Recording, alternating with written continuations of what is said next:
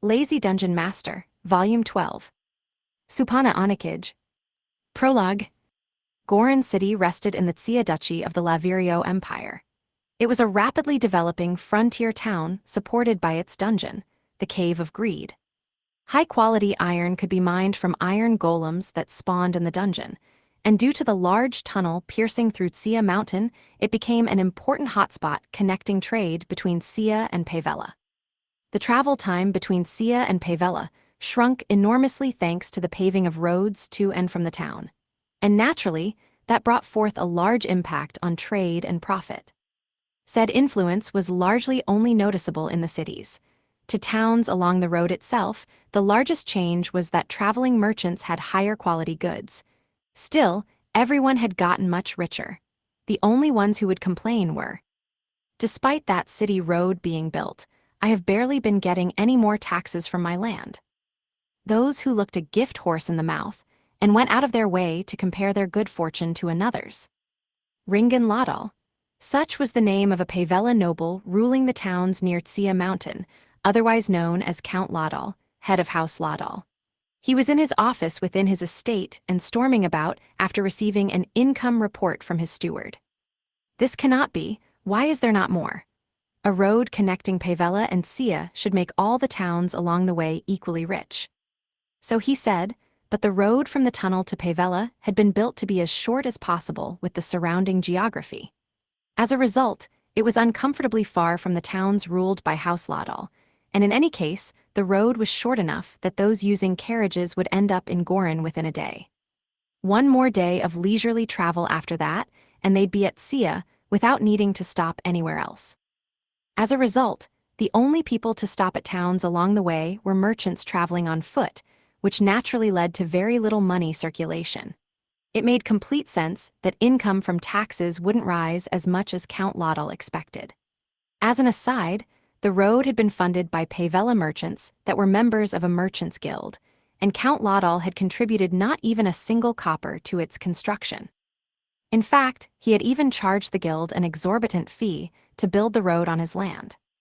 My lord, income from the towns has been rising at a favorable rate. Favorable, you say? You said that last time, and there has been barely any growth at all. Count Laudal snarled before slamming the report on his desk. Why is Goron not paying me taxes despite being located so close to Tsia Mountain?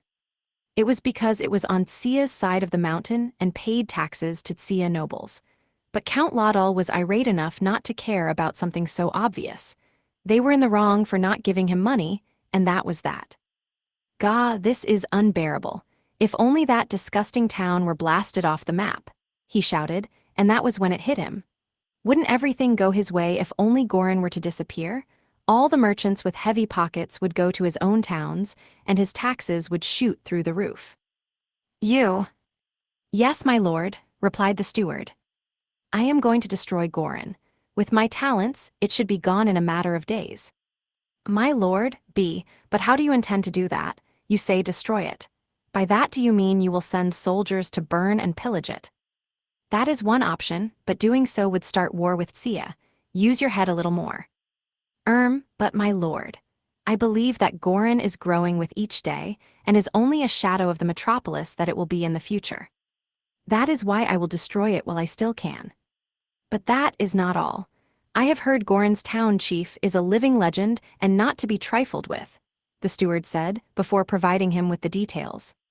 Rumor was that he rescued C ranks from a dungeon when he was just an E rank. Rumor was that he donated 100 golds of his own money to Goron's budget. Rumor was that he was the ideal boss who cared a lot about his subordinates. Rumor was that he was the Pope of Bedism. Rumor was that he was friends with the Archduke of Tsia and was betrothed to his daughter. Rumor was that he was close with the legendary Wataru the hero and was in fact stronger than him. Rumor was that he defeated a flame dragon that appeared on Tsia Mountain. Rumor was that the imperial princess herself escorted him to the capital to be given a noble title. However, Count Laudal rejected all of that. You fool, no one person could accomplish all that. Besides, someone capable of such things would not be a mere town chief. Those rumors are all rife with exaggeration and impossibilities. Perhaps some of them, such as the first rumor, were true. It was possible that he really was the ideal boss. Given that Buddhism was a new religion, it wouldn't be unthinkable for him to be the pope. Even the bit about 100 golds was within reason if he was from a wealthy family. But him, betrothed to the daughter of Tsia's archduke, only a fool would believe that. No doubt he simply attempted to woo the archduke's daughter when she came to observe the newfound religion. Not to mention, it was impossible to think that he defeated a flame dragon or that he was stronger than Wataru the hero. If either were true, he would have already begun work founding his own country, not wasting his time as the chief of a town. Plus, there would have been a greater fuss in the region if the imperial princess truly had come to escort him somewhere. Are there any bad rumors about this town chief? Why, yes, my lord.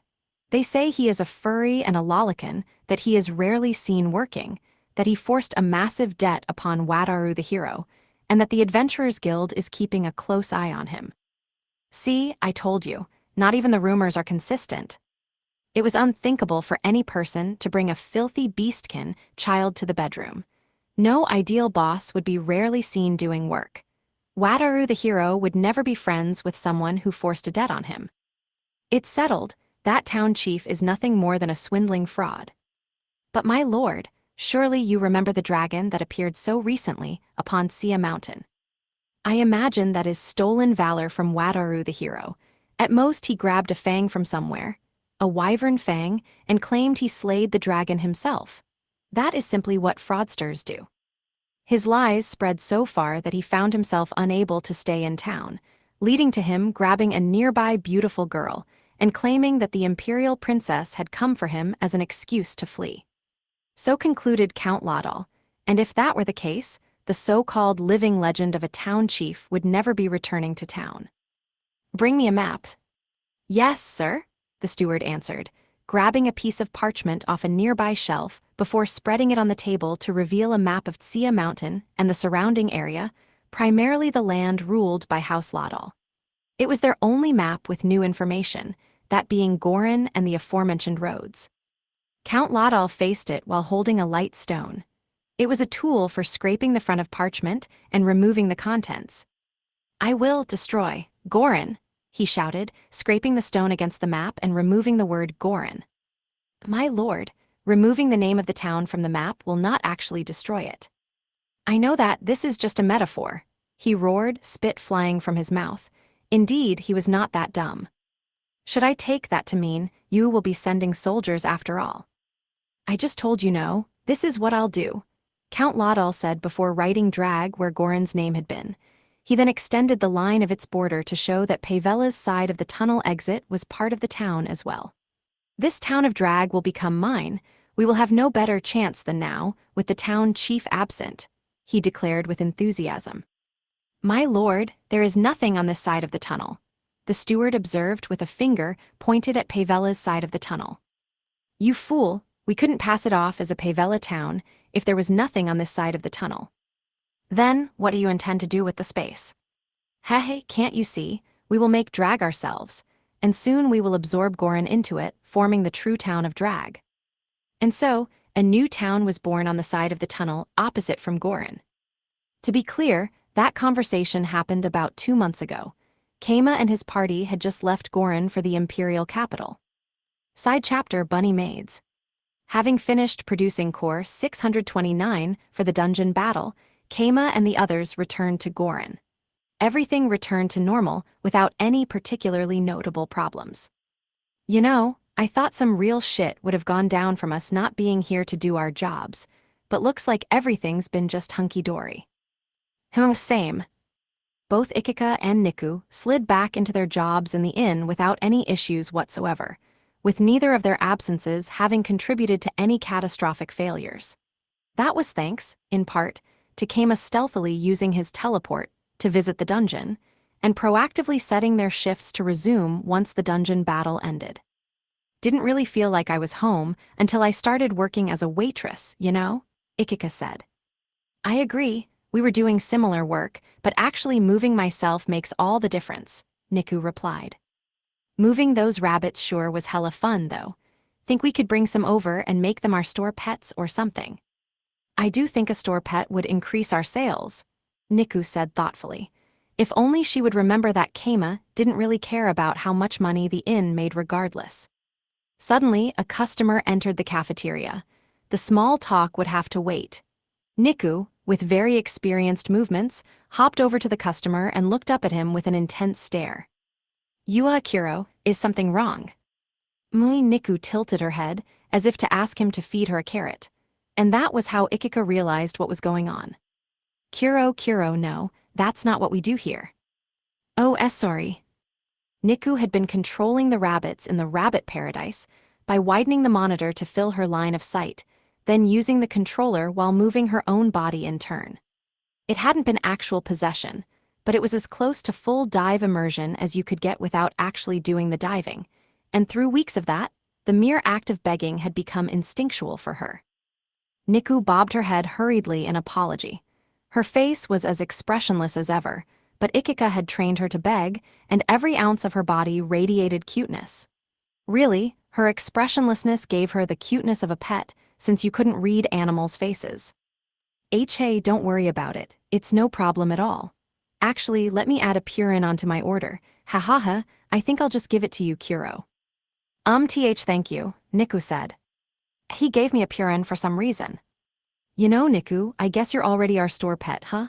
Dang, I never thought about it, but acting like a rabbit's actually a legit strat. Ikika resolved to try it out herself, and luckily enough, it wasn't long before the next customer came walking in. Ikika slid up to him. Hey there, Ikika, good to see you back, is something up? Ikika leaned forward and looked up at him with wide eyes, her head tilted. But the customer didn't see any of that, because his eyes were drawn to her boobs like a black hole. Indeed, when Ikika bent forward, the exposed top of her cosplay-made outfit left her cleavage in full view. So really, nobody could blame the man for staring. Ikika's boobs were so magnificent and impossible to miss that it would be more rude not to stare at them. The only man who didn't stare at her cleavage was a certain anonymous foot fetishist. Yua, can't you take a hint? Oh wait, do you want me to slide my food ticket into your cleavage? Say what? Forget I said anything. The customer accepted her righteous anger and held out his food ticket. Ikika took it and served him his food before returning to Niku. I get it, cuteness is justice, cows go home, I know. I think that was just the customer's tastes. Nah, I'm just doomed to being sexy. I'm not built for cuteness attacks like you are, girl, that's all it is. It wasn't that she was unattractive. Rather, she just had so much overwhelming attack power that her cuteness was overwhelmed by her two other outstanding attributes. With her shameful defeat justified, Ikika gave Niku a big grin. Anyway, let's just do our jobs normally. Try not to mess that up a second time, alright. Sorry. Indeed, Ikika wasn't just being a sore loser there. She had turned it into a joke and tried it out herself so that Niku's careless mistake would be perceived as them joking around, rather than being a clear connection to Core 629's dungeon to a careful and well-informed observer. Once again, Niku was impressed by how competent Ikika was with following up on mistakes and fixing them. You can repay me with fried food or something later. You could just ask Master to give you some, couldn't you? He'd make me cough up some coppers, girl, and I'm already fresh out of that sweet metal. Oh. After a second of thought, Niku vaguely remembered that Keima had mentioned making Ikika pay for catalog food, since otherwise she would just keep eating forever. That hadn't really been relevant to her before now. Sigh, guess I'm gonna have to beg Master for some allowance again. Incidentally, Keima giving Ikika an allowance when asked was completely fair, since all he was doing was giving her the money she herself wasted on the slots. He never had to manipulate the odds on the slots when she played, either. All her money just vanished into them on its own. Allowance? You bet, heck, 'cause I'm a real beauty, you know? When I bend over and puff up my chest like this, well, you know what happens next. He just sticks it in like this.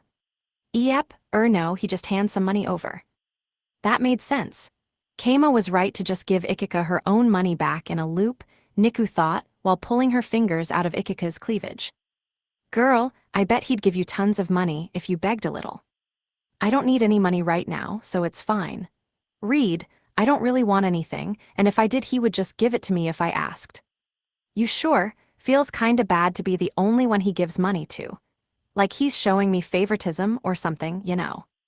So she said, but in truth it mattered so little she forgot it within literal seconds. Chapter 1. With the dungeon battle in the imperial capital safely over, I headed home to Gorin with everyone else. Traveling to the capital took forever, but the way back was only a single day since we traveled through the Ivory Beach. It was kind of underwhelming in a way. But regardless, we stealthily returned to town and resumed our normal lives. We didn't want anyone suggesting that we hold a welcome home party, after all. I'll give Wazma a report on our return after I've slept for a couple of days. I'm exhausted from all that work I did. Gotta get my sleep as the Pope of Bedism. True believers know that sleeping is your duty. Plus, I've gotta organize all the stuff I won in the dungeon battle. There sure were a lot of rewards. Let's see. First up was the 70,000 DP left over from what Haku gave us. In the end, we didn't use any of her funds on the dungeon battle itself. Next was Haku's reward for us winning, which was Core 629, Mikin the Rabbit Core, being assigned as our subordinate. Core 564 ended up as Mikin's lackey, but that didn't really matter, especially since the only way we had to contact them was my teleport. Hopefully, the message system 80 asked Father to make works well. Next up were the 2 pieces of the divine bedding that Father gave us.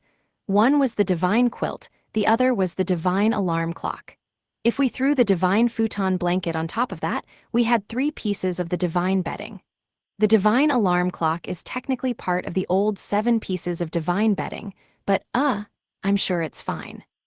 It's still considered divine bedding, so? Anyway, Meotara has the divine pillow and Haku has the divine mattress stashed away somewhere, so both of those are within my reach. The last 3 pieces of the divine bedding, the divine nightcap, the divine pajamas, and the divine underwear of the new divine bedding set, are complete unknowns in regards to location and function. Then there were the boss monster spawners I got as a bonus. 2 of them, even. I would probably get rich overnight if I used them to make orichalcum golems.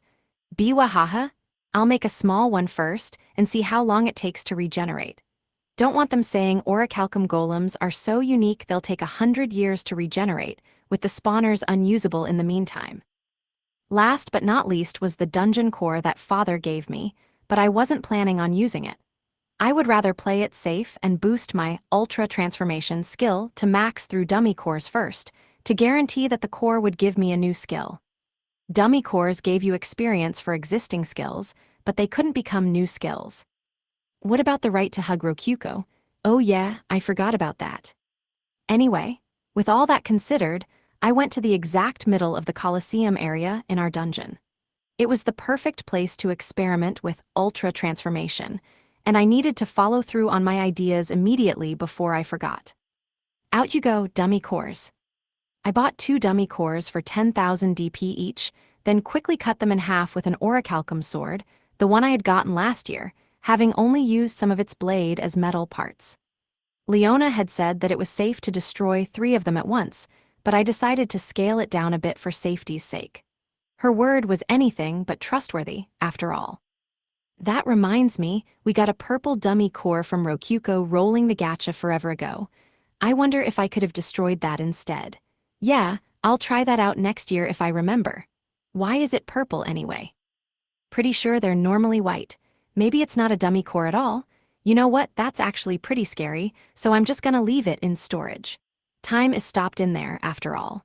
The divine alarm clock and dungeon core I got for my rewards were tossed into storage too, which is also where my orichalcum sword will be going in just a second. You know, I feel like those super dangerous gravity bombs that Rin gave me are still in there too. My storage is kind of a ridiculously dangerous treasure room.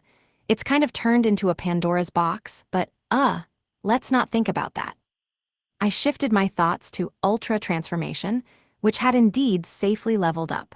My soul didn't feel particularly corrupted, not that I knew for sure whether I could feel soul corruption anyway. Level 5, huh? Apparently dummy cores won't give enough experience to level up the skill on their own quickly, but that's 2 levels for me.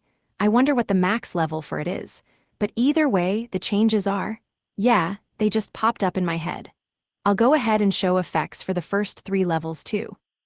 In each 24-hour period, you can transform into one thing you envision per skill level. 5 times per period at level 5. Level 1, you can transform into something that exists. Level 2, you can mimic some abilities of what you've transformed into. Level 3, once per 72-hour period. If you die while transformed, you can revive by undoing the transformation. Level 4, you can transform into something that existed in the past. New. Level 5, relaxation on the limits of what you can do while transformed. You can now use the unique skills and powers of what you're transformed into. New. And there it is. First of all, I could transform 5 times a day instead of 3 times. That was pretty good. A simple power boost with no strings attached. Next. The level 4 power let me transform into something that had existed in the past. Up until now, I could only transform into things that were actively existing in the world. An easy-to-understand example would be me transforming into Rokyuko. Up until now, I've only been able to transform into Big Rokyuko, not Lowly Rokyuko. Reason being, Lowly Rokyuko didn't exist anywhere in the world while Rokyuko was in big form. But now I could transform into either at any given moment. However, there were limits to that. For example, to transform into a letter before it was burned, I would need to have seen the letter prior to it being burned. It was necessary for me to have at least seen something briefly to transform into it, and that applied to things in the past as well. Too bad, it would have been pretty useful if I could transform into a person when they were younger, or a stone manuscript before it broke apart. Anyway, level 5. It was kind of like a powered-up version of level 2's effect. As a concrete example, at level 2 you couldn't fly even if you transformed into a gargoyle. Only level 5 would let you fly. Their wings were for show, after all, and they used a flying skill to actually do it. Up until now, I could only use weak skills when transformed, but there was depth to that. Level 2 said I could mimic some abilities, but in general what it actually meant was that I could use skills I knew myself if I worked really hard, though there was a limit to that. Either way, I can still use Element Burst, which is all I need to fight, and at some point I can use Create Golem and Summon Gargoyle, even when transformed into myself. I dunno why, but maybe it's a bug or something. Element Burst being so weird might have caused problems. In any case, regarding the you can now use the unique skills and powers of what you're transformed into part, that meant if I transformed into a monster that used skills to fly, I could fly as well. But I wouldn't be a master of the skill or anything close to it. The situation could best be compared to buying a bike and then being unable to ride it without practicing first. I would copy their skill, but not their experience or feel for using it. I'd need to practice if I wanted to fly freely through the air. That was kinda annoying. Keima, there you are. Oh, Rokyuko. She entered the Colosseum, and just seeing her made me feel a little awkward. You could probably guess why, but putting that aside for now, I did my best to greet her with a composed expression. What's up? Wazma's been looking for you. He was all in a panic, saying you should go to him as soon as you get back. Right. Even if I hide, he could guess I'm back from everyone else being home. But I wonder what he's panicking about. The town seems pretty peaceful, and Ray's report didn't mention any problems in particular. Maybe some real-deal errand popped up out of nowhere. I just noticed a second ago, but a new town was built. Maybe he wants to talk about that. Our town's been built here forever. What's he talking about? Oh no, not our town. What? Rokyuko stood next to me and opened up her map. Whoa there, too close, too close. Come on, Keima, look at the map. Right, sorry, I'm just, you know. WH, what are you getting all embarrassed about? We're partners. You're gonna make me embarrassed too at this rate. Just look, Rokyuko said, pointing at the map while blushing. There was a collection of buildings large enough to be called a town, on the other side of the Tsia mountain tunnel. What's all that about? I told you it's a town, a town. I mean, I know, but Ray didn't mention it in her report. When she said, there have been more humans lately, she was probably talking about this. Oh yeah, I kinda remember her saying that. But wait, does that mean the immigrants we got from the dragon business started their own town over there? That could be it. Well, they're still in dungeon territory, so it's no skin off my back. But Wazma's the actual boss of this town, and he thinks it's important, so I'll do my job as a figurehead and go talk to him. In short, a new town has been built on the other side of the tunnel. As expected, Wazma wanted to talk to me about the town on the other side of the tunnel. It was completely unrelated to Gorin, and despite some similarities, it was an independent town. Its name was Drag.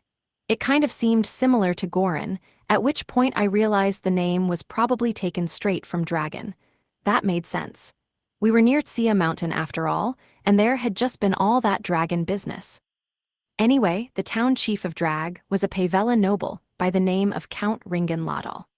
Apparently, he had invited an overwhelming number of immigrants to Pavella's side of the mountain and formed a small town with those who left.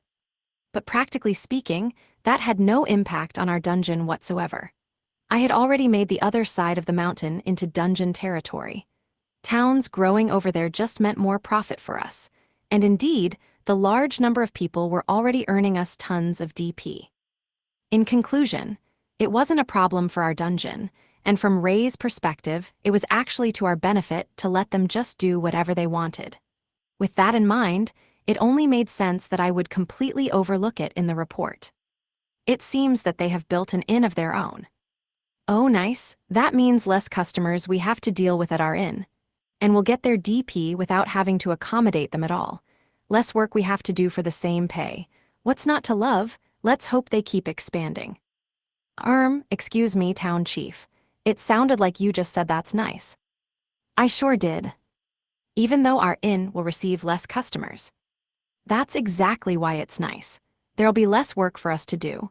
I was just about to say that the inn's getting too busy for us to handle. Because seriously, the reason I made the inn in the first place was to give myself a place to sleep. And yet once the town was built, we got so busy I needed to get a bunch of employees, and once things were calming down, a dragon came, which made us even more busy. There was nothing I wanted more than for some other inn to take our customers. Especially since I wasn't even doing this for money. I could sleep in the chief residence or the church if I wanted to, so yeah, it wouldn't be wrong to say I was just done with the inn. It was a thing of the past, and I didn't care anymore, though it was still useful to experiment with customer satisfaction and have a place for Haku to stay when she visited. I suppose you have been expanding into other businesses, sir. Wait, have I? Pretty sure the only other gig I have going on is the whole Pope thing. What else is there? Wazma sighed, then began listing them all out. There are the farms, the businesses, the bars, and many other things which they are copying in their town. Oh, if they're copying us, does that mean they've got a church and everything? They do have shrines, where they worship the ivory goddess, the business god, the smithing god, and the food god. Maybe I should ask them to make a shrine for Buddhism. Actually, nah, that sounds like work. Our own town has the first church of Buddhism after all. Might as well say that all inns are shrines of Buddhism or something. Furthermore, it seems their church has been dedicated to creating something special, though I do not know what it is. Whoa, really? I can't wait to see what that is. I'm gonna have to go check it out once it's done. I see, Wazma said with a heavy sigh. He seemed pretty tired. Wait, does that mean there's a new dungeon on the other side of the tunnel? I asked, despite knowing for sure there wasn't. Something as major as a new dungeon wouldn't have been a minor part in Ray's report at all. That'd be a big deal for us, and she would have given me the full details. No, as expected, they are unable to recreate our dungeon. Perfect. Then what's the problem? Our whole town was built because of it. Really, what I want to know is why they bothered making drag on the other side of the tunnel when there's no dungeon there. Don't tell me they just wanted to compete with Gorin for some reason. The thought occurred to me, but it was more likely that the other side of the tunnel was just a good spot for a town. There may not have been a dungeon over there, but traveling merchants would be crossing through the town and bringing a decent amount of trade. It was along the road connecting Tsia and Pavella, after all, so it was guaranteed to have foot traffic. Even while competing with Gorin, it was a good spot. Especially considering how many people were here due to all that dragon business. No way would even a halfway competent noble miss this opportunity, which Count Laudal presumably was. It was stranger that a town hadn't been built on such fertile ground before now, really. The only explanation I could come up with was that they started planning to build the town once the tunnel was made, and it took until 2 months ago for them to finally reach the building phase. After all, the flame caverns were right there. Gorin was closer to it, but it would be completely reasonable for Drag to pave a road to the entrance and make it easily accessible from their side of the mountain. Well, maybe another town will help the traveling merchants out. They'll be able to trade without passing through the tunnel, and there will be more spots for them to rest. Hopefully, this just grows trade between us and Drag. Not to mention that merchants had to pay money to use the tunnel, which only meant more profit for us. But is that not exactly what Drag wants? Is there a problem with them getting what they want? It's not like we're enemies or anything. We're not enemies. Why's Wazma thinking of Drag as our enemy? I dunno what he's basing that on, but maybe something happened that I don't know about. What, you want us to treat them like enemies? Are they messing up the peace and order here or something? No, they have reasonable amounts of order there. Well, if you don't think they are enemies, sir, then I suppose, well. At the end of the day, they're on the other side of the tunnel, and it doesn't belong to either of us. They're not stealing any land from us, and there's a clear line dividing our towns. Or, so I'm going to pretend anyway. It'll be my secret that our dungeon's actually taking the tunnel passage fees. The truth is, when they built the town they, not quite declared war on us, but made an announcement that removed all doubt about them being hostile toward us. Oh yeah, what they say. They said that you are a fraudster that sits on a throne of lies, sir. I waited for a second, but Wazma didn't say anything else. Is that all? I mean, I imagine you're summarizing it, but... Yes, I am, and many townsfolk heard them disparaging you. Was it that bad? The part about you being an upstart lollican was within reason, but that was only the beginning of their tirade. Within reason, seriously. You're fine with me being called a lollican? I'm not. Unbelievably, they even said that you were not serious about your work, and in fact did nothing at all. They claimed you were a figurehead that pushed all his work onto others. Okay, I get it. Everything makes sense now. Wazma doesn't want people figuring out that I'm a figurehead and he's actually running things. He's the one worried here. Man, I just did not understand what he was getting at, because it's the truth. Sheesh, you're getting that mad for my sake. You sure are a hard worker. Not as much as you are, sir. Yeah, right. Still, to think they'd see through the act and figure out I was just a figurehead.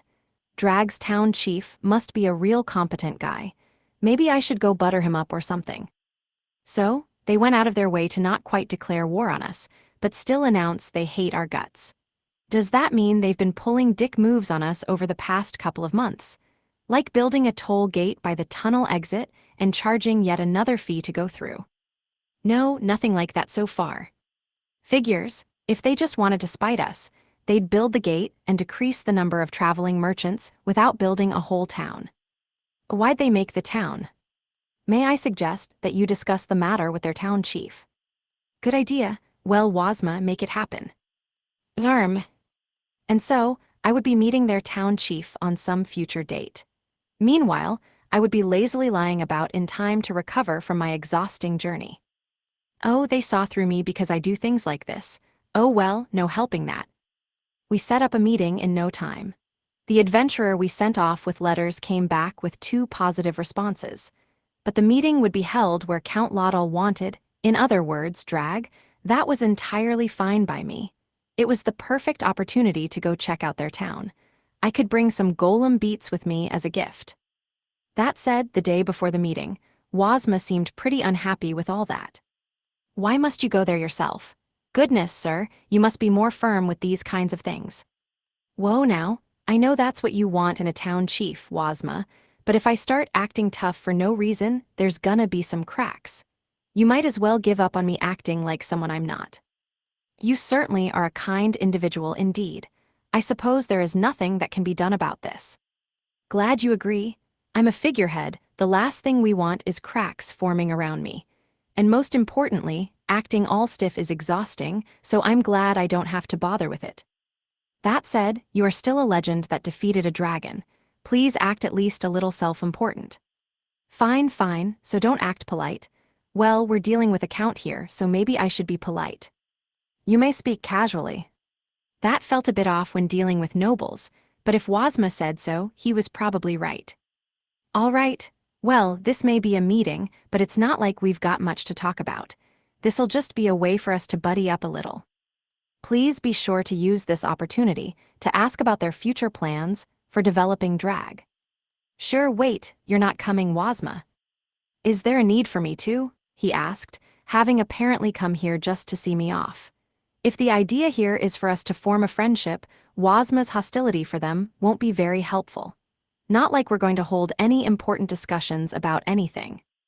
With that settled, I went to the tunnel that went through Tsia Mountain. Accompanying me on the walk were Ikika and Niku. We could have just placed ourselves there to speed up the process, but we needed an alibi. Besides, there was nothing wrong with the occasional walk. Might as well use the opportunity to double-check the tunnel I made a while ago. First was the entrance to the tunnel. I built it to look like a normal cave entrance from the outside, but at some point it had been touched up a little, and now it resembled the entrance to a proper man-made tunnel. To be specific, there were beams forming a rectangular structure in front of it. Given that it was part of the dungeon, the tunnel wouldn't actually collapse as long as the dungeon core existed, and anything placed inside would be absorbed by the dungeon. We did so by hand, so it really was just decoration for the entrance. The inside of the tunnel was dark, with travelers being expected to bring their own sources of light. Passing through brought one to a cave with an exposed dirt floor, though one that was equally smooth throughout. I had built the tunnel at a slight incline to help with ventilation, but only after finishing did I notice that the dungeon naturally absorbed carbon dioxide and other stuff heavier than air, which provided natural ventilation. There were light-producing magic tools placed along the tunnel at various intervals, and as I walked past them with my golem assistants, we passed by a merchant carriage coming from Pavela's side. The tunnel was wide enough for two carriages to pass each other easily, so we didn't need to run against a wall or anything. It was common knowledge in this world for people to walk on the side of the roads to not get in the way of carriages, so carriages coming from behind us wouldn't be a problem either. Maybe I should dig into the wall and make some rest spots for pedestrians. We kept walking for a bit, arriving at the midway point with the toll area. The tunnel widened to accommodate the area, and several rooms were lined up. It took a lot of work to set all this up, so let me explain. Each room of the toll area had 3 layers of walls in it. The walls had a crystal ball embedded in them as a switch, and pressing them would cause the walls to slide up into the ceiling. You could think of them as basically being shutters. There was a wall at the entrance, in the middle, and at the exit, but naturally, you couldn't go from both sides at once. Opening one side would lock the door on the other side. When you pressed the crystal ball embedded in the middle wall, the entrance wall would close, and a price based on the total weight in the room would be announced. If you couldn't pay, you could just leave through the entrance. But by putting money into a hole in the middle wall, it would open and you could go to the other side. There was no change given, so it was important not to overpay. Anyway, once you tried opening the exit wall, the middle wall would close before it opened. The people and/or carriages inside would pass through, then the exit wall would close. Man, I sure went through a lot of different versions before settling on this style. It took a lot of work before I got a system that worked. My efforts seemed to have been rewarded, as there hadn't been any problems with it so far. But hey, feel free to get crushed by a closing wall and die. That'll be free DP for me, and we'll take your stuff to put in Cave of Greed chests. Incidentally, storage was pretty overpowered given that the price was based on weight, but there was no helping that. I did the best I could with golems, but they just couldn't see into someone's storage. Anyway, 3 walkers without any luggage ran a price of about 10 coppers. We paid as we passed through for the sake of our alibi. It didn't mean anything since all that money went right back into our pockets, but appearances were appearances. Once that was done, all we had to do was walk to Pavela, but halfway there, Ikika let out an enormous sigh. Gua, this sucks. What's wrong, Ikika? I mean, we're heading to a Pavela town, right? That means there's gonna be Pavela dudes over there, and I bet one of 'em is gonna recognize me from my ye olde adventuring days. Oh yeah, Ikika from before she was enslaved. I wonder what kinda stuff she pulled to feel that bad about it. All I gotta say is, I did some shit with food, man. They didn't call me the food monster for nothing. Makes sense. That alone was enough for me to guess what kind of heavy sins she had committed. What do you think about wearing a mask to hide your face? Yo, that sounds dope. If I keep my mouth shut, nobody will recognize me in these hella fancy clothes. Note that Ikika and Niku were at the moment wearing their maid uniforms from the inn. They were serving as my attendants here, and maid outfits were kind of a natural fit for attendants, so it all came together perfectly. Gimme 1 second then, create golem, and done here. So fast, but also so predictable, thanks. I handed a smooth, gray mask made of stone to Ikika, after attaching some leather and string to it first. She pulled it over her face right away. A bit hard to see, but not bad. I can breathe just fine too, she said, her voice coming out muffled due to the mask covering her mouth. Given the change in her voice, that probably meant she could talk a bit without issue too. That said, feels kinda like maid outfits and a stone mask don't go super well together. Maybe if the mask covered just her eyes. Or now that I think about it, this actually looks kind of cool. Like an assassin maid, I thought, and Niku pulled on my sleeve. Master, I want a mask like that too. No problem, here. It was rare for Niku to ask for something, so I gladly made her a mask and handed it over. This time, I used my newfound experience to make it cover just her eyes. Niku put it on at once. Yeah, covering just the eyes looks a lot less intimidating. But, two girls in maid outfits wearing stone masks is kind of a bizarre sight. I feel like anyone passing us by is gonna do a double take. Maybe I should put on my Narakin mask to hide too. Guess I can't since I'm visiting as the Gorin town chief. Dang. Oh hey, there's the exit. Guess I'll shut my trap then. If something happens, I'll just tap you on the shoulder or something. K. Sounds good. The light from the exit meant we didn't have to carry our lanterns anymore. We had finally arrived at Drag. We exited the tunnel through Tsia and found a kingdom of snow, or rather, a town filled with white buildings. The architecture was a lot like what we saw in the port town of Pavella, what with the square white buildings that resembled what you'd see in European towns by the Aegean Sea. They were probably using some kind of mortar for it. Due to either the recent construction or all the cleaning, the buildings were pure white, making it seem at first glance that the town was covered in snow. The white buildings were lined up along either side of the road, exiting the tunnel through Tsia Mountain, as if it were entirely like the main street of a city. Or, well, it was a main street, except the city was still a town, and there weren't enough people to really consider it a main street. Seems like the town's a lot better planned than Gorin. That's 'cause Gorin's all about the Cave of Greed. People kinda just built stuff on a whim, so yeah. In either case, we were visiting as promised. Maybe someone was waiting for us here, but looking around didn't reveal anyone who seemed to be waiting. Well, I can probably just go to Drag's town chief's residence here.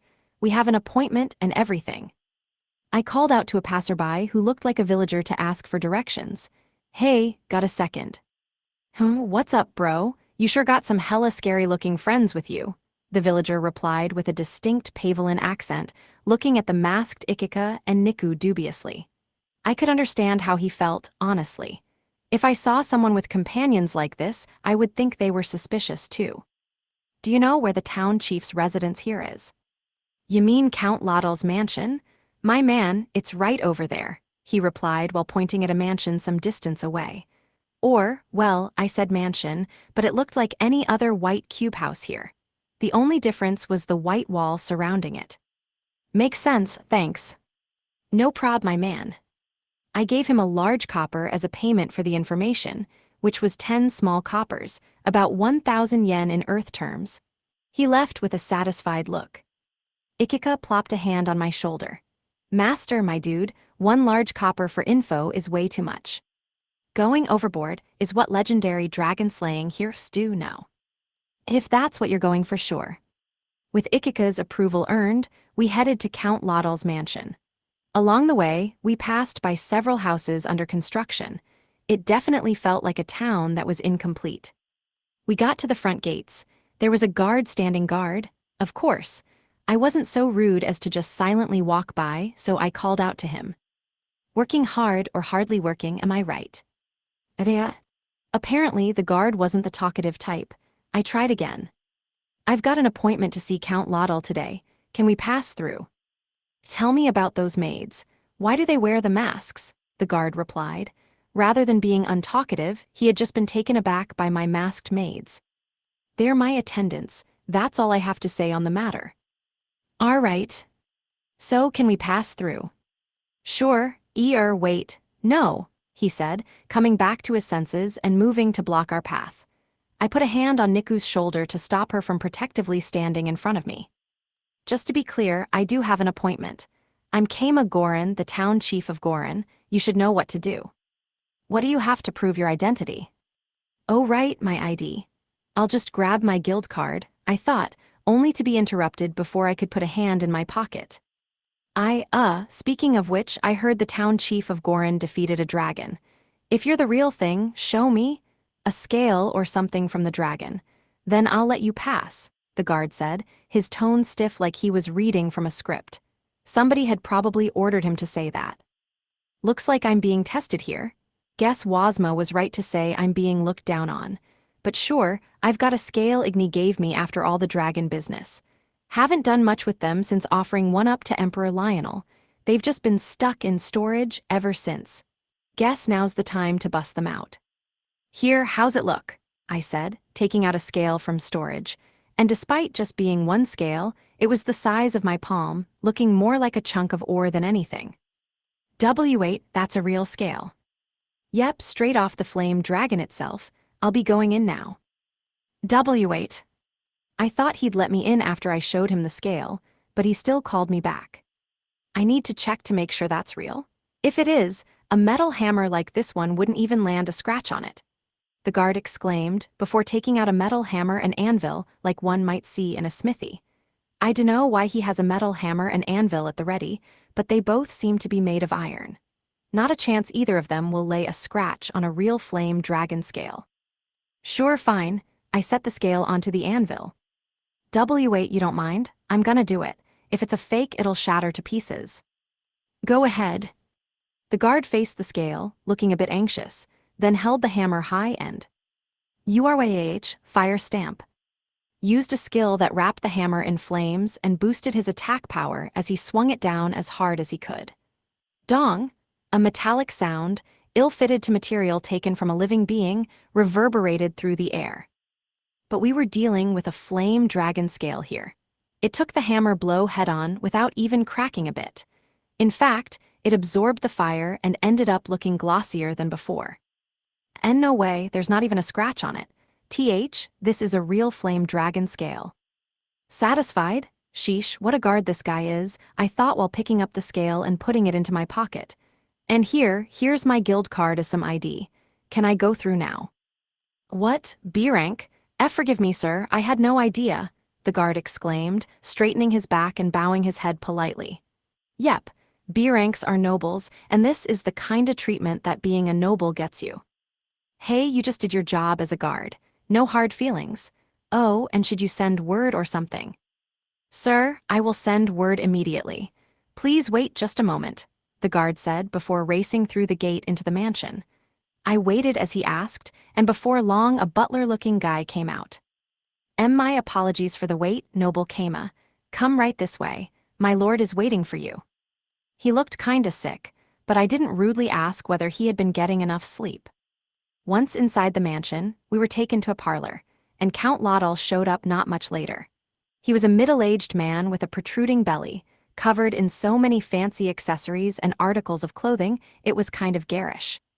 Each of his fingers had rings with sizable gemstones in them, probably to show off how much money he was making. So you've arrived. I am Ringen Laudel, head of House Laudel. Nice to meet you. I'm Kama Gorin. Why are your servants wearing masks? They're just into that kind of thing. Don't worry about it. I see. With our greetings exchanged, we sat down in our seats.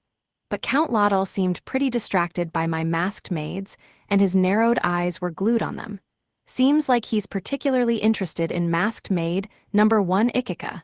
Don't tell me Ikika's problems were with Count Lottel of all people. So, how about we talk about Gorin and Drag's future? I said, forcibly changing the topic to get his attention off her. Ah yes, of course, let's see here, our future him. I'd like our towns to have a good relationship moving forward. I see, that is what I like to hear, Count Lottel said before leaning back in his chair and gesturing forward with his fingers. It looked kind of like he was fingering the air, but that couldn't be right. As I looked on in confusion, Ikika tapped my shoulder. Master, he's asking you to give him a hella bribe. Ah, okay. Once Ikika told me that, it all made sense. It was only logical that negotiations with a noble would be predicated on bribes. But won't he look down on me if I just go ahead and bribe him? You know, I really should have brought Wazma with me. Do I really have to give him something? Dude, I have no idea. Maybe you should just give him a gift or something. I know you brought something with you. Oh yeah, I had prepared some snacks, an arrangement of golem beets for him. I went ahead and took the sweets box out of storage, then set it on the table. It's not much, but here. HMPH, very well. Count Lottel took the box of sweets with a nasty grin, then rang a bell and gave it to his steward to take away. He probably likes sweet food, given his portly size. You should probably check the box before the day's over. Of course, when the time comes. That's perishable food, you know, though they're freshly baked thanks to storage. With that done, what are your requests? Count Lottel asked, adjusting his sitting posture to face me directly. Requests? I didn't think of anything like that. Nothing in particular. At most, I just want us to stay on good terms like I said. Good terms? Ahaha, I see, good terms. Count Lottel exclaimed, laughing joyously. He had tested me down at the gate, but maybe he was a surprisingly good person. In that case, continue serving as town chief in Gorin. You've finally come home, after all. I would like someone who understands things like you do to stay in power. Sure, I'd keep being the town chief whether he asked me to or not, though I'm just a figurehead. Oh, wait, there's one thing. I expected as much. Go on, say it. I don't mind giving you a paltry gift if need be. There's an inn in Drag too, yeah. Indeed there is. We are in the process of constructing a second. Oh, that reminds me. You are managing an inn of your own, no? Yep, thanks to your inn, we've been getting fewer customers as of late. Ahaha, well, what follows is all up to your attitude. Are we on the same page? Yep, and thanks. I'd like about as many customers as I used to get way back when. I wanted to say back before we had to have the Silkies split into multiple copies, under the guise of hiring their relatives, but that would be revealing a bit too much. We would be fine with Count Lottel drawing customers over to Drag instead. After all, it was putting the cart before the horse to let a side business take up more of our time than our main business. With that in mind, the ideal amount of customers was how many we had right before the dragon stuff. And hey, I wouldn't mind going even further back than that. In that case, I have a request for you as well. Yeah. We are in the middle of building a Buddhist church in Drag, but we have no one that is familiar with Buddhism here. It's been a struggle for us. Oh yeah, I remember hearing about that. I'd love for them to build a church bigger and better than ours here to draw away all our worshippers. But if they don't build it in the right way, everyone would just shake their heads and stick to our church. That wouldn't be good at all. I've got to help him out here. So you want me to send an experienced Buddhist over? Quite. I hear that you have many, nuns in that church of yours. Oh, the succubi. At this point, they've completely adapted to their lives as Buddhist nuns, and they're even holding mass on their own. If they keep an eye on construction, the church is definitely gonna end up as a fine Buddhist church. All right, I'll send an experienced nun over. Aha, we are on the same page after all. Be sure they're a young nun, understand? Count Lottel said, wearing an even nastier grin than before. Sure, a young nun. I have one that's pretty well educated, so it'll be no problem at all. I see, a well-educated young nun, Mikaru's the youngest, but even she knows third-grade math and the principles of Buddhism. She can even hold mass if she has to. She's done it before and it got pretty good reception, though everyone had just smiled warmly throughout. The church will end up fine if you build it according to her specifications. Very well. Count Laudel and I exchanged a handshake. Sweet, now the inn and the church are all settled. Can't wait for my life to get a lot easier. Now all I have to do is look around Drag for a bit before going home. Count Laudel's perspective. Keima Gorin, the town chief of Gorin, had at some point arrived back at his home. Count Laudel learned of this only when the person himself sent a request for a meeting. Why has that fraudster returned? Count Laudel asked himself. He had concluded Keima was a fraudster forced to flee the town after his lies had caught up to him, but he had returned nonetheless. Well, regardless, despite his flaws, he still made an entire town for me to take. I shall deign to meet him. And so the date for the meeting was established post-haste. But only after sending his reply did Laudel realize the possibility that the swindler had returned only to scam money out of him, now that he had built this wonderful town of Drag. If that is the case, he will no doubt present materials from the flame dragon to establish his superiority. I will have to strike first. And so, he instructed the gate guard to destroy whatever fake claw or scale Keima presented as being from the flame dragon. No matter what forgery he prepares, a blacksmith will be able to destroy it. Biwahaha. To that end, he assigned a guard who was the son of a blacksmith to stand the gate, with an iron hammer and anvil prepared nearby. If Keima was ordered to present dragon materials to prove his identity, he would no doubt proudly take them right out. Then they would be shattered before his very eyes. Just imagining what face he would make made Laudel grin.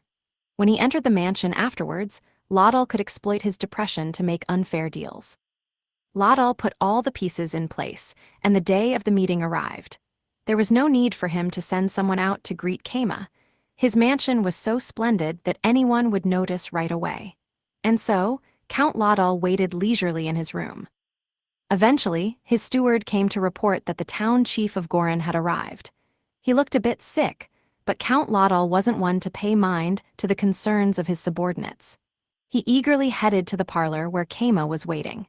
Now that he was depressed from his fake materials being shattered, it was the perfect opportunity to exploit him. He threw the door open and strutted in with all the pride of a noble count. So you've arrived. I am Ringan Laudel, head of House Laudel. Nice to meet you, I'm Keima Gorin. They exchanged greetings, at which point Count Laudel found his eyes drawn behind Keima. His two maids were dressed quite oddly. Or to be specific, they had on smooth gray masks. Why are your servants wearing masks? Ah, they're just into that kind of thing. Don't worry about it. I see. But regardless, their uniforms were exceptionally alluring. Putting aside the beastkin child that the rumors had spoken of, his other maid's sizable bust was emphasized. It was quite the sight to behold, though her creepy stone mask did kind of spoil the mood. So, how about we talk about Gorin and Drag's future? Keima said. It was then that Count Laudel realized he had missed his opportunity to rebuke Keima for speaking so casually to a noble such as himself. Trying to do so now would simply look ungraceful for him. What a devious fraudster. Count Laudel should have expected he would be a master of manipulating others through conversation. Ah yes, of course, let's see here, our future I'd like our towns to have a good relationship moving forward. I see, that is what I like to hear, Count Laudel said, interpreting that as Keima saying he wished to serve under him. He gestured for Keima to provide a bribe suitable for such a drastic measure, but his reaction was slow. After a moment, one of his maids, the hot busty one, stepped forward to whisper into his ear. The fraudster was a commoner and apparently hadn't understood his noble gesture. But his maid did recognize it, which meant she was probably a high-class prostitute or something of the sort. It's not much, but here. HMPH, very well. It probably wasn't very much, but Count Laudel accepted the box of money. It was lighter than one would expect from a box its size. As expected of a swindler's bribe, the box was fine in appearance but light in substance. Count Laudel handed it over to his steward. He would forgive Keima's rude language in exchange for his bribe. Count Laudel then asked Keima if he had any requests, at which point he asked again to serve him. To be on good terms meant, in other words, to serve beneath him. Count Laudal went ahead and ordered him to continue working as town chief. He planned to make the town his own one day, and when the time came, he might consider giving Keima a cushy job or something of the sort. "Oh, wait, there is one thing," Keima said, finally getting to the point after all that meandering. He wanted to talk about the inn. Count Laudal had heard that the landmark of Gorin was the Dancing Doll Inn, and that the town chief put more money and work into it than anything else, so in Drag he had put constructing inns at the highest priority. The first inn had been completed already and was receiving regular visitors. The second inn was still under construction. "Oh, that reminds me, you are managing an inn of your own now." "Yep, thanks to your inn, we've been getting fewer customers as of late." As expected, Gorin's main source of income was suffering now. Count Laudal couldn't help but burst into laughter after hearing Keima complain about getting fewer customers. His plan had worked brilliantly. "Ahaha, well, what follows is all up to your attitude. Are we on the same page?" "Yep, and thanks. I'd like about as many customers as I used to get way back when." And so, their cooperation was secured. Behold the power of House Laudal's negotiation techniques. But returning to receiving as many customers as he had prior to Drag's inn being built was quite the demand. Count Laudal took the opportunity to add his own condition. "In that case, I have a request for you as well." "Yeah. We are in the middle of building a Buddhist church in Drag, but we have no one who is familiar with Buddhism here. It's been a struggle for us." So he said, but that was all a cover story. All churches were built roughly the same way, and none of it really mattered in the end. Count Laudal was certain that if he just ordered the church to be built with greater gravitas, it would appear that much more impressive to believers who would then go there instead. "So you want me to send an experienced Buddhist over?" "Quite. I hear that you have many, nuns in that church of yours," Count Laudal said, indirectly saying that Keima was a crook claiming to be a pope through gathering fake nuns in a church. "All right, I'll send an experienced nun over." "Aha, we are on the same page after all. Be sure they're a young nun, understand?" Count Laudal said, wearing an even nastier grin than before. "Sure, a young nun. I have one that's pretty well educated, so it'll be no problem at all." I see, a well-educated young nun, It turned out that they weren't just fake nuns, but ones well-educated in the lewd arts as well. Count Laudal couldn't help but grin. "The church will end up fine if you build it according to her specifications." "Very well." The two of them shook hands, having resolved the church issue with the nun. As soon as Keima returned to Gorin, Count Laudal went to his office and summoned his steward. "Excuse me, my lord." "There you are, that was quite the agreeable fraudster," Count Laudal said with a cackle. "Excuse me, my lord. It seems that Keima had a real dragon scale with him. Despite swinging the hammer with all his might, the guard couldn't even scratch it." "What?" "I have to say that it seems the rumor of him defeating a dragon is true." No, that can't be true. In fact, now I understand why he returned to town." "May I ask what you mean?" "Learn to think for yourself. But that said, I will deign to explain. The long and short of it is that he no doubt realized it was only a matter of time before his fake materials were discovered. He then went and got the real thing, or at least, something that he could pass off as the real thing. With that accomplished, he returned smugly, thinking that his lies would not be discovered yet. That explains everything." "Ah, yes, I see. That would explain everything. You certainly have a point there," the steward said with a nod. "Now then, I shall look at the bribe he gave me. He did say to check it before the end of the day." "Sir, I have brought it with me." The steward set the box Keima gave them onto the table. "Let's see here, how much gold is inside?" Count Laudal opened the box and found something strange inside. The delicious scent of food wafted into the air and filled his nose. What in the world? "Those appear to be golem beets, a famous food from Gorin." "Food, you say?" "Well, thinking back, he never once said that the box contained money." Count Laudal checked for a double-layered bottom, but there was no doubting that inside was nothing but sweets. That cursed fraudster tricked me. Gah, let's see how he likes it when I accelerate the construction of the inn, proceed with all other sabotage plans. We will do whatever we can to hurt the dancing doll in as much as possible. "Sir, it will be done." The first inn was on the cheaper side for commoners, and the second inn would be a higher class one for richer patrons. Once it was done, Count Laudel expected the few visitors still visiting the Dancing Doll Inn to come rushing his way. Good grief. If only you had given me a proper bribe, I would have delayed these efforts to some degree. Count Laudel grumbled to himself. That foolish fraudster doesn't know who he is dealing with. Good grief. What was he thinking, giving me mere baked sweets? Count Laudel complained as he grabbed one of the sweets, but its nice smell kept him from throwing it away. The truth was, Count Laudel had an irresistible fondness for sweets. Come here, steward, test these for poison. Sir, MGGGH, the steward let out a muffled groan as a golem beet was forced into his mouth, then down his throat. Gulp! Oh, that was quite tasty. No poison, I see. Excellent, I shall have them myself. Wait, my lord. It's possible that only one of them has poison. I believe I will need to take a bite out of each to be sure. Silence, fool, that was enough testing. I shall eat them. Count Laudel pushed aside the steward, who obviously just wanted to keep eating the beets himself, and chomped down on a golem beet himself. Ah, these certainly are delicious. They are a popular sweet in Gorin, I hear. Count Laudel gorged himself on the rest of the golem beets. The steward watched them disappear enviously as he held out a cup of tea for the count. I may consider forgiving him, depending on the quality of the nun he sends over, Count Laudel said with a satisfied sigh as he drank his tea. He must have really enjoyed the golem beets. Is that so? Or perhaps once I've stolen Gorin, I will have that fraudster make these sweets for me. That is a good idea, my lord. And so the construction of the second inn was slowed back down. But then, the nun he sent was a child, a little girl. Ah, yes, how could I forget that he was a lollican? Count Laudel murmured before resolving to show no mercy whatsoever to Gorin, and especially none to Keima's dancing doll inn. Keima's perspective. Several days had passed since I talked with Count Laudel, the town chief of Drag.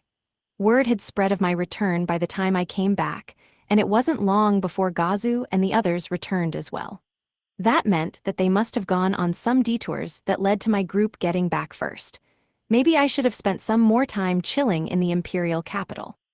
When Ikika told Wazma about how our talk went down, he let out a heavy sigh, as expected. But why didn't he ask me about it? I mean, I know Ikika will be able to give a more objective report, but still. Not that I mind having less tedious work to do. Town Chief, are you certain you don't mind our inn receiving fewer customers? It will be as empty as a goblin's nest soon. Hey, if nobody comes, that just gives me more time to sleep, I said. Wazma was so moved by my sincerity that he rubbed his temples. Chief Keima, please be aware that I am exasperated, not moved. I know. Incidentally, to be as empty as a goblin's nest was an idiom referring to a business slump. I'm gonna use it on Wataru the next time I see him. Anyway, once we were done chatting, I went ahead and sent Mikaru over to Drag as an experienced nun familiar with Bedism. Kusin, one of the town authorities, and the builder of about 90 homes in Gorin, went with her as a guard and construction consultant, so it was safe to say Drag's church would end up pretty solid. Mikaru, sounding very proud, sent back word that she was teaching the builders to read, write, and do math. Is that what they needed a Bedis nun for? I thought, but decided not to say anything. A church, Chief Keima. If I may be so bold as to ask, why would you give meat to a slime? It'll be easier for me to sleep if the church next door isn't so busy, I explained, and Wazma agreed with my explanation, so much he buried his face in his hands. No, I am just so exasperated I feel an actual migraine. Like I said, I know that. As a further digression, the phrase, give meat to a slime, meant the same thing as throwing a bone to your enemy. Again, I would use it the next time I saw Wataru. And so, as Count Laudel promised, the construction of a second inn was soon finished over in Drag. He looked kind of like a villainous noble on the outside, but seems like he's actually a good guy. Master, my man, you're legit the only person thinking that. So said Ikika, but now people would stop coming to our inn at all, and I would be able to spend my days relaxing like I had before all the dragon business. Or, so I thought. Keima, do you have a sec? Rokuko asked, coming into my room while I was lazing around. What's up, Rokyuko? The inn's been getting kinda busy again.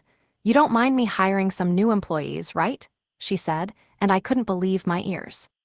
Hold up, did you just say we're getting busy? I did. But why? Drag just built a second inn, didn't they? By all logic, we should be getting fewer customers now. Well, that's not what happened. Yeah, it must not be if we're as busy as we were with the dragon. This doesn't make any sense. Why are we getting more customers? I thought you'd ask that, so I went ahead and investigated why. Nias, you've really been on top of things lately, Rokyuko. And so all I had to do was listen to Rokyuko's findings. Let me just summarize what everyone who went there said. Drag's second inn just kinda sucks because it's supposedly too high-end. Apparently their second inn was being marketed as high class, with the price of each room being double hours, 1 silver a night, food sold separately. That might have been fine on its own, but the rooms weren't that impressive, and it was hard to relax in them. Each was the size of about 2 normal rooms here, and while they were using decent furniture, the bedding itself wasn't good. To the average person, a bed made of several blankets with a sheet covering them was certainly high class, but they couldn't compare to the futons our inn used. And perhaps due to not being purified enough, they didn't smell great either. It's like high-class inns are marketed to merchants with money, right? But basically, all the merchants that travel through here are beddists. The second they messed up the bedding, they screwed themselves. What? I asked, doubting my ears once again. Why are so many merchants practicing beddism? I mean, you're the one who said beddists get extra fried food and purins, remember? A lot of people join just for that. Oh man, I forgot we were doing that.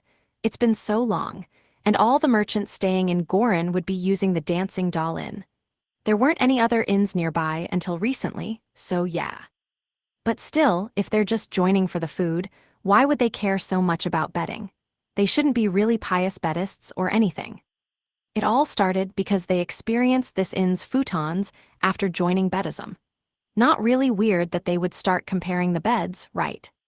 Not to mention that merchants wealthy enough to specifically stay in high-class inns tended to have bought their own futons to use. It wasn't hard to get one since they dropped in the Cave of Greed and could be bought in the local beddist church. Do you think a beddist on the level of using their own futon wouldn't care about an inn's bedding? All right, so their standards have gone up. We made it so that rich merchants could only be satisfied by truly high-quality bedding, not the crappy beds of this world. Did you know merchants that own stores are putting futons in their waiting rooms and shilling beddism to people? Oh yeah, I remember the Archduke of Tsia having futons in his parlor. Must be something similar. Not to mention, there's still more. It turned out that the high-class inn was claiming that you could use as much hot water as you wanted, but it's not hard to see how we beat them. When they said you could use as much hot water as you wanted, they didn't mean you could stay in the bath as long as you wanted. They meant you could ask for as many buckets of hot water as you wanted. On the other hand, we had an onsen. One anyone could visit for free, even those with normal rooms. There wasn't even a comparison between the two, really. Especially since here you could draw a bucket of water from the onsen and take it back to your room. Looks like we really stomped them there. It's a shame for them, too. Under normal circumstances, it would actually be a nice bonus to have as much hot water as you want in the mountains like this. But, well, we struck hot water and made a whole onsen here. Kinda makes buckets of hot water feel less impressive. Not to mention also, there's still more. As a final blow, the food they charged extra for was pretty unremarkable and cost a hefty price for seafood you could get at Pavella normally. The transportation fees could explain the price, but the freshness of the ingredients was hurt by the transportation, so the prevailing attitude was, why not just eat in Pavella itself? The menu is pretty small too, apparently. I can't deny that we've got a pretty big menu here, yeah. And it's a bit too late to go out of our way to remove some options. All right. I know why their inn sucks now, but what does that have to do with us getting busier? I would understand us not losing customers, but why are we getting more? Apparently, rumors are going around about an inn cheaper, yet better than a supposedly high-class inn. Seriously? That's ironic too, since as far as I can tell, their second inn did everything a normal luxury inn should do. But it still just made our inn more well-known. What can we do here? Hire more employees, like I said. You don't mind, right? All right, you can hire normal workers or summon new monsters, whatever works. I'll trust your decision. Okay, leave it to me. But it's mainly just the cafeteria that's busy, so part-timers will do fine. And so it was settled. By the way, Kama, I forgot to ask, but how are your boss spawner experiments going? Well, the truth was I hadn't just been sleeping. I'd made a small golem about the size of a thumb out of pure orichalcum, then registered it to a boss spawner. Then, I melted it down with Create Golem. 5 days had passed, and it hadn't regenerated yet. That was a crazy amount of time for a monster the size of a thumb, and judging from the fact that I couldn't change the monster registered to it, there was no doubt the boss spawner was in the middle of regenerating it. I just wished it would display how much time was remaining. At this rate, it might take longer than a red dragon 2 weeks, according to Father. An iron golem, the size of a thumb, took 5 minutes to respawn, so I guess pure orichalcum really does take forever to regenerate. So yeah, turns out mass-producing orichalcum, and using it as much as we want isn't actually in the cards for us. He said we could speed it up using DP, but we don't know how much faster it will go. Though on second thought, isn't a thumb-sized golem made of pure orichalcum kinda crazy? Like, wouldn't it be super hard to beat? Wow, now that you mention it, you might be right. Orichalcum was strong enough that even a wire thinner than a strand of hair wouldn't bend at all. You could make legendarily strong rapiers just by attaching a handle to a wire of the stuff. And here we had a thumb-sized golem made of the stuff. It was speedy thanks to the pure orichalcum. It was difficult to hit with normal attacks due to being so small, and even if you did hit them, it was too sturdy to destroy. Not to mention that since it didn't have a magic stone, it didn't even have a weak point to attack. Would magic work on it? I get the feeling orichalcum is pretty magic resistant too.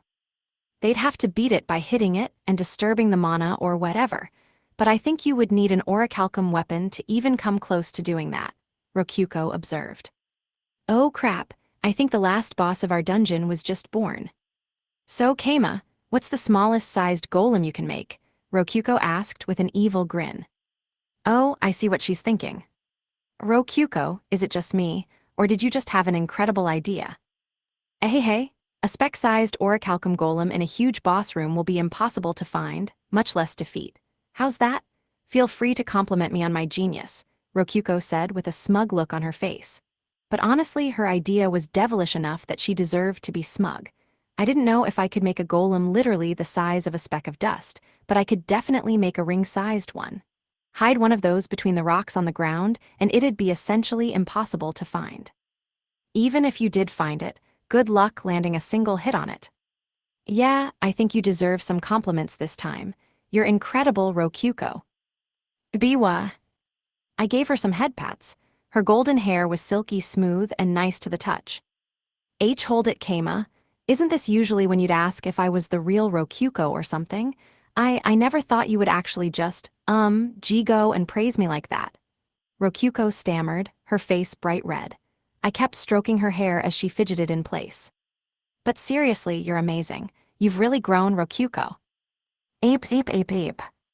You're a real mature dungeon core now. I'd expect nothing less from my partner. I'm proud to have you by my side. I'm your partner, so of course, I have to be at least this good. And you're cute too. Here, let me stroke your hair some more. Kaya, really? Is it just me, or are you really teasing me? Rude, I praise you this much and you're still unhappy. What, do you want me to use both my hands? Want me to use both my hands to pat your head? I don't mind using both my feet if I have to. I think you're the only one who would enjoy having your head patted by feet. Okay, I admit, that last part was a joke. Though she's right to say I would be happy about it. Anyway, that should be enough of showering her with praise to tease her, I thought, but right when I moved to stop. So Kama, if you want a compliment that much, could you give me a reward? What kind of reward? Like, a kiss, she said, fidgeting with a blush, and I was hit by a wave of cuteness so hard I felt my chest squeeze painfully tight. Well, maybe later, I said to dodge the question. Okay, it's a promise, Rokuko said with an impish smile. Welp, guess I should steal my resolve, for more things than one. Anyway, I'll go hire the part-timers. It sounds good. Rokuko dashed out of the room. Oh, if people are coming because the inn is cheap, can't we just solve everything by raising prices? The thought came to me, but doing that would require me to redo the instructions for all the register golems, so I gave up on the idea. Count Lottle's perspective. But why? What's going on? Why isn't our inn getting customers? Roared Count Lottle, striking the desk with his fist. He was visibly furious at the report his steward gave him on their second inn, the Dragon's Nest Inn. It was a luxurious inn filled with high-quality benefits Count Lottle had thought up himself, all to land the finishing blow on the Dancing Doll Inn. And yet the reality was that, while a reasonable number of customers were visiting the cheap Dragon's Footprint Inn, barely anyone was visiting the Dragon's Nest Inn. And for some reason, the Dancing Doll Inn was getting more customers than it used to. What is the meaning of this? The Dragon's Nest is a high-class inn. Why is no one visiting it despite all I did to make it the perfect inn? I have no idea, my lord. And that is why you are useless. You never understand. Count Lottle roared again, the gears turning in his head. He wasn't a noble in name only. He had the brains necessary to think things through and identify the sources of problems, which was one reason nobles stood above the common man. There is no fault with my inn, so the fault lies with theirs.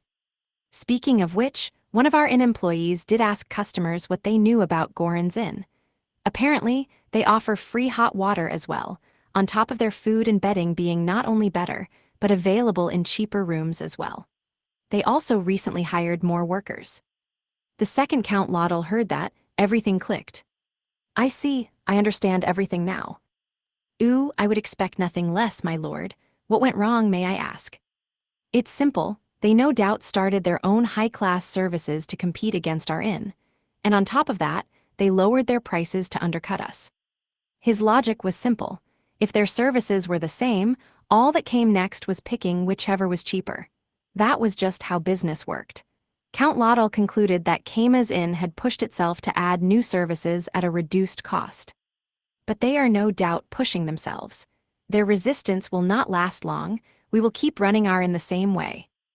I expected something like this might happen, and calculated our inn's expenses and profits to just barely break even. Their inn, on the other hand, will collapse into itself before long. Biwahahaha. As genius as ever, my lord. Due to Count Lottle's quick wit, it was decided that the Dragon's Nest Inn would continue operating as normal. But it wouldn't be elegant to just wait for their competitor to collapse, or so thought Count Lottle anyway. Ah yes, I have an idea. I shall accelerate their collapse myself. Did you divine an idea, my lord? Indeed, I will send thugs and ruffians to them. After all, their inn does business with crude and lowly adventurers. They'll never track the thugs back to me. All I have to do is pay villains in Pavella's slums to go stay at their inn. Thugs going on a rampage within their inn would ruin their reputation and decrease business, with all the customers being turned away going straight to the Dragon's Footprint Inn and the Dragon's Nest Inn. Understood, my lord. I will make it happen at once. Perfect, use your best judgment here. This time for sure, the Dancing Doll Inn would be finished. Count Lottle couldn't help but grin as he imagined Gorin's town chief weeping and begging for forgiveness. Keima's perspective. It was a wonderful day with nothing in particular going on. In order to deal with the increased number of customers, the inn, or rather, the cafeteria, had hired part-timers to help, and thanks to the previous flood of customers from the dragon situation, everyone knew where to camp outside, and when the inn's rooms filled up, the church was ready to accept more. People adapted to the situations they were put in. Despite the inn being so busy, I had plenty of time to sleep with Niku as my dakimakura, like I was doing now. And that was when Niku turned over in my arms to look at me. Master. What's up, Niku? I punished 5 people today, Niku said proudly, her tail wagging. I patted her head and congratulated her, which made her tail wag even faster. It was going so fast it felt like it was coming close to pulling our blanket off. Neat, that's a bit more than last time. Yes. More people meant more people complaining and causing problems. People tried to stir up trouble all the time back when the dragon was around, and at this point it wasn't anything to worry about. Really, it was even more peaceful now than it was back then thanks to there being more merchants. Oh, and there were some thugs too, but that wasn't anything new. More people, more problems, that's just how it works. I'm just glad I get to serve you well, master. Yep, thanks as always, Niku. Man, Niku sure is strong. Even considering golem assistance, she's almost abnormally strong. Nothing better than a girl that's cute and strong, if you ask me. I grabbed them by the neck and threw them out. Hahaha, is that so? That's my Niku. Yes, I'm your Niku, ahaha. I kept stroking Niku's hair until I fell asleep, imagining myself as a pet owner giving a dog a treat. Count Lottle's perspective. The plan failed. My lord, I did as you instructed and paid thugs in the slum to go visit their inn, but I am told an adventurer in the inn subdued them immediately. It seems they have a guardian angel in their inn.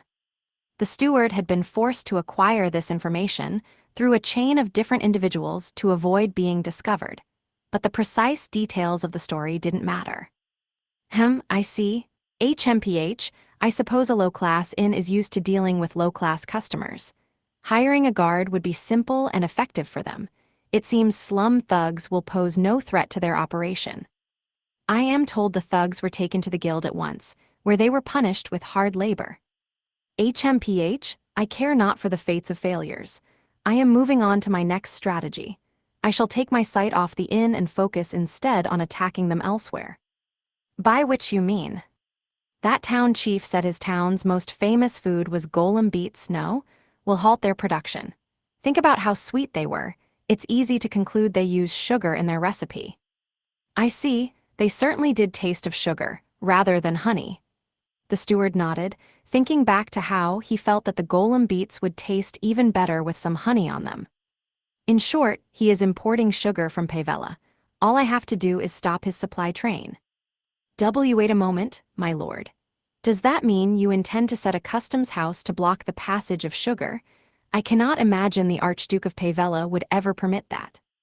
You fool, who knows what action the Pavella house would take if I were to do that? No, I am simply going to buy all of the sugar myself. Here, in drag. I see, that is possible, I suppose. I will make the arrangements at once. Came as perspective. While walking down the road in town, a kid wearing a hood called out to me. Oh, Uncle Kama, I came to play. Oh, it's you, Igni. Igni the flame dragon. If she were in her true form, the town would be kicking up a huge fuss, but right now she just looked like any cute girl. She grinned, exposing her sharp, shark-like teeth that would probably hurt like a bitch if she bit you. Weren't you grounded or something? It's fine, I told Mom about this. Alrighty, guess this is fine then. Itetsu always bends like paper when Redra steps in. So, you come to buy golem beets or something? Oh, Mom asked me to bring some back for her too. She wants flame dragon beets. Are there any left? I want to have some too. Well, those are kind of limited. They were rare with only a few of them being made each day, which meant they sold out immediately. After all, it was a pain to make the super spicy paste inside of them. She said dragon beets would be fine if the rest were out. All right, those are sold normally, so yeah, do you have the money for it? Mom gave me some allowance, Igni exclaimed. She had gotten so used to her human form that she could buy stuff without issue. And so I went to a golem beet stand while chatting with Igni. 5 golem beets, please. Also, got any flame dragon beets left? Heya town chief. Sorry, all sold out of flame dragon beets. TCCCCH, Igni said, her lips pursed with annoyance. I'll just have some normal dragon beets then. Mom wants me to bring them back. Sure thing, thanks as always, little girl, the stand guy said while pouring dough into the various molds and baking them. The nice aroma of sweet dough being baked filled the air. That's the stuff. I love the smell of golem beets, Igni said, sniffing the air. Hey, watch it, you're growing horns. Are dragon beets still selling better? I asked. Yup, but the golem beets are selling good too. Merchants always grab 'em since they get more for the same price. I see, huh. I glanced beside the stand and saw an unusual number of sugar jars. Is it just me, or do you have more sugar than normal? Oh yeah, Dine asked me to make some sugar for him to sell. I'll be sending it his way later. Oh yeah, what's he doing that for? I dunno, but merchants coming from Pavella are begging us to sell them all the sugar we got, so we're making as much as we can. Makes sense. Luckily, we've got developed fields and mainly subsist on our own crop. It helps that the fields are part of dungeon territory and grow crops a lot faster as a result. Not to mention the people running Golem Beat stands got a weather-adjusting magic tool from Bonodora, which lets them make as many sugar beets for turning into sugar as they want. The ground's not getting drained or anything. It's completely fine. Pretty sure being close to the dungeon helps, but we're also doing that crop rotation thing that the books talked about.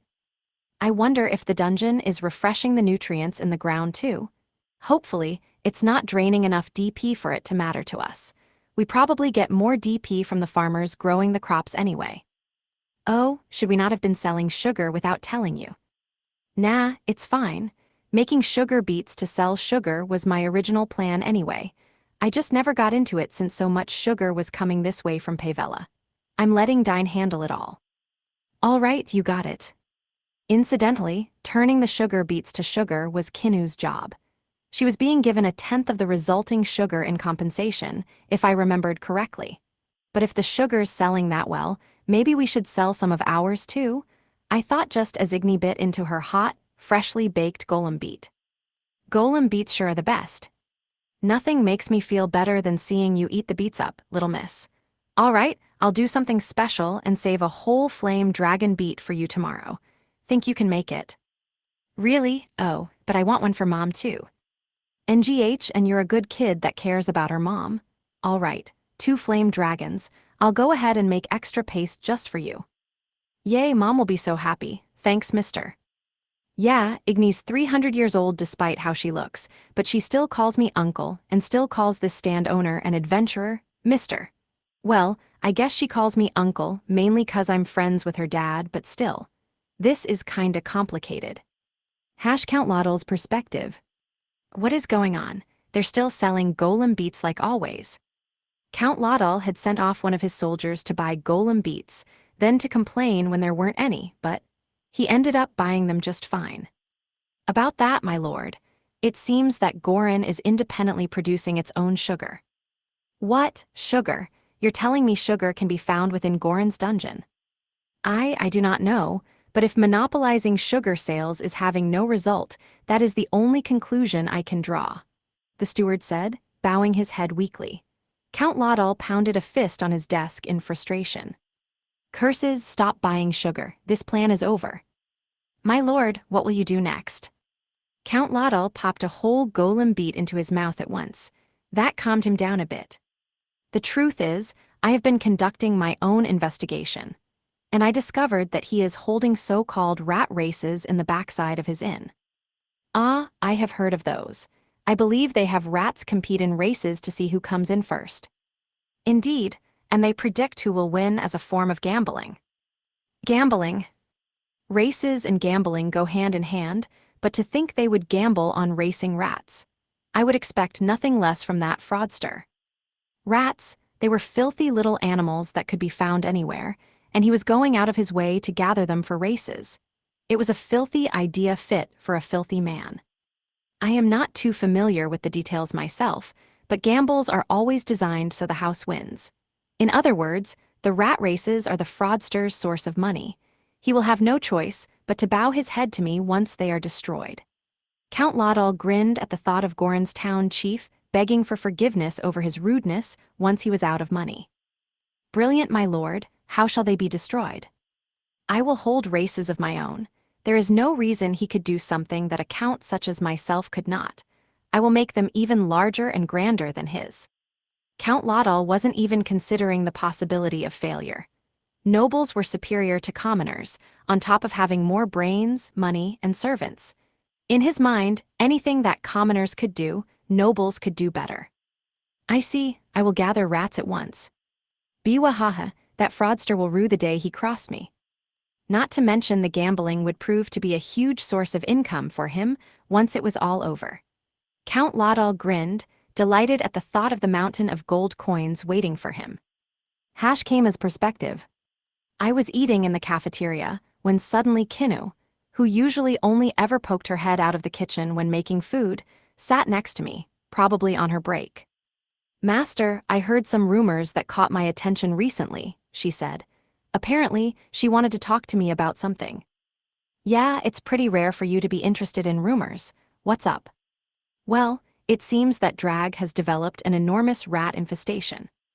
"A rat infestation? What's going on there?" "This is just my assumption, but," Kinu said as a preface before continuing with eager, shining eyes, "I imagine that their town is incredibly filthy. By now, it is certain that their town is the dirtiest a town has ever been, with the food in disarray, scenery polluted beyond recognition, walls black with dirt, and rat feces and corpses scattered all about." "Well, let's hope no weird diseases start to spread around." "Exactly. That would be problematic, no?" "It would be. And so, I would like to ask if I may go clean their town for them," Kinu asked, her eyes practically shining with glee. Her cleanliness-loving silky instincts were no doubt screaming at her to go and clean to her heart's content. But should a neighboring town count as part of our home? Oh, I guess their town is in our dungeon territory too, so yes. It was then a merchant eating nearby joined the conversation. He was a regular and a traveling merchant. "Ah, think you got some facts mixed up there. The truth's a bit different." "Oh yeah, how so?" "Turns out, they actually gathered the rats on purpose to hold some rat races of their own." Rat races were held in our inn's recreation room. They were surprisingly popular. So they were storing the rats in boxes, but they bred like crazy and escaped, you see. "Ilza." "We were holding our own rat races, but the rats we used were no ordinary rats. They were actually gray rats, and from the very start they were domesticated rats bred to obey orders from the dungeon. Not to mention that by giving them nicknames for the races, they became named monsters, which gave them a boost to their intelligence. They fixed matches and hyped them all on their own. In other words, they couldn't even be compared to wild rats. If you just grab a bunch of wild rats and try to put them together, they won't listen to anything you say, and they'll breed like crazy. Wouldn't be too hard for them to chew through wooden boxes and escape. Not to mention how annoying it would be to feed them and handle their bathroom stuff. But still, that would make their town unbearably filthy now, wouldn't it?" Kinu asked, almost desperately. "I dunno how things look beneath the surface and inside the houses, but they're just barely managing to keep things looking clean on the outside."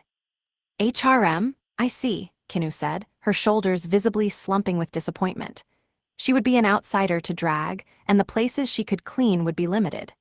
Dungeon territory or not, people wouldn't just let her into their homes to clean willy-nilly. Though if the rats were getting into the rooms of the inn, she could just stay at the inn and clean her own room. Though I don't think Kinu would like that idea. Cleaning the inn is the job of the inn's employees. I don't want to steal the jobs of others. And there you had it. Kinu wanted to do what she could in her own sphere of influence, not encroach upon others. "Guess we can make some rat-killing balls and sell them. Kinu, if I get you a recipe for them, could you make them?" Yes, you may count on me." And so, I decided to have Kinu make an item that could technically be considered related to cleaning. All one had to do was consider genocidal purging to be cleaning, and when it came to rats, Kinu certainly did. Maybe if I call them balls and frame them as a food recipe, Kinu's cooking skill will work as she makes them. They're like meatballs, except poisonous. "Oh, rat killers, huh? I'll buy 'em. I could sell them all day with the situation being so bad over there," the merchant exclaimed. "Hey, I'm gonna want some too." Kinu's own cooking, gotta say, feels like it's a waste to let rats eat them. "Don't eat them yourself, pal, it's poison." A bunch of merchants came walking over, smelling the scent of profit. Yeah, I expected this. I'll go ahead and add all the profits to Kinu's wages." Count Laudal's perspective. What a horrible failure. The escaped rats had bitten into the house infrastructure, spread feces everywhere, slipped into inn beds to make nests, and did all sorts of other horrible things. But thanks to rat-killing balls that traveling merchants brought in, everything came to a peaceful close. "Goodness, we certainly were saved thanks to those rat-killing balls," the steward said. "Indeed, I heard that the chef working in the fraudster's inn made them. I will have to give her special accommodations when I steal Goran from him," said Count Lodal, and that's when he realized something funny. To think that chef would have made poison for killing rats. Biwahaha, I can connect the dots here. I perceive that Keima's subordinates don't think highly of him. It won't be long before his rat races will be put to an abrupt end by poison. We don't need to bother with them anymore. Though the inn will be mine before then, Count Lodal said to himself with a nod. Ah, but what was that rumor about him being an ideal superior? Seems like the truth is not so positive for him. Absolutely, it is as you say, my lord. Count Lodal cackled, feeling as if he had landed a solid punch on Keima's face. Now then, how should I strike next? Count Lodal said, beginning to think of his next move once the laughter faded. My lord, may I first say that the church has been completed?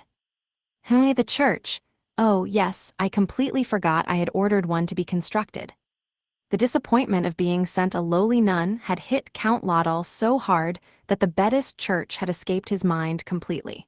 But construction had continued steadily, and the other day it had finally been completed. On second thought, I ultimately had the church built at his request.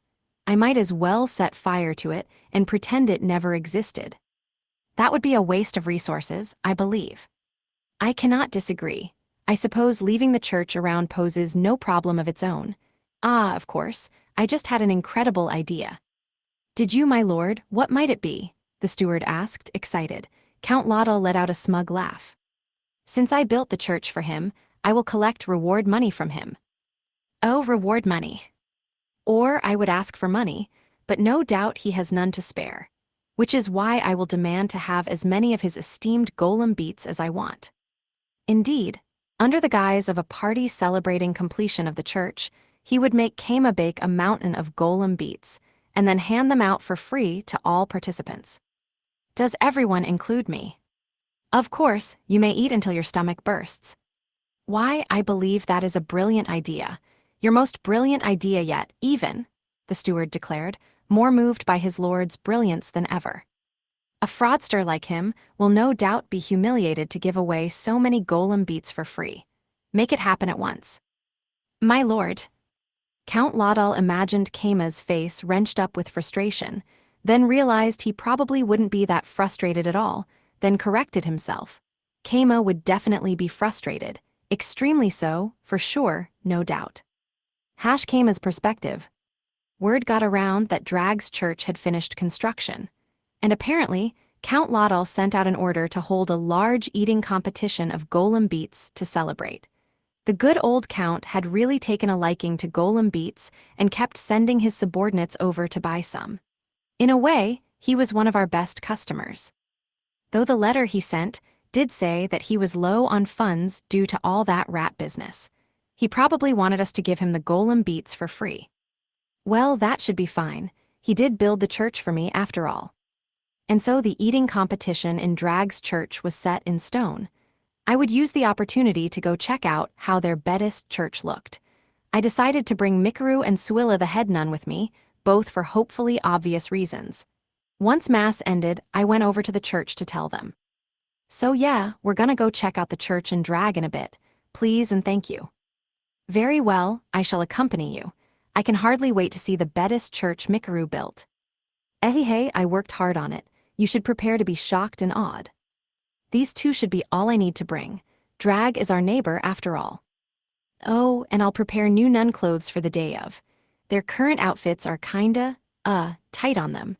I probably shouldn't let them walk around other towns wearing the skimpy outfits that succubus mana corrupts their nun outfits into. Soon enough, it was the day of the eating competition / our church tour. But when I brought the nuns to visit Count Lodal, he was absent. Apparently, he was going on a walk to prepare his stomach for the competition. He must really be looking forward to it, huh? I thought while heading to the church. The fact that all the passers-by had their eyes drawn to Suilla in her nun outfit just went to show what a hot nun, succubus, she really was. Anyway, the Bedist church was built pretty close to Drag's main road. There was nothing built around it, which meant it was positioned in the middle of a plaza. And there you have it, the best church I built myself. Amazing, huh? Mikuru declared, puffing out her non-existent chest with pride. It was a relief to see that the outside of the church looked normal at least. Yep, looks like a fine church on the outside. Not bad, Mikuru. Hey, okay, let me show you the inside. Mikuru guided us into the church, and inside we found desks with dividers, just like in Goran's church. In every other way, it was a normal church. Oh, and of course there was a huge holy Buddhist symbol hanging from the wall. There were bookcases too, but they were all empty. Can't say I'm surprised. Books are expensive in this world, and it isn't easy to protect them from drool. Maybe I'll bring them some prepped books later. Whoa, looks like a normal Buddhist church. Of course, it is a Buddhist church. Geez, what did you think I was going to build? Mikuru asked, her cheeks puffed out with anger. Oh, nothing, I believed in you. I knew it would turn out well. Kusen was with you after all. Mikuru continued guiding us. Suilla and I just followed after her. So here are the rooms for the nuns, here's the living space, and here is the bathroom, she explained. Everything was just like a normal church here. These are the rooms for private prayers, and they also have everything they need for massages, she continued. The praying rooms were more of a Buddhist thing. In terms of comfort, they probably beat out the local inns. And here is the confession booth, she exclaimed. Whoa, now that's a real church thing. I'm moved. I gotta admit, I was actually expecting Mikuru to just load the church with crazy succubus ideas, but it looks like I should have trusted her more. And here is the jail in the cellar, she finished. Welp. Hold on a second, why is there a jail in a church cellar? Biwa, I mean, this is where we torture thieves who try to steal books, remember? There's one in our own church too, she said. Oh yeah, there is, and I made it. Now, Mikuru, you mustn't call it a jail. It's a repentance chamber for those who have sinned.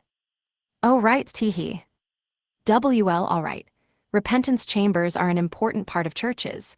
Maybe, I thought, then noticed Suilla glancing anxiously around, looking for something. Mikuru, do we not have any of those? You know what I mean. Of course we have them, sister. Wait, what are we talking about here? I asked. Simple, a field of eggplants. Sister asked me to make one, so I did. It was outside of the church. There was a field that, although small, was in a good sunny spot. I think this field will grow lots and lots of thick, hard eggplants. See, come now, Mikuru, you mustn't say such lewd things in front of the Pope. Wait, really? Mikuru tilted her head as Suilla blushed bright red. What's so lewd about eggplants? I don't know, and it looks like Mikuru doesn't either. Taya, well, I guess it's like a family garden. That's close enough, I think. You're not wrong or anything. I feel like I can guess what's going on here, but I'm going to pretend I didn't notice anything. Sometimes it's best to let sleeping dogs lie. Yep. In any case, there weren't any biggie problems with the church, so I decided to send some of my nuns over on rotating shifts. The succubi went out of their way to build a nice church, and it would be a shame for it to not have any priests or nuns. And I've been letting them stealthily do their, actual jobs for a bit, so they should be fine here. I wonder if hiring part-time nuns would be in the cards, or maybe they could raise nuns in the orphanage. Though, I dunno how I'd feel about having normal townsfolk trained to be nuns under succubi. Guess I'll have to think about this later. Time for the eating competition. I think we should open the church as soon as it starts, probably. Can I count on you two to take care of that? Perfect, you may leave it to us, Your Holiness. I wanted to join the eating competition too. Now, Mikuru, you mustn't be selfish. Suilla obeyed my orders obediently, and despite her protests, Mikuru ultimately agreed as well. I'll give you a bunch of golem beets later to make up for it. Okie dokies then. Not long after, preparations for the golem beet eating competition began. All the golem beet stand owners in Goran came over, and they brought Kinu along as a helper, because even then they predicted there wouldn't be enough. Kinu let out a deep sigh when she saw that the roads were spotless and didn't need any cleaning. Sigh, I see that the town has already been cleaned up, she said. What, so you did want to clean after all? It's a bit of a shame, but all's well that ends clean. I shall make do with just baking golem beets today, master. Incidentally, on top of preparing a mountain of ingredients, we could buy more with DP when we really needed to. With Kinu's chef skill on top of that, we could deliver more golem beats the second they were ordered. And so, the eating competition began just before lunch. Anyone could participate and eat as much as they wanted for 30 minutes. You would earn 1 point for every golem beat you ate in that 30-minute period, with your number of points being put up in the rankings afterwards. The person in first place at the end of the day would be the winner. Simple stuff. Don't say you didn't think I'd be here, my dudes. Naturally, there was no way Ikika, the food demon, wouldn't be participating. She had wisely taken the day off ahead of time so she could partake on her own time. It helped that I had modified her made stone mask to not cover her mouth. I'm gonna join in the first round, then join again at a later round. That'll get me more food than just going at it once. I mean, you're not wrong. And so, masked maid number 1, Ikika, began eating with the first round of challengers, but she tapped out in 10 minutes after finishing her 5th one. She didn't even make it into the rankings. Not gonna lie, that caught me entirely off guard. What can I say? I'm not actually a big eater, my man. All I care about is getting some good grub, then chilling. That makes a lot of sense. Good thinking. Incidentally, when the first round ended, Count Laudal had the most points at 25 beats eaten. Public consensus was that it was a pretty good score. Biwahaha, burp, how was that? I ate a lot of 'em, Count Laudal declared to much applause. As expected, my lord, you did well. HHMPH. This is nothing for a man of my talents, he said, but as far as I could tell he seemed to be in a lot of pain. Hey man, I said, you can go rest in the Baptist church if you want. There's some comfy beds there. No, I plan to participate in a future round. I just need to walk this off a bit. Apparently, the Count was planning to return for round 2 just like Ikika was. He walked off with his wavering steward, who came in second place, in tow. Future rounds involved drag townsfolk, passing adventurers, merchants, some people from Pavela's slums who heard there was free food, and overall just a bunch of people who turned it into a big thing. At the end of the day, Count Laudal's score had dropped to 5th place, and he declared that he would be participating in the final round no matter what. Incidentally, Ikika had eaten over 50 in total, but due to her spreading it out over multiple rounds, she didn't make it into the rankings. And so, it was finally time for the last round. Count Laudal, a bunch of people deciding they might as well join in, and hardcore challengers viewing the last round as the true competition all took their seats. Hey, uncle, I heard we get to eat as many golem beats as we want here. Kama, I came too, give me all you got. Igni and Redra had arrived. They were the mother and daughter dragons that lived in Sia Mountain's flame caverns. Though naturally, they were in human form and had magic tools on to contain their power. Maybe it's actually normal and good for dragons to join drag festivities. Maib. Where'd you hear about this? Wait, oh yeah, we were marketing it to everyone. Well, go easy. Yeah, I'm gonna eat as much as I can, Redra roared. Leave some for me, okay? Incidentally, Itetsu had been left behind to keep an eye on the dungeon. Poor guy. I was a bit curious about how eating would work in their human forms, but suffice to say, they were chewing their way through golem beats bite by bite. And to be clear, by that I meant they were eating an entire golem beat per single bite. The other challengers could do nothing but watch in a daze as they waited for the round to end. Ultimately, the store of beats didn't last long, and we had to buy more ingredients with DP. Kinu pushed her chef skill to its absolute limit, serving piping hot golem beat after golem beat right after finishing them, but both the dragons were of the fire element, so the heat just made them like ice-cold refreshments. Then, after 30 minutes straight of eating without any breaks, 1,000, they both hit 1,000. Altogether they ate 2,000. This is an absolutely incredible result. HORAH, cheered the crowd. So yeah, it was actually hard for the counter to keep track of it all, but even so Igni and Redra each shoveled 1,000 golem beats down their throats. The crowd couldn't stop cheering. Everyone else did 2 digits at best, but these two both got 4 digits. Nobody could believe it. All right, that should do for today. Keima, thanks for the food, Ridra declared. Thanks, uncle.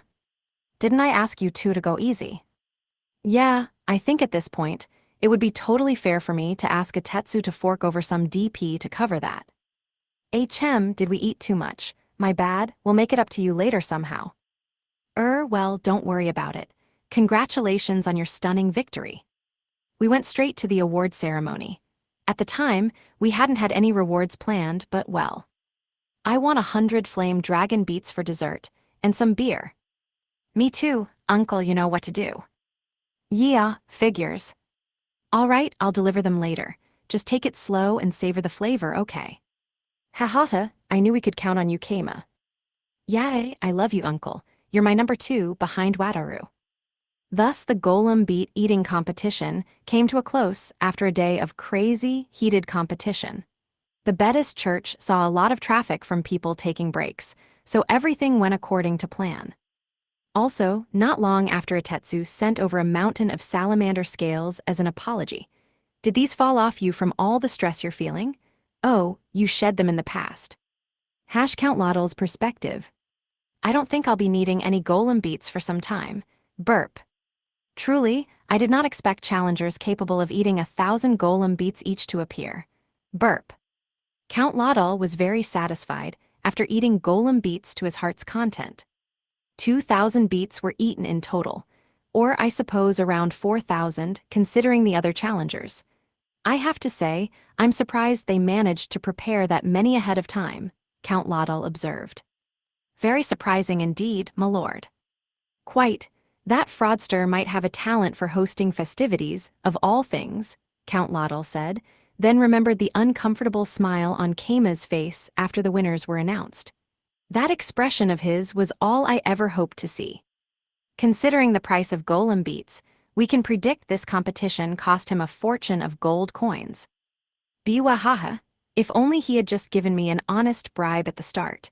I can only imagine what a blow this must have been to his wallet. Incidentally, the traffic from the competition had driven a lot of business to Drag's merchants. Count Lottle had damaged his enemies while bringing benefit to his allies. A solid move that killed 2 birds with 1 stone, if he did say so himself. I truly am a genius. Now, I suppose it is about time to finish him off. Oh, I thought for certain you would just wait and see for now, the steward said, earning a grin from Count Lottle. You fool, that is the idea of a third-rate plotter. It is precisely when your enemies are weak that you must pin them down and land the finishing blow. Not to mention that each successive strike will hold more power than the last. So you intend to ride the inertia of this success then? Brilliant, my lord. To that end, Count Lottle needed to formulate a move that would land the final blow on Gorin no matter what. He couldn't miss this opportunity. Thus, he began writing letters with sheer determination. Oh, 2 letters, my lord. I suppose one is for the town chief but the other. Indeed, according to what I've learned, the heir apparent of the Pavella family, Lord Sid, is exceptionally interested in Tales of the Dragon and the fraudster's lies about eliminating it. I shall show Lord Sid the truth, that the fraudster is in fact nothing special at all. What do you think will happen then? I haven't a clue, my lord, the steward replied, which only widened Count Lottle's grin. Biwahaha, this is not an opportunity I intend to miss. Prepare yourself, Kamagorian. What will happen, my lord? I must know. Silence, I am busy writing the letters. Think for yourself for once. In the end, would Count Lottle be able to make Gorin his? Only time would tell. By exposing his crimes, he will be removed from his position of town chief. And then I will move in to fill the power vacuum, making Gorin mine. The strategy is perfect. Impressed. You just thought of that now, didn't you, my lord? But yes, it is impressive. In the end, would Count Lottle be able to make Gorin his? Only time would tell. Side chapter, Archduke Bonodera, investigating Gorin Bedism. A certain report found its way to Bonodera Tsia, Archduke of Tsia. A Pavella noble is harassing Gorin. Yes, my lord, it seems he desires possession of the Cave of Greed. According to his subordinate's report, the noble was doing things to interfere with business in Gorin, though it seemed that none of his attempts were going well at all. I see. And although Keima doesn't seem to view this as a problem, I believe I should nonetheless investigate this matter myself, Bonodura said, standing up from his chair and throwing on a long overcoat. Are you departing, my lord? Indeed, I will go have a look at matters for myself. You know your mission. Yes, sir, you may count on me. All that said, Bonodura's footsteps were light. He had his own reasons for wanting to visit Gorin.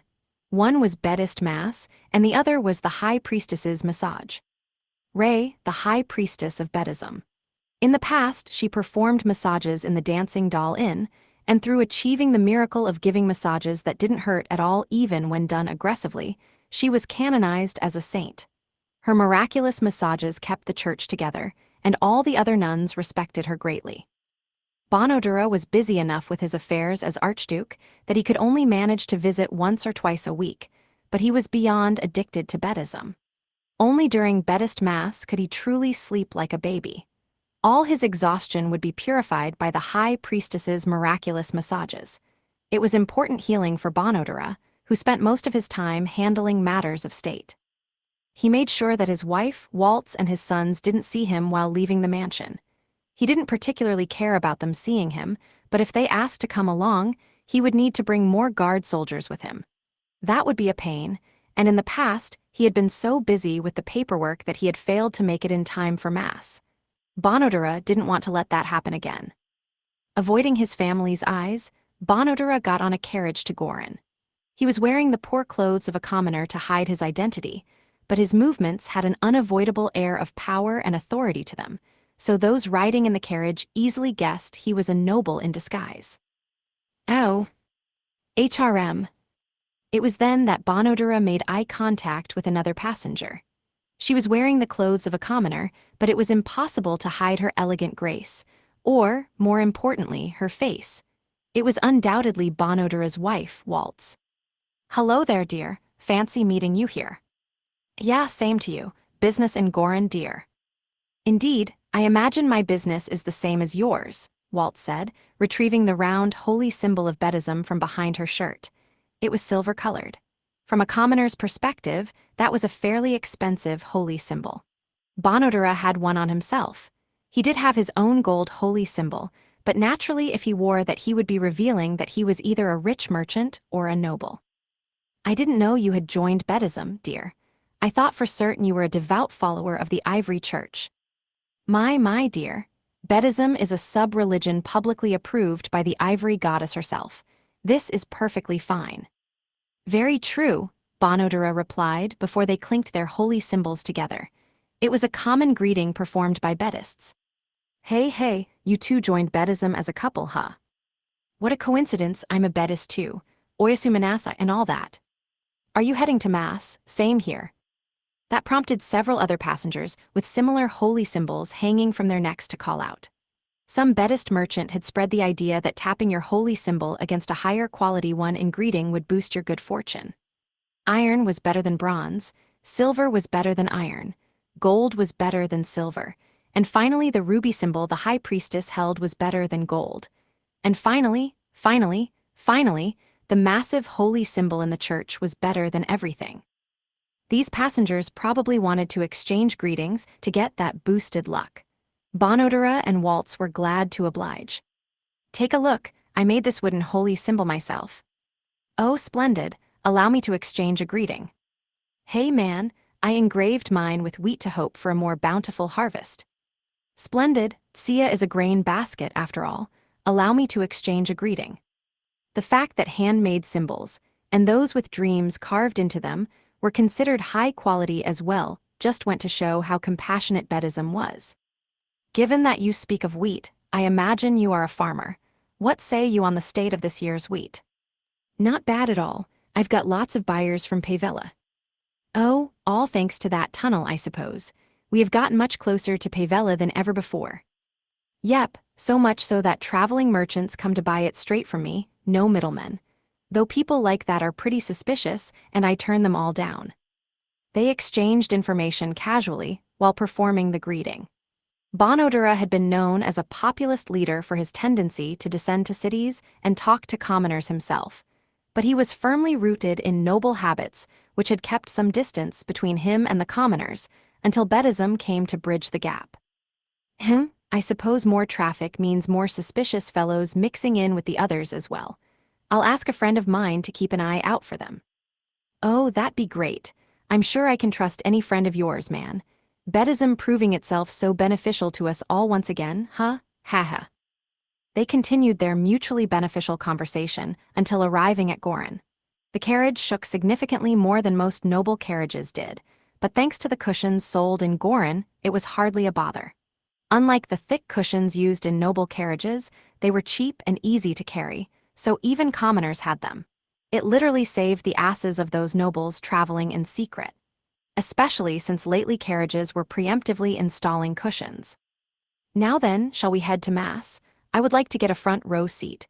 I sleep more soundly there than anywhere. Oh my, I always go for the back row. It is easier to get books there. I always read until it is time for Mass to start. Waltz, I thought you received exceptional grades back in school. Are any books there still of interest to you? But of course, dear, don't tell me, have you never looked at the books there before?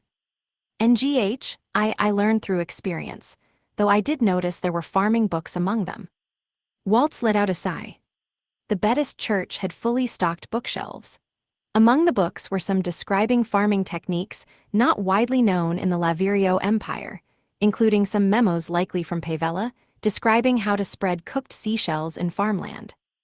Incidentally, for some reason the Buddhist Bible was not included among these books, which was strange, considering most churches would make copies of their holy text available first and foremost. It was a religion so unconcerned with spreading its own teachings that it actually kind of made you worried. Though it would be even worse if they were super pushy about it, like the Church of Light. I will borrow one later. If I can just make a single copy of it, I am sure you will understand what a wonderful book it is. Pick an easy one if you would. Wait, they allow the books to be borrowed. Normally, they only let townsfolk borrow books, but I revealed my identity and negotiated with money to broker an agreement. The fact that Kama lent expensive books to townsfolk for free showed just how noble his goals for the town really were. But Bonodura thought that he was being too virtuous, to the point of simply letting his guard down. Bonodura's thoughts were interrupted, however, when someone pulled on the back of his shirt and stopped him from entering the church. It was his wife, Waltz. Dear, it seems there was a thief. HRM. Bonodura glanced down and saw a hole at his feet. At the bottom was a merchant-looking fellow, bound and unable to move. Such was the fate of one who stole books. Some magic tools or the like worked together to create the pitfall. Bonodura had no idea how it worked, but he believed there was a magic tool-making smith somewhere in the town. The hole slowly closed. He saw a nun appear at the bottom of the pit through a door and bow right before the hole closed entirely, so he could imagine that the criminal had been safely captured. I'd like one of these in our own estate. Agreed, dear, though it does seem that innocents do fall alongside the thieves by mistake at times. That's no good, does anyone complain? In those cases, nuns cast purification and give them massages for free. In fact, it seems that they end up glad to have fallen, with the criminals suffering far more than they do thanks to the power of karma. All a matter of perspective, then. Karma and virtue truly are convenient words. They give religion strength. Incidentally, jumping in intentionally got you neither purification nor a massage. It was bad karma. With that out of the way, Bonodura and his wife safely attended Mass. They brought their own cushions with them and used them as pillows to sleep. When they woke up, they felt as refreshed and good as ever. They did feel a bit stiff due to falling asleep at a desk while sitting, but they had plans to receive massages later, so that was no problem at all. Incidentally, dear, did you know that the High Priestess is currently back to giving massages only on reservation? Come again. Oh ho ho, behold my reservation ticket. No, I shan't give it to you, Waltz said while holding up a wooden card with an insignia burnt into it. NGH, this is awful. My spies told me nothing of this. It seems she had to resort to reservations due to more people visiting again. I happened to meet the High Priestess and discuss matters before Mass thanks to reading in the back. Regardless, I hope you enjoy the point press massages of the other nuns. GRR, but those are painful and you know it. How sad for you, Walt said with a giggle. It is our secret that Bonodura's mission turned into a date with his wife, and he ultimately returned having investigated nothing of the Pavella noble harassing Goran, earning the cold glare of his disappointed steward. Ultimately, he just said that if he hadn't experienced any problems on his date, the problem was probably insignificant enough for Keima to handle on his own. Chapter 2, Keima's Perspective. Town Chief, Count Laudel has challenged you to a duel, Wazma announced while I was lazily signing documents in my office. What? Why would he do that? I know at the start he was kind of viewing us as an enemy or something along those lines, but it really felt like things have been going well between us lately. It seems his goal is to apologize for scorning you while you were absent from the town, thereby disgracing your name as a dragon-conquering legend. By holding a duel, he hopes to show everyone your true power and remove all doubt as to your legitimacy. To this end, he will build an arena in drag with witnesses, and he would like for you to visit the town tomorrow at noon. In other words, he is challenging you to a duel despite claiming to apologize. He has set the date and gathered the witnesses himself. This is clearly not an apology, but a direct challenge. Do not hold back, Keima. Destroy him with everything you have. Wait. Why do I gotta duel him? Is not going an option for me? Considering that it is beyond rude to schedule a duel one day after the challenge, refusing to go would be within reason. But I can already see them framing it as you fleeing from them like a coward. I see. Could I have someone fight in my place? You could, but as they have specified you in particular, well. Oh, though I suppose the challenge is issued to the dragon-conquering legend without any name in particular, so you could send someone else who has defeated a dragon, Wazma said with the devious smile of someone who just thought of an evil plot. Nice, I think I know what you mean by that. The Honorable Kuro would be perfect for this job, I believe. They might claim she is not a dragon-conquering legend, but in that case, you need only reveal her identity. Perfect, good job, Wazma. So yeah, when tomorrow came, I had Niku Kurinu serve as my representative dragon conqueror. I went on over to drag, with Niku disguised as masked maid too. This time we had people waiting for us as soon as we left the tunnel. So you have come, Keima Goran. Yep, I got the letter, so here I am. There stood Count Laudel, not looking at all like someone about to apologize. Beside him was a man in full plate armor, with a well-dressed child standing not far behind him. There were also a number of villagers and travelers gathering nearby. Listen well, everyone, I am Count Ringen Laudel. I hereby declare that I challenge Keima Goran to a duel. Our gamble will be our honor.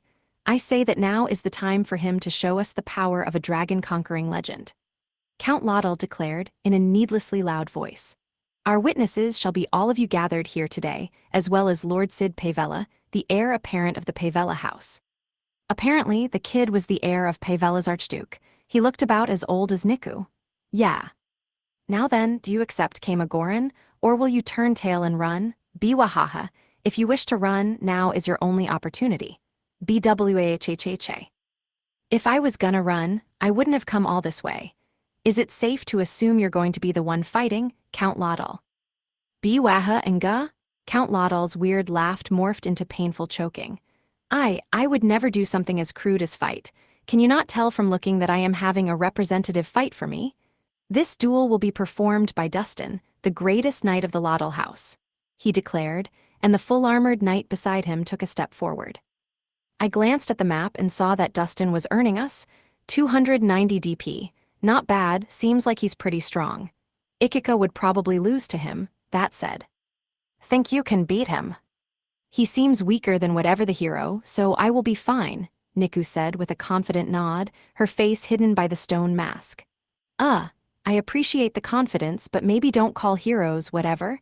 I feel like that's bad karma. Anyway, Niku took a step forward in my place. HRM, what are you planning here, Keima Goran? Oh well, I figured I'd fight personally if you stepped up to the plate, Count Laudel, but if you sent out a representative, I would too. It's more fair if we both use representatives, right? HRMMM? Count Laudel looked Niku over from head to toe. In other words, if this beastkin slave girl loses, it will count as your loss, and you are fine with this, hem. Yep, totally fine, I said, and Count Laudel instantly grinned. Well, I can imagine what he's thinking. Niku definitely does look like a normal dog lowly. It'd be hard not to think she's a weak little child. Very well, I accept your representative. Know that her loss will be, in effect, your loss. Thus, the duel was established. Sid Pavella, the witness, looked a bit unhappy. If I had to put it into words, his dissatisfied expression was saying, "This is clearly bullying the weak, is it not?" He came here thinking he'd see a dragon-conquering legend, only for a masked maid lowly to come out instead. Understandable.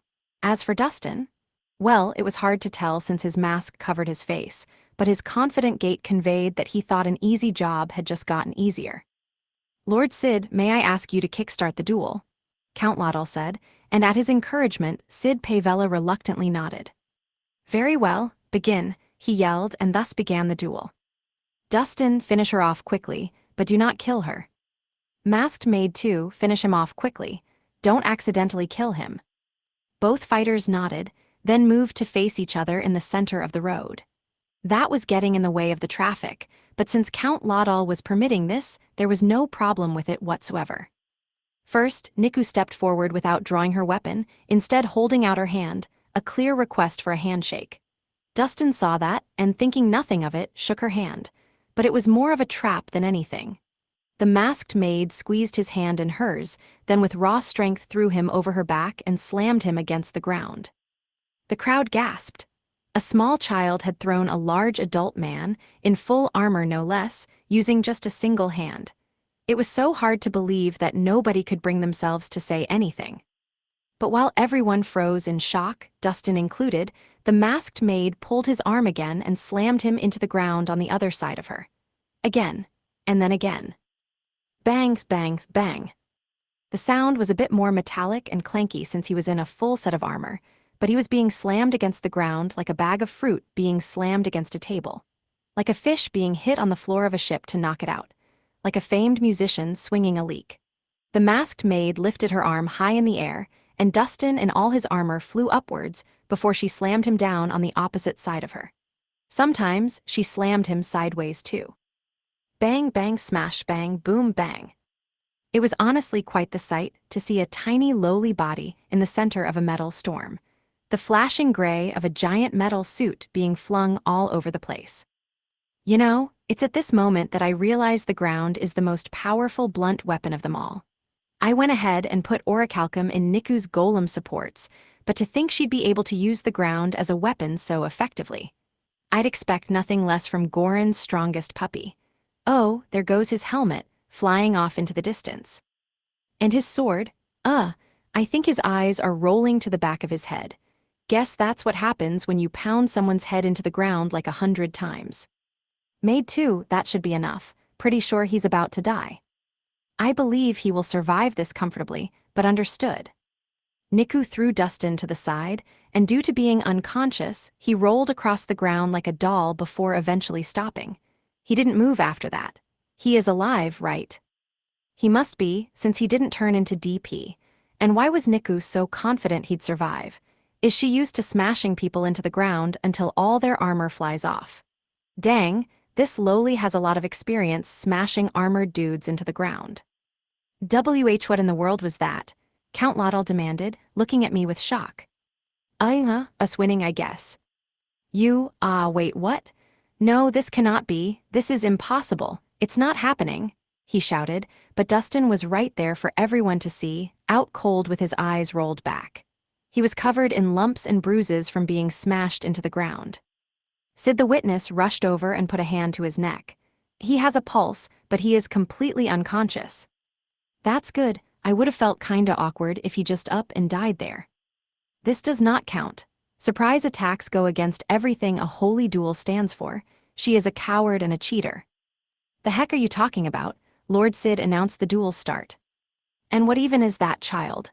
A female dwarf? I see, you tricked us into letting our guards down by giving her beast ears and a mask. It doesn't count. It doesn't, not in the least. I will not accept such an unfair representative fighter. Can't really back out now that the duel's over. You recognized her right before the start. Am I right? I said, looking toward Sid Pavella. He is right. You accepted her as his representative, Count Laudal, and thus the duel was fair. The winner is Kama Goran. It seemed that the kid was a pretty trustworthy witness, and he announced our victory honestly. Why you fraudster? Gah! Count Laudal groaned before suddenly falling backwards, unconscious.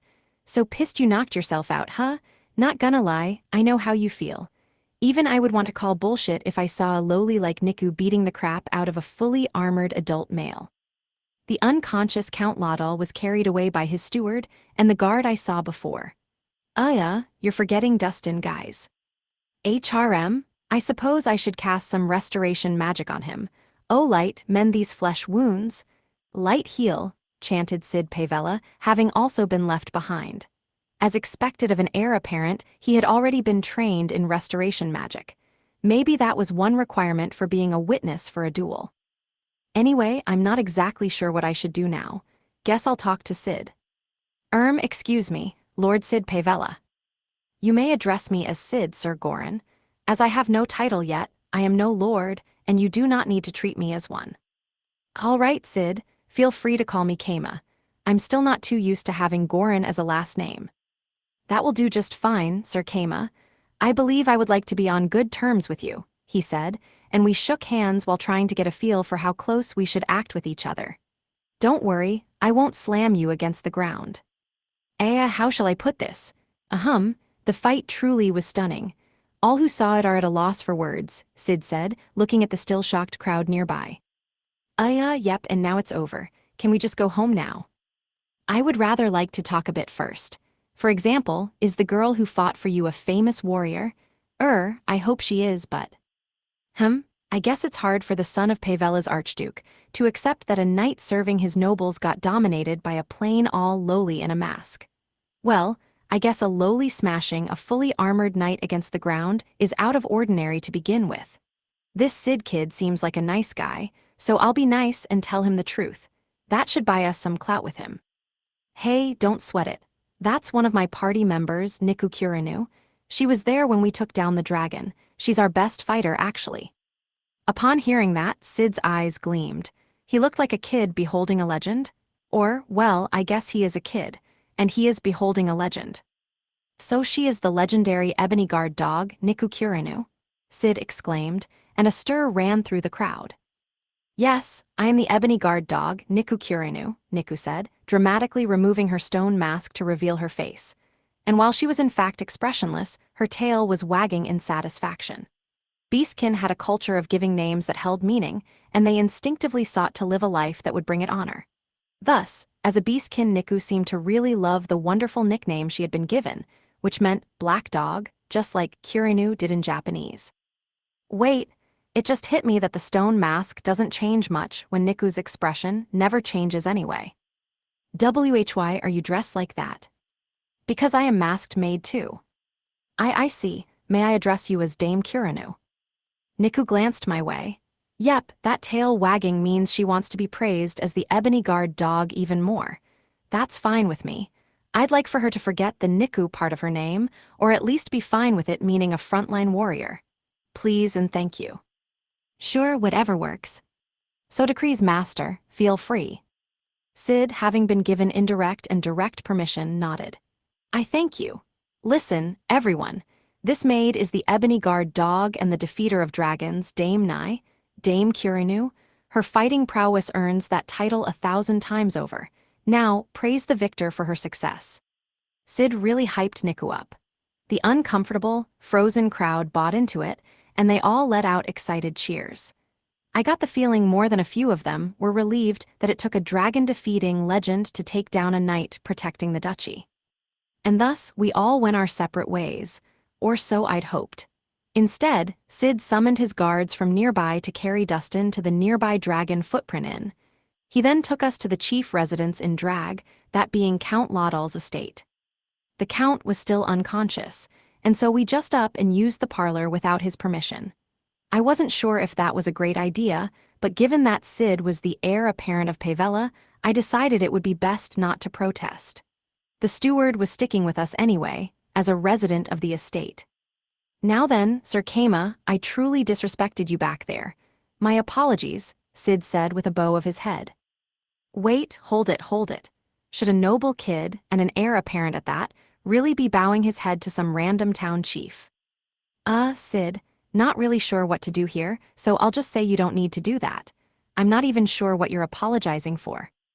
I see. Then if you'll excuse me, Sid said before lifting his head. There are two things I would like to apologize for. One is my fault, the rudeness of the duel.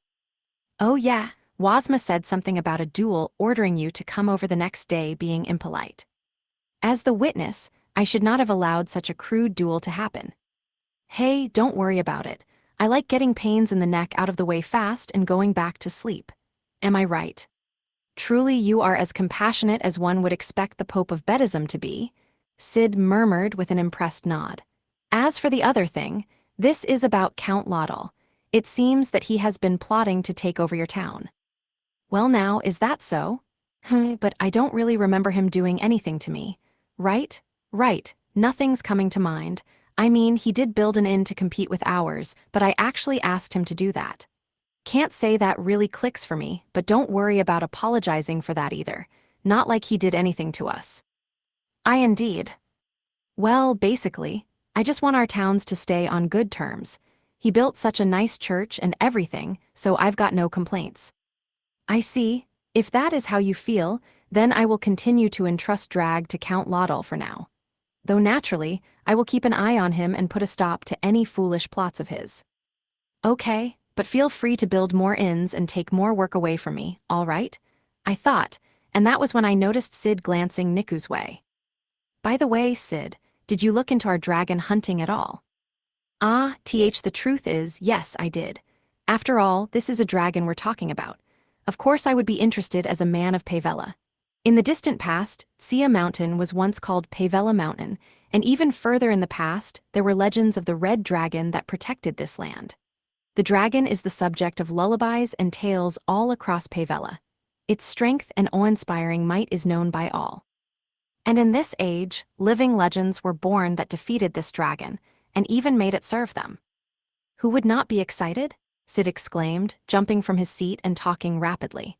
And that is why I agreed to witness the duel so that I might see your true power. Still, I didn't think this woman would be the ebony guard dog herself. After all, given her name, I knew there were deep circumstances. You can guess what I am thinking. Ooh, Sid knows the sexy version of Niku. Pure Virt. His face is bright red. And that explains why he stumbled when naming Niku back there. Not to mention, there exists a man with the same name. He is betrothed to Meodora Tsia, daughter of Tsia's Archduke. I thought he was the true ebony guard dog, but to think she was indeed such a beautiful, such a cute, such a pretty to think she was such an alluring woman. I had no idea. That's actually the same person, I thought, but didn't know if I should dump that info on Sid. I had actually kinda forgotten that Niku was betrothed to Meodora on paper. And now that I thought about it, Bonodora had mentioned doing so to cancel an engagement in Pavella. I guess Sid used to be engaged to Meodora then. This is probably stuff he's better off not knowing. I'll just let him keep his misunderstanding for now, then talk to Meodora about this later. Forgive me, this sounds entirely like I am courting for Lady Kirinu's affections. Sid murmured, his cheeks bright red. Uh-oh, did he fall in love with Niku? Damn, my girl sure is popular. Hey, any guy would find his heart beating fast around a dragon-conquering legend, especially after seeing her fight up close. Indeed, that's right. There is nothing profound to this at all. The political resistance to me marrying an avian girl was bad enough. I can only imagine how much pushback there would be to my marrying a dog-beastkin slave such as Lady Kirinu. But as a dragon-slaying legend, perhaps I could use her fame to crush such resistance. Oh, look at the time, I exclaimed. Looks like we've gotta be heading back to Gorin soon. Man, this happened so suddenly I had to leave pressing work undone. Definitely gotta get back soon. I see. A shame, and I would have liked to continue our talk. But no, Sid was starting to seriously think about marrying Niku, so I decided to cut the conversation short and hurry home. Considering how the duel was on such short notice, he wouldn't be able to stop us if I said we had pressing business back home. Not that we actually do. Lady Kurinu, in the future I would like to visit your town as well. Would you mind giving me a tour of Gorin when I arrive? If master permits, Niku said, glancing my way. Sid stopped giving Niku a passionate look and shifted to giving me a pleading look. If we have the time, I replied, getting the feeling that if I didn't grant permission here I would get caught in a but thou must loops until I caved. And with that done, we fled drag. Count Lottle's perspective. HHRMMM, I recognize this ceiling, so I was asleep all along. Thank goodness that was a dream. My lord, finally you're awake. Count Lottle woke up to find a familiar ceiling, and his trusty steward by his side. Ooh, yes, today is the day we deal the final blow to that fraudster. I must prepare. Gah. Count Lottle got out of bed, but found himself wavering on his feet. The steward speedily moved to support him. Goodness gracious, what an awful dream that was. I dreamt that my greatest knight, Sir Dustin, was pounded against the ground by that strange masked maid. That was a dream, yes. Unfortunately, my lord, that was not a dream at all. It truly happened. This cannot be. Count Lottle's strength drained, and he stumbled. But still, he couldn't believe it. He just could not process that Dustin had truly been trounced in battle, like a fish being knocked out by a fisherwoman. So you've awoken, Count Lottle, came Sid Pavella's voice. Apparently he was also in the room. Count Lottle had missed him because he was so because he was standing behind the steward. Hello, Lord Sid. It is a pleasure to see you. Indeed, I will not charge you for the restoration magic, he replied. Apparently, the two of them hadn't been in the room by coincidence, but rather had been administering restoration magic under the steward's watch. Now then, Count, we have business to discuss. And what might that business be? I have decided to live in drag for now, to ensure that you show no disrespect to Sir Kama Gorin, the living legend. Come again, NGHGRRR, Lord Sid, you are being deceived, Count Lottle exclaimed. Having no idea what else to say, all he could do was continue to treat Kama like a liar. But Sid just looked at him with exasperation. If Sir Kama had not forgiven you, I was considering confiscating your land. You would do well to thank him. But why? If you truly do not understand, there is no hope for you. Kama Gorin is a true man of legend. There is no doubt that may be cast on that. Impossible, that man could never be a legend. Ah, I see. The only impressive one we saw was that slave girl. The man himself is not but a fraudster. Even if that were so, Emperor Lionel celebrated his accomplishments and granted him a noble title. Will you cast doubt upon the Emperor's decision? Not believing in Kama would, in other words, be not believing the Emperor himself. Sid spoke to drive that point home to Count Lottle, however. I am a noble serving the royal Pavella king. Thus, there is no need for me to obey the Emperor, and no need for me to accept a fraudulent legend. Count Lottle spat out, twisting logic to his benefit. One must understand that Pavella was once an independent kingdom. It became a duchy only after the Lavirio Empire invaded and conquered it. The same was true for Tsia, and the royal families of both kingdoms switched to serving the empire, alongside their noble vassals. However, that happened over 100 years ago.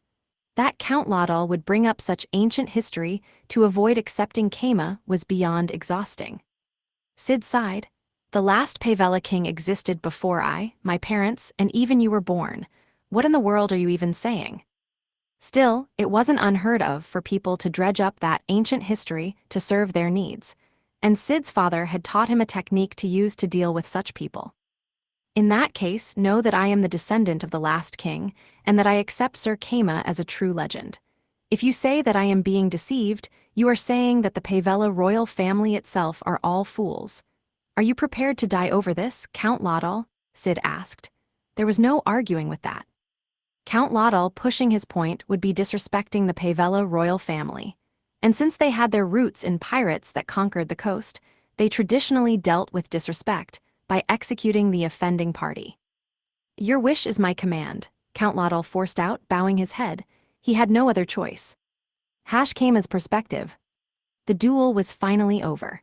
I called Mayodora over to my chief residence to talk about how I should explain Niku to Sid. While she was there, I could also ask whether she and Niku were still betrothed. You may count on me. I shall rub in his face how close Lady K, how close Kuro and I truly are, Mayodora declared. And so, I decided to let Mayodora take care of things when Sid came over to visit Gorin.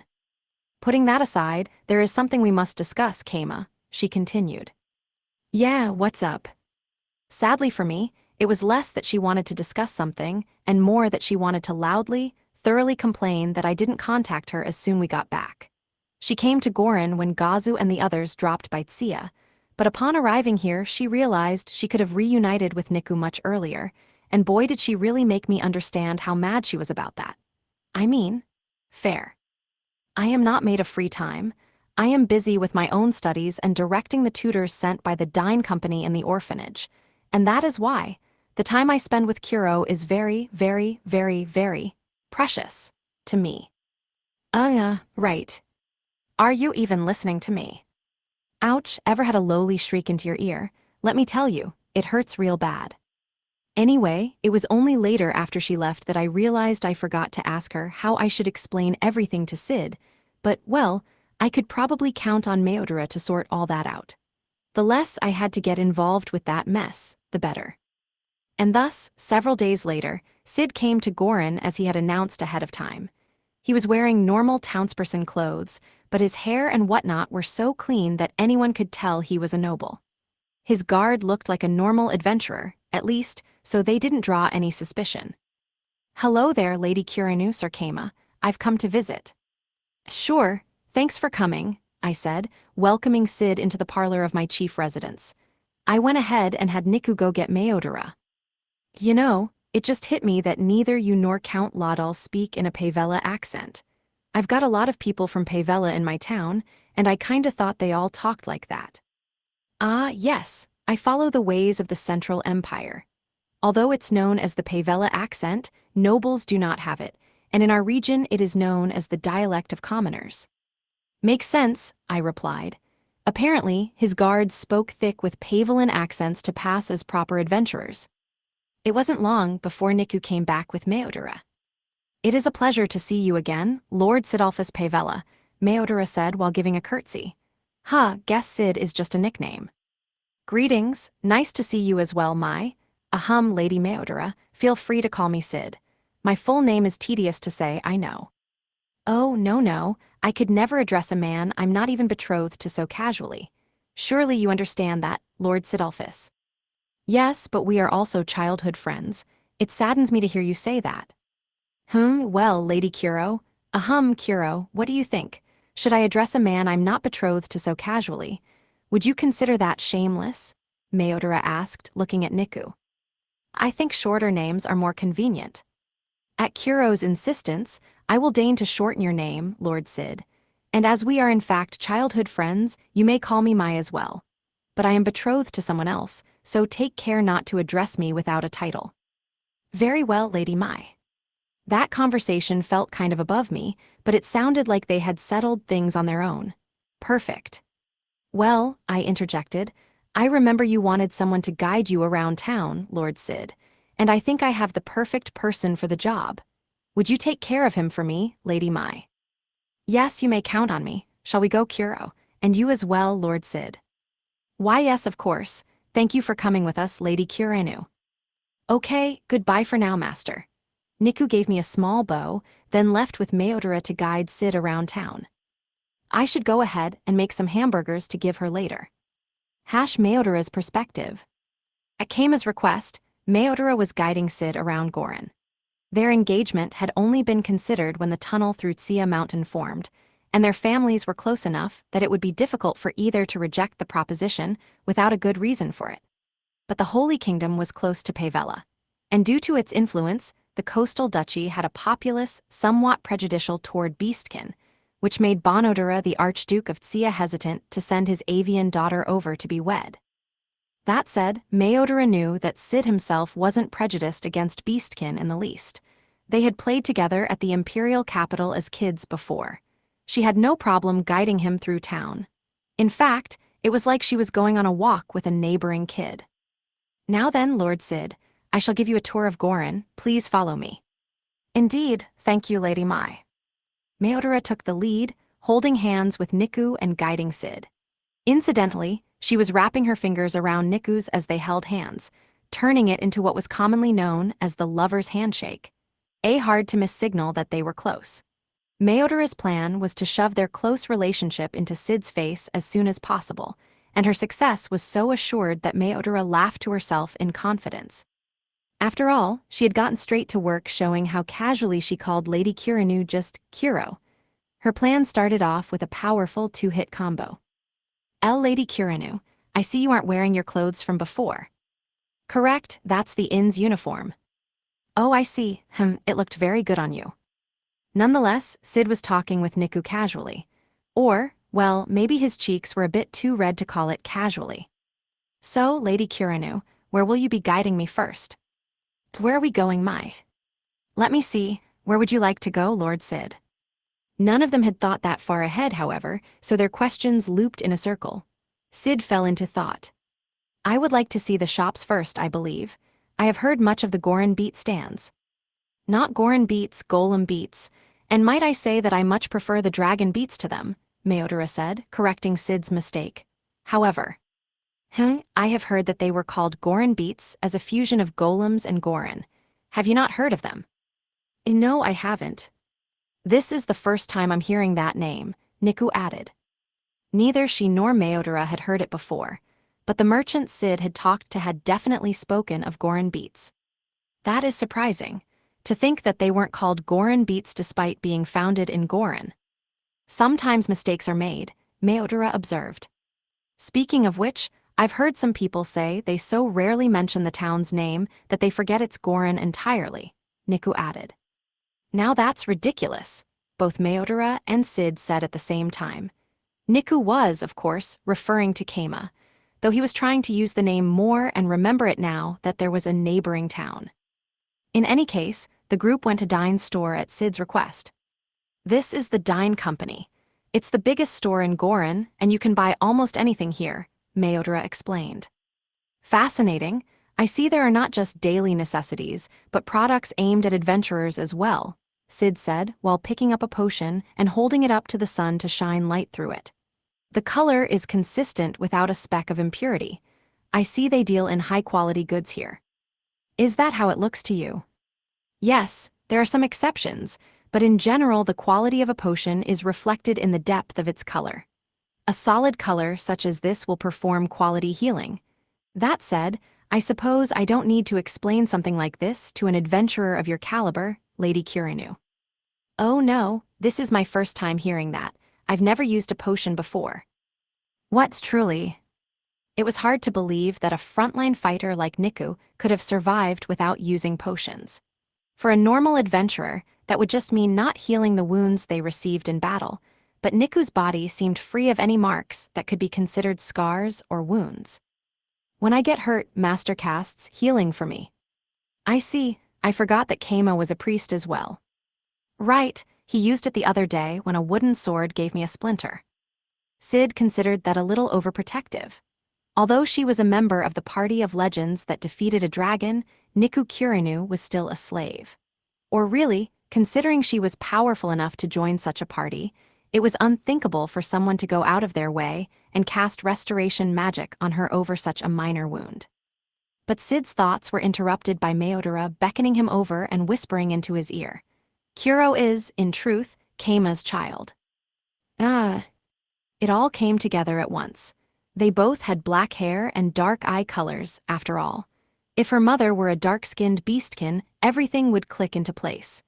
Keima seemed a bit young to have such an older daughter, but it wasn't rare for appearances to be deceiving. In that case, why does Lady Kirinu have a slave collar? Nobody knows, but even her name was given to her by Keima. There must be profound circumstances at work. Take care to tell no one of this, understand? Meodora said, and Sid nodded. Next they went to a golem beet stand, or rather a Gorin beet stand. One Dradragalgal, please. You got it, miss. One Dradragalgal coming right up. Mayodara smoothly ordered and paid for her food, having much experience doing so. A dradragalgal was slang for a set of 2 dragon beats and 2 golem beats. Lady Mai, I could pay for this. No need, I shall treat you today. It may not look like it, but I am earning my own money. Oh, has the Tsuya family started a business? We have, but I am referring to the fact that Kuro and I work as adventurers together, Mayodara replied, causing Sid to look at Niku. That said, we are only doing quests that earn a minor amount of money.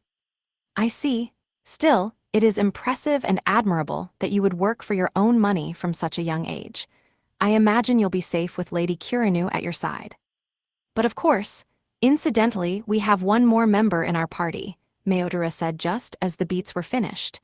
Niku went ahead and got them. Mai's here. Thank you, Kuro, ahaha. Dragon beats always taste better when you give them to me. Here, Sid. Thank you, Sid said before taking the golem beat and taking a bite. Niku went ahead and gave one to Sid's guard as well, which Mayodara watched with a smile. Indeed, that was why Mayodara had ordered 4 of them. It was a high-level technique that showed she and Niku shared the same ideas without even having to communicate them. All to shove in Sid's face just how much th. Incredible!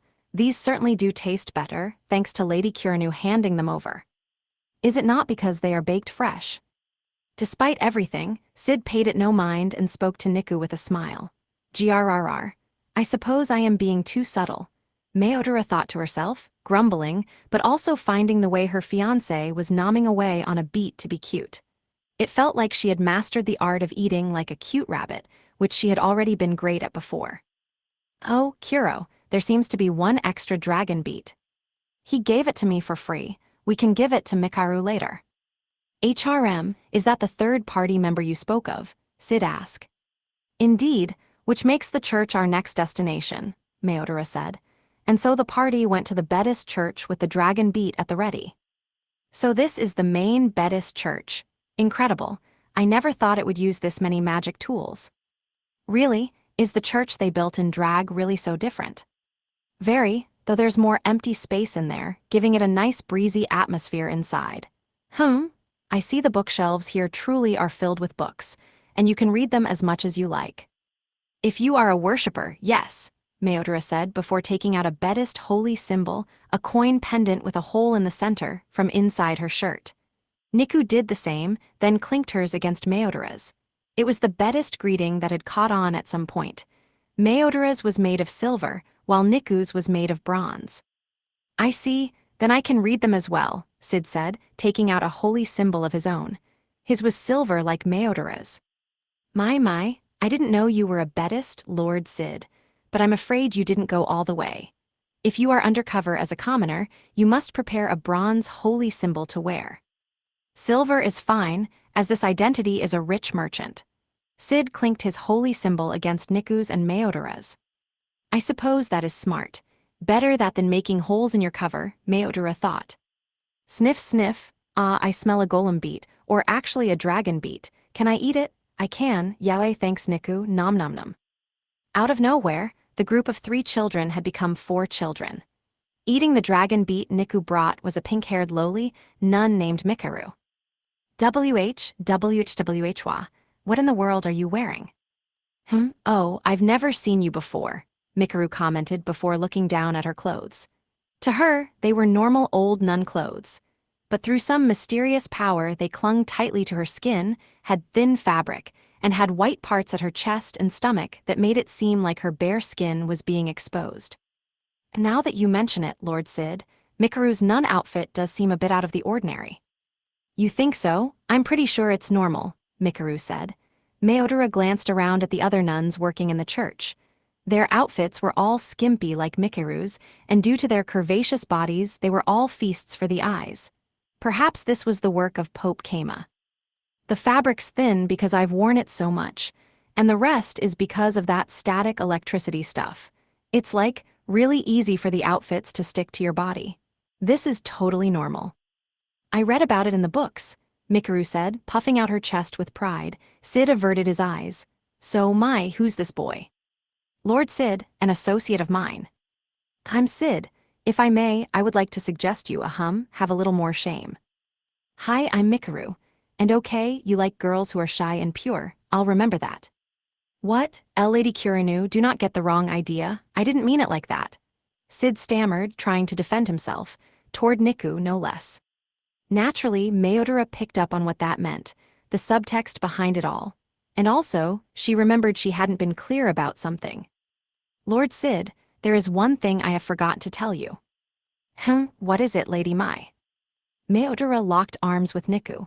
Lady Kuro is my fiancée, so you can't have her. What? Sid blinked in surprise. You aren't betrothed to someone of the same name. There is nobody in the world with this name but her. And is she a guy? No, both she and I are girls. Don't you know, Lord Sid?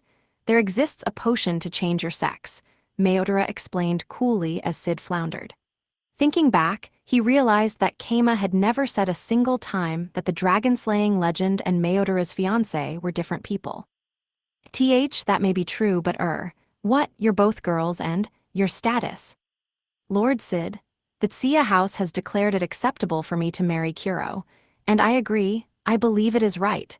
In fact, I want it more than anything. Make no mistake, it is virtuous and socially acceptable. Sid took a heavy blow from Mayodora's deadly serious proclamation, but he managed to stay on his feet. I see. You have my blessings then, Lady Mai. I thank you ever so much, Lord Sid, my boaterhead. The truth was, Sid had been thinking many things over the past few days. I might want to hand the Archduke's seat to my little brother and rule drag with Lady Kirinu, for one. He fantasized all the time like, if I were to marry Lady Kirinu, would she become Niku Pavella? And no, perhaps she would be Niku Kirinu Pavella, and I would call her Kirinu.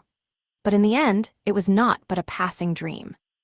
And as Sid slumped in sorrow, Mikaru leaned forward to sniff him. You smell super tasty, Sid. If you want, I'll comfort you. You're cool and handsome, so I don't even mind sleeping in the same bed.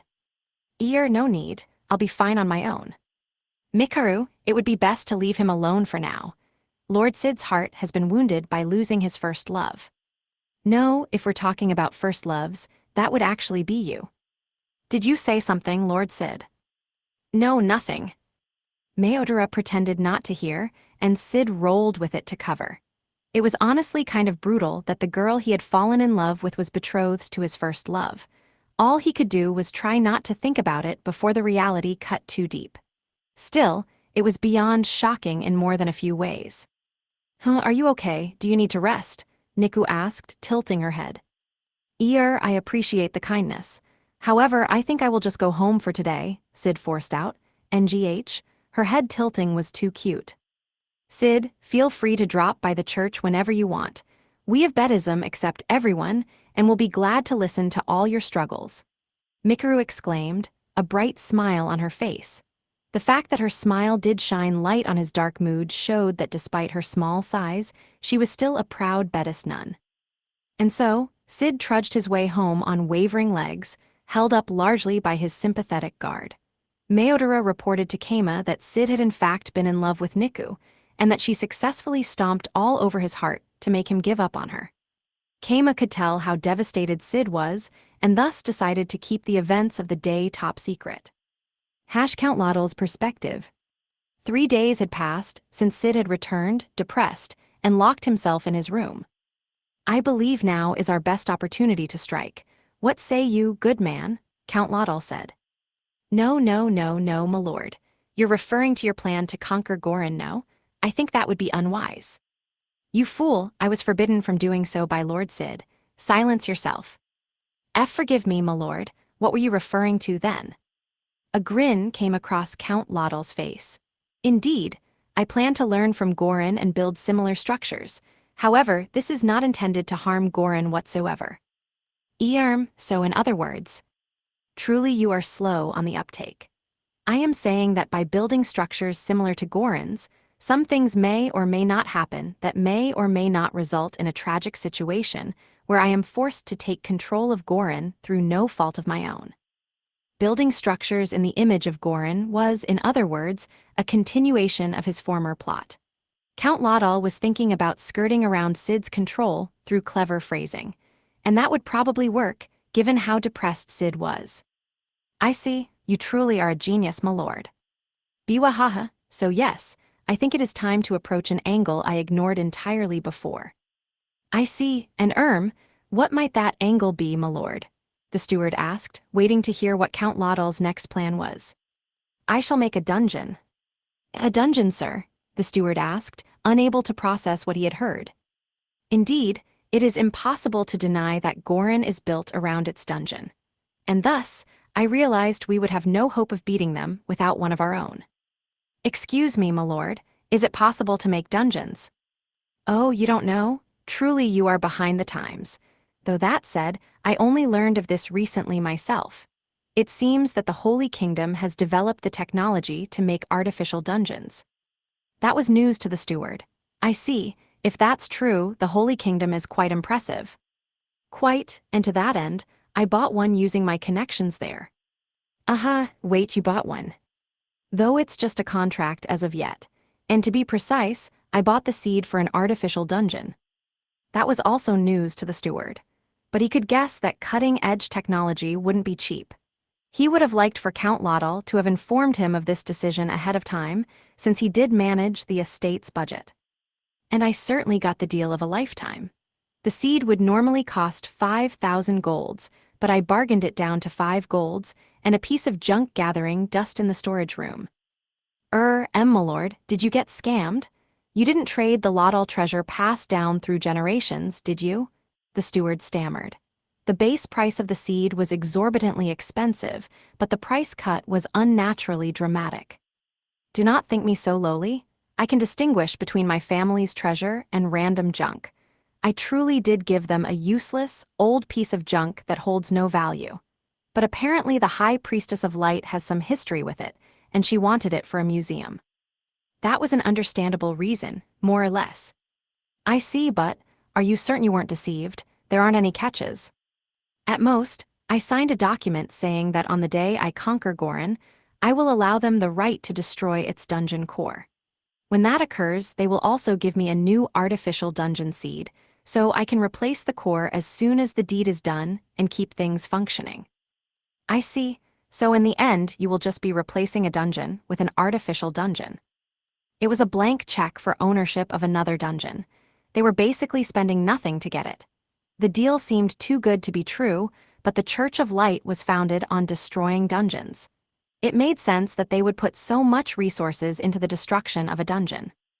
Not to mention, it seems that the difficulty of an artificial dungeon can be modified by hand. It will be a new era of dungeons regulated and controlled from above. Goodness, that sounds fantastic, almost as if this is a dream. When I acquire 2 more seeds in the future, I will line up dungeons of low, medium, and high difficulties right next to each other. Impressive, no? The future is bright. It will become a holy land where adventurers from all over gather. The fact that he would have to pay 5,000 golds for the 3rd seed had escaped Count Laudal's mind completely. And so, it came to pass that Count Laudal would be buying his own dungeon. But there were various restraints with artificial dungeons, and the Holy Kingdom sent over an expert to bring everything over. That expert's name? Alka, the High Priestess of Light. Count Laudal had met her by chance in the past. If it isn't Her Holiness Lady Alka Lu Rai Chiam Nik Hydride. Thank you for coming. Allow me to correct you. The former High Priestess of Light is dead. My name is Alka Lu Nik Hydride, and I have nothing to do with her. Please feel comfortable addressing me as Alka. Yes, of course, Lady Alka. How could I forget? Alka the High Priestess had been forbidden from entering the Empire. But that ban was for the former High Priestess, Alka Lu Rai Chiam Nik Hydride, and not the current one. Or that was her cover story, anyway. Given her importance in the Holy Kingdom, the steward elected to believe her entirely. I am truly grateful that you would accept my humble proposition, Count Laudal. Biwahaha, what can I say? It sounded like a good idea to me, so why not go through with it? But truly, it is an honor to meet you again, Your Holiness. Oh, excuse me, I forgot that this was our first meeting. Indeed, but my predecessor also expressed her thanks to you. That I can promise, Alka said with a smile. They both knew well what she really meant by that. Is this what you were looking for? Count Laudal said, gesturing to the item beside him. Yes, thank you very much, Alka replied, and Count Lottel handed her the bag with the junk she wanted. She put it into her storage without even looking inside. You're not going to check the bag. You have my full trust, Count. Now, although this is a bit hasty, I say we go plant the artificial dungeon, Alka said, standing up from her seat. Count Lottel also wanted his dungeon as soon as possible, and thus headed outside his estate, then outside the town entirely. There is a trick to finding a good place to establish an artificial dungeon. Mana flows through the earth, and you want to build it in a pure place, where the mana is not too thick. Oh, is that so? Yes, in opposition to standard dungeons. Shall we call them natural dungeons? In opposition to natural dungeons, these are proper dungeons that do not block the flow of mana, so it is necessary they be placed in clean areas without thick mana present, she said, narrowing her eyes and looking at things that Count Lottel couldn't see. She kept walking, which meant the area around the town wasn't suited for it. Count Lottel followed after her. Eventually, some distance away from the town, she found what she was looking for. We shall build the entrance here, Alka said, while taking out a glass bottle from her chest pocket. Inside was a black, round, squishy-looking thing. This is the seed of an artificial dungeon, a dungeon seed. Oh ho, it seems to be a black slime of sorts. Ahaha. If left to its own devices, it will become an artificial core, then build an artificial dungeon around it. She opened the bottle and dropped its contents to the ground. The black slime-looking thing melted the ground and absorbed the dirt while digging down until it was out of sight. The control room should be finished by tomorrow. We shall continue then. Are the controls simple? Of course. An artificial dungeon is a proper dungeon, run by humans in an effective manner. The next day, they returned to where the dungeon seed had been dropped and found an entrance leading underground. A new dungeon had been born beside Drag. Hash came as perspective. Some strange news reached me through the Adventurers Guild. Celia, the receptionist/chief of Goran's Guild branch office, was visiting my residence's parlor due to them having a quest specifically for me. According to her, a new dungeon had appeared beside Drag, and they wanted me to investigate it. A new dungeon? Right by Drag? I asked. I didn't remember making a dungeon over there. Maybe Atetsu had stretched out his dungeon to give me a place to play, but a quick check confirmed that wasn't the case. Indeed, it seems that Drag developed it themselves. Developed, huh? That's a weird way to word it.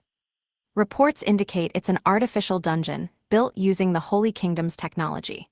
They refer to it as a new, proper kind of dungeon that is entirely managed by humans.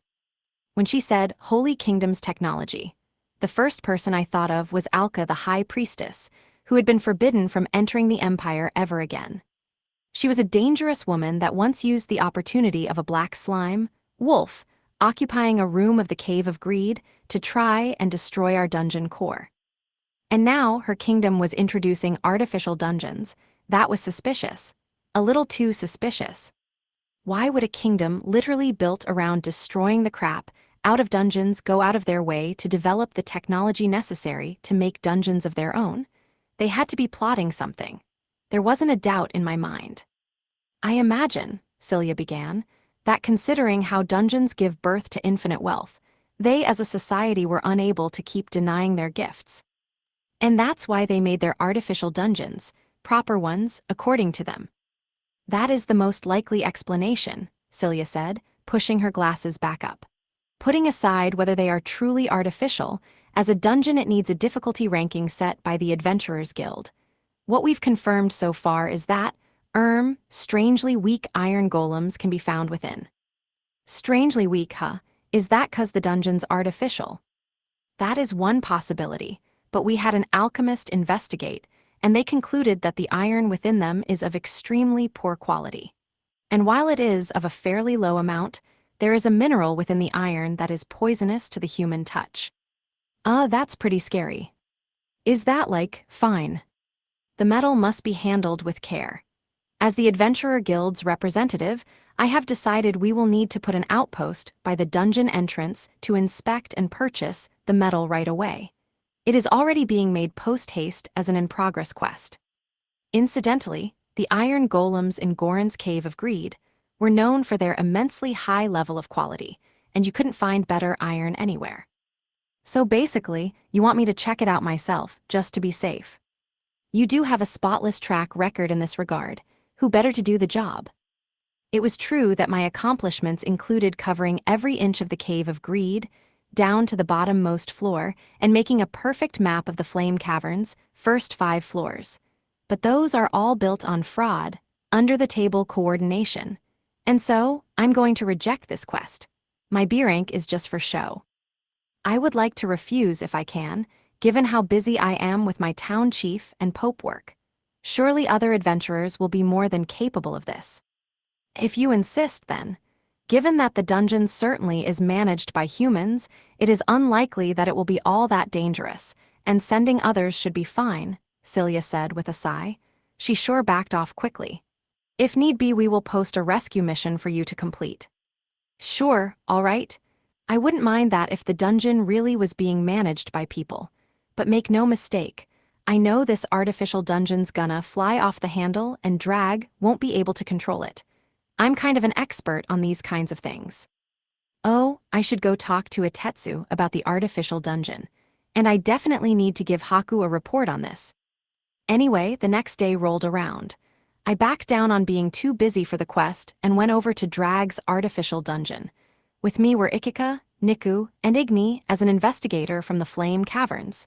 The 4 of us would be heading into the dungeon. Ikika was in her masked maid outfit. Haku knew about artificial dungeons as a concept, but she didn't know how they functioned whatsoever, and Itetsu hadn't even heard of them at all. Either way, I didn't learn anything new from either of them. In fact, Itetsu said he was feeling kind of off, and wanted to know if the artificial dungeon was at fault. That was why Igni was with us. On the surface, she was fulfilling a bodyguard quest to help us, but she was stronger than any of us all on her own, so we'd be relying on her if the time came. We showed our quest slip to the guild members at the under-construction office by the entrance, then found an abrupt set of stairs heading down. It reminded me of the rabbit dungeon, which also had a random staircase in the middle of a grassy plain. Seems like this dungeon is pretty new. There ain't no cracks in the staircase, and no moss is growing. Master, my man, I know you're just copying what that veteran adventurer did back at the rabbit place. Plus, we already, knew this was a new dungeon, remember? Look, I just wanted to try it too. Give me a break. We started climbing down the staircase, and soon found a door on the right with an employees-only sign on it. The dungeon proper was farther down the stairs, with the control room and the artificial core being on the right. Igni pulled on my sleeve. Uncle, I want to look in that room, can we? We can since we have guild permission, but they told us not to touch anything. All right, just look, no touching. Akile. And so, we entered the control room. Inside was indeed a dungeon core, but it was pure black. It didn't shine white like a normal dungeon core, instead having an all-consuming darkness that seemed to suck you inside of it. Honestly, one had to question if this truly was the core of a proper dungeon, as the Church of Light called it. Not to mention, there was a cable connected to the black dungeon core, leading to a crystal screen monitor thing. The only problem was, the monitor was pitch black too. I could imagine that some things related to managing the dungeon would pop up there, but... I'm just looking, Igni declared while sticking a hand into her shirt and pulling out a sharp, angled rock. It looked like any old rock you might find on Sia Mountain. What's with that rock? It's not a rock, it's a rock bug. I brought the smallest I could. Reptile legs extended from beneath the rock. It sorta resembled a crab, and apparently it was a monster type in the Flame Caverns. Oh yeah, they told us not to touch anything, but never anything about not leaving anything. That thing's a living spy camera. But speaking of which, we were in a dungeon ourselves.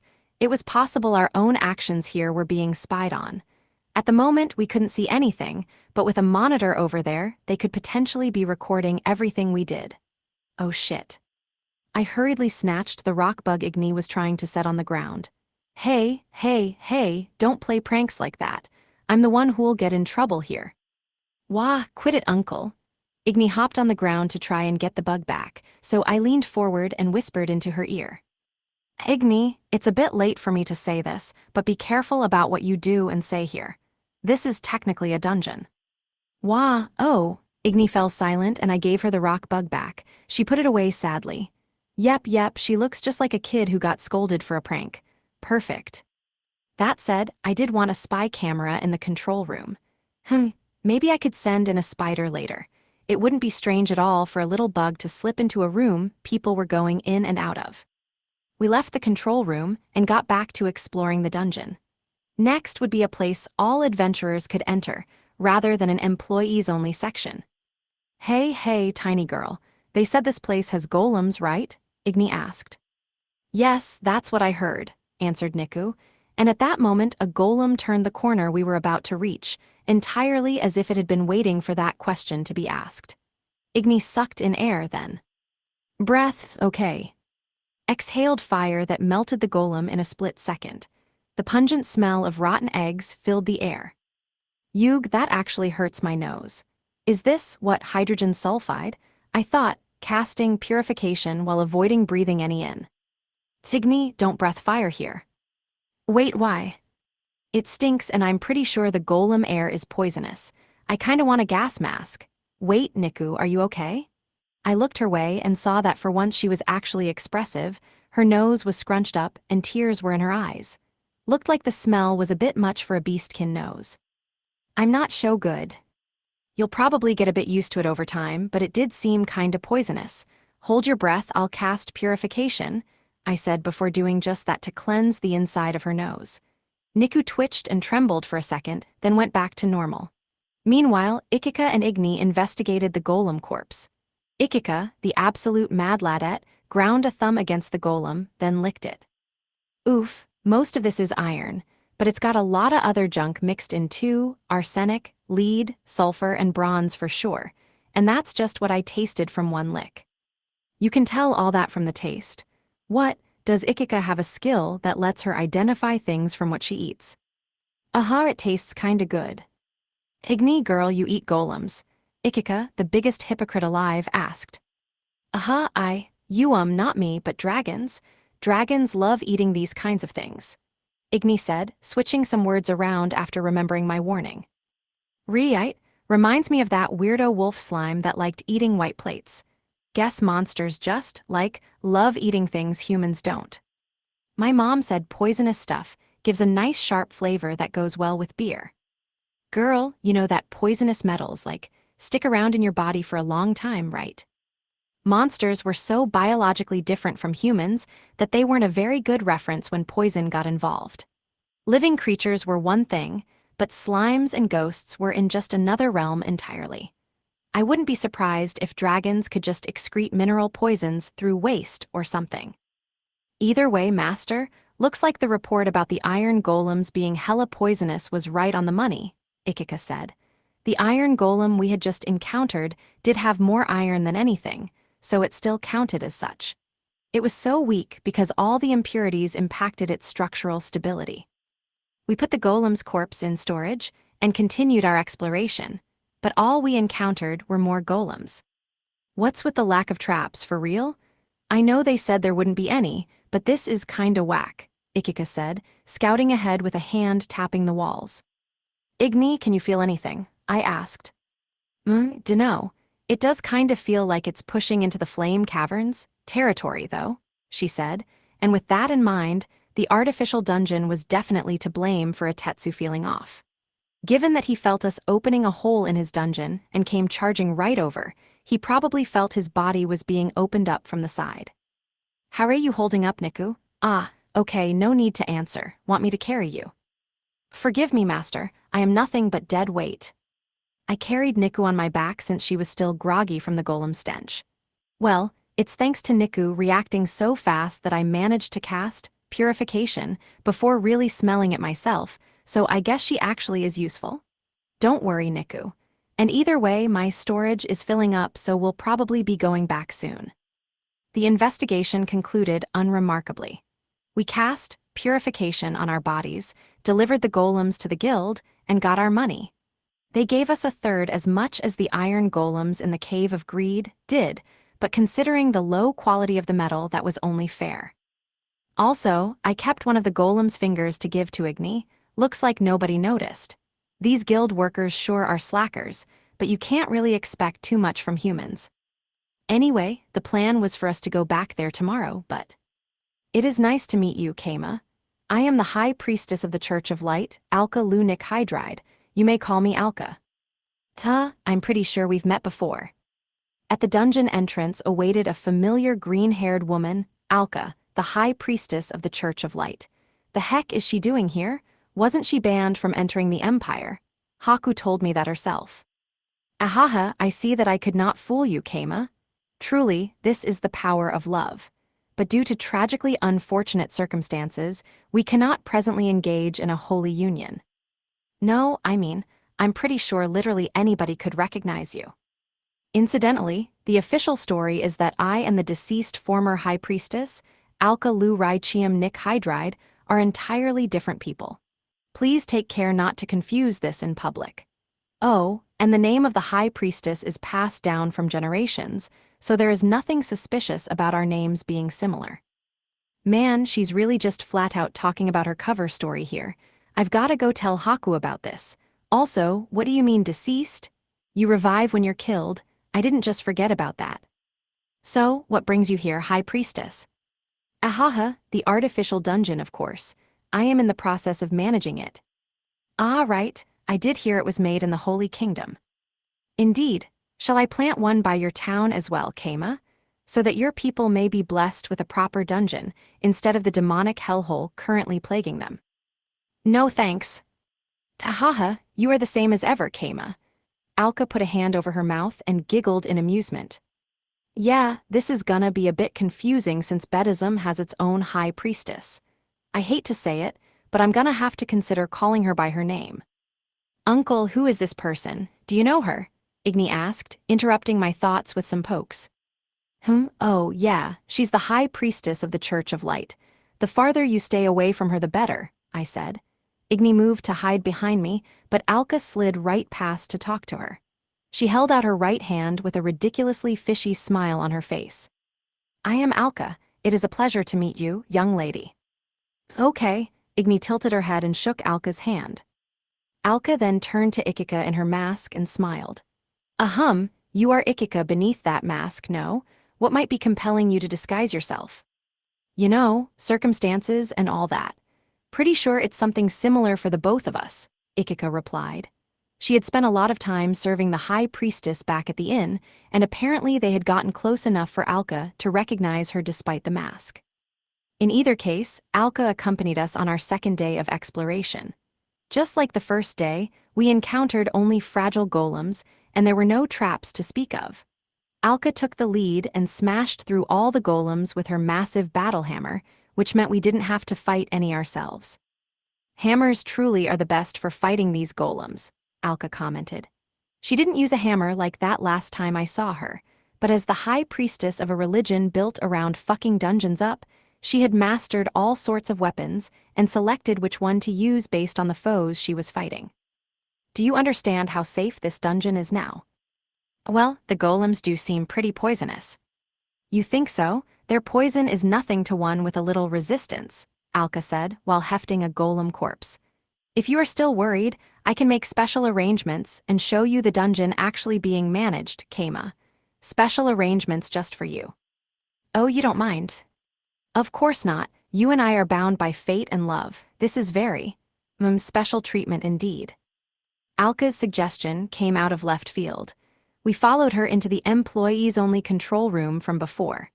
Just like yesterday, there was the black dungeon core with a cable connecting it to a stone tablet connected to a crystal monitor. Alka pressed a hand against the tablet without a moment's hesitation, and within seconds a clear screen like a dungeon menu floated off the tablet. Oh, so that's how it works. Neat. What do you think? This is the magic tool that controls the dungeon. Consider me surprised. I didn't think it was a magic tool at all. I leaned forward to look at the screen and saw that there were 3 gauges. One was for spawn type, one was for spawn rate, and one was for difficulty. They were set to lowest, medium, and lowest, respectively. I see. So the dungeon's set to a pretty low level right now. This does seem to be good for managing a dungeon. Wonderful, isn't it? With this we can create dungeons ruled by human hands, proper dungeons, functioning as they should. I see. It seemed like there wasn't any way to precisely control the dungeon. In fact, there was no way to control the items or monsters specifically, and there didn't seem to be a monitor function, though it was still possible that they were just hidden somewhere I couldn't see. Is there an option to see a map of the whole dungeon? There is. You can even modify the dungeon's structure to some extent if you attempt to do so, Alka replied while turning off the menu. There are still a lot of things I'm curious about, but I think I should be satisfied with just seeing how they run the dungeon for now, I thought, and despite our hesitation we decided to leave the dungeon for the day.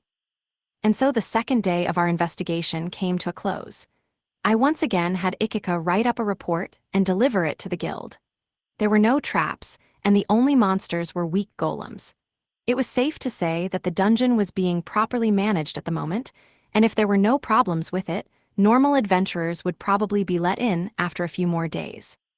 As for Igni, she, as part of the Flame Caverns, wanted to go in and investigate once more. As for me, I'll go send some spiders into the artificial dungeon once I've finished writing a letter to Haku. And so, while getting Haku to protest that the High Priestess was the same person with a different name, I spent the next few days just observing the artificial dungeon. Count Lottle's perspective. Several days had passed since the artificial dungeon, the Golem Graveyard, was opened to the public. A branch office of the Adventurers Guild had been built nearby just as Count Lottle hoped, but the dungeon itself was quickly turning into a goblin's nest due to the lack of traffic. Or rather, it would be if it weren't for the poison driving even goblins away. But why? Why won't those foolish adventurers go to my dungeon? Count Lottle complained while slamming a fist against his desk. My lord, I believe the problem lies with the unnatural nature of the golems. Is it not ideal for the enemies to be weak? What, do they want a sense of pride and accomplishment or something? Why must adventurers always crave such foolish things? Money, it's all about the money. You do work for money and nothing else. Do your jobs, adventurer scum. They are doing their jobs, my lord, just in Goran's dungeon instead. But why? Ignoring the monsters being weak, I believe the poison may be a problem. GRRR? Count Lottle grunted. He couldn't very well argue against people disliking poisonous areas.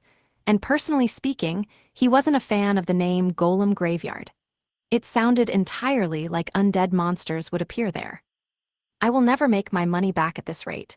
Maintaining a dungeon is not free, you know. Indeed, it had been a great deal to establish the artificial dungeon for only 5 golds and some junk, but there was an operating cost to keep the dungeon running. In particular, it was necessary to feed the dungeon corpses, be they goblins or animals, which hurt.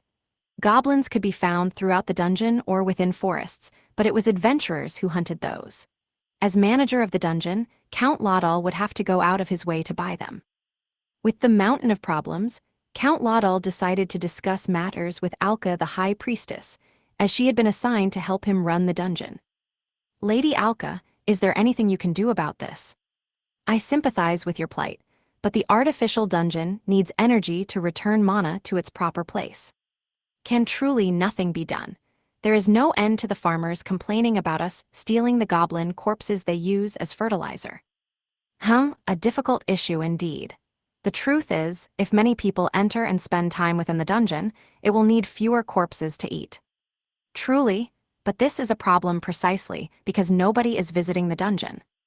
What I am saying is that all your problems will be solved if only people were inside the dungeon. All I can say is, try thinking of a way to gather people within it.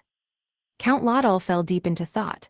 He thought, and finally inspiration struck.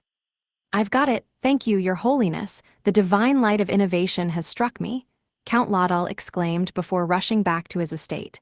Steward, come forth, steward, Lady Alka has given me a hint to solve this. I need only buy slaves and stuff them into the dungeon.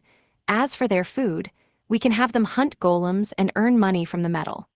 Biwahaha, this will make the dungeon turn a profit, an enormous profit. Ooh, is that so? What a genius idea. Indeed, now go buy them at once. And criminal slaves will do just fine. It will be best to buy cheap slaves who can die without issue. Yes, my lord, at once.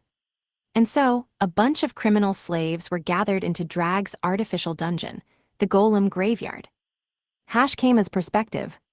Several days had passed since the Golem Graveyard opened to the public, but Itetsu wasn't having any further problems besides feeling off. Apparently, he had gotten so used to it that he didn't even notice it anymore. But despite the fact that only easy-to-defeat golems were spawning, the poison within them made few adventurers eager to actively hunt them. They had gone so far out of their way to establish their own dungeon, and it wasn't even earning them any money. The solution Count Laudal eventually came up with was to buy criminal slaves to explore the dungeon for him. Minus the fact that he was completely skirting around the core problem of his customers not visiting the dungeon, it was actually a pretty solid move. Due in part to the guild office by the dungeon, only adventurers were allowed in, but Count Laudal had registered all of the slaves as adventurers.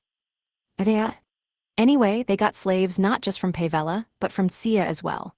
Through one of my spiders, I could see the room in the Golem Graveyard that they were all stuck exploring, and suffice to say, something caught my eye.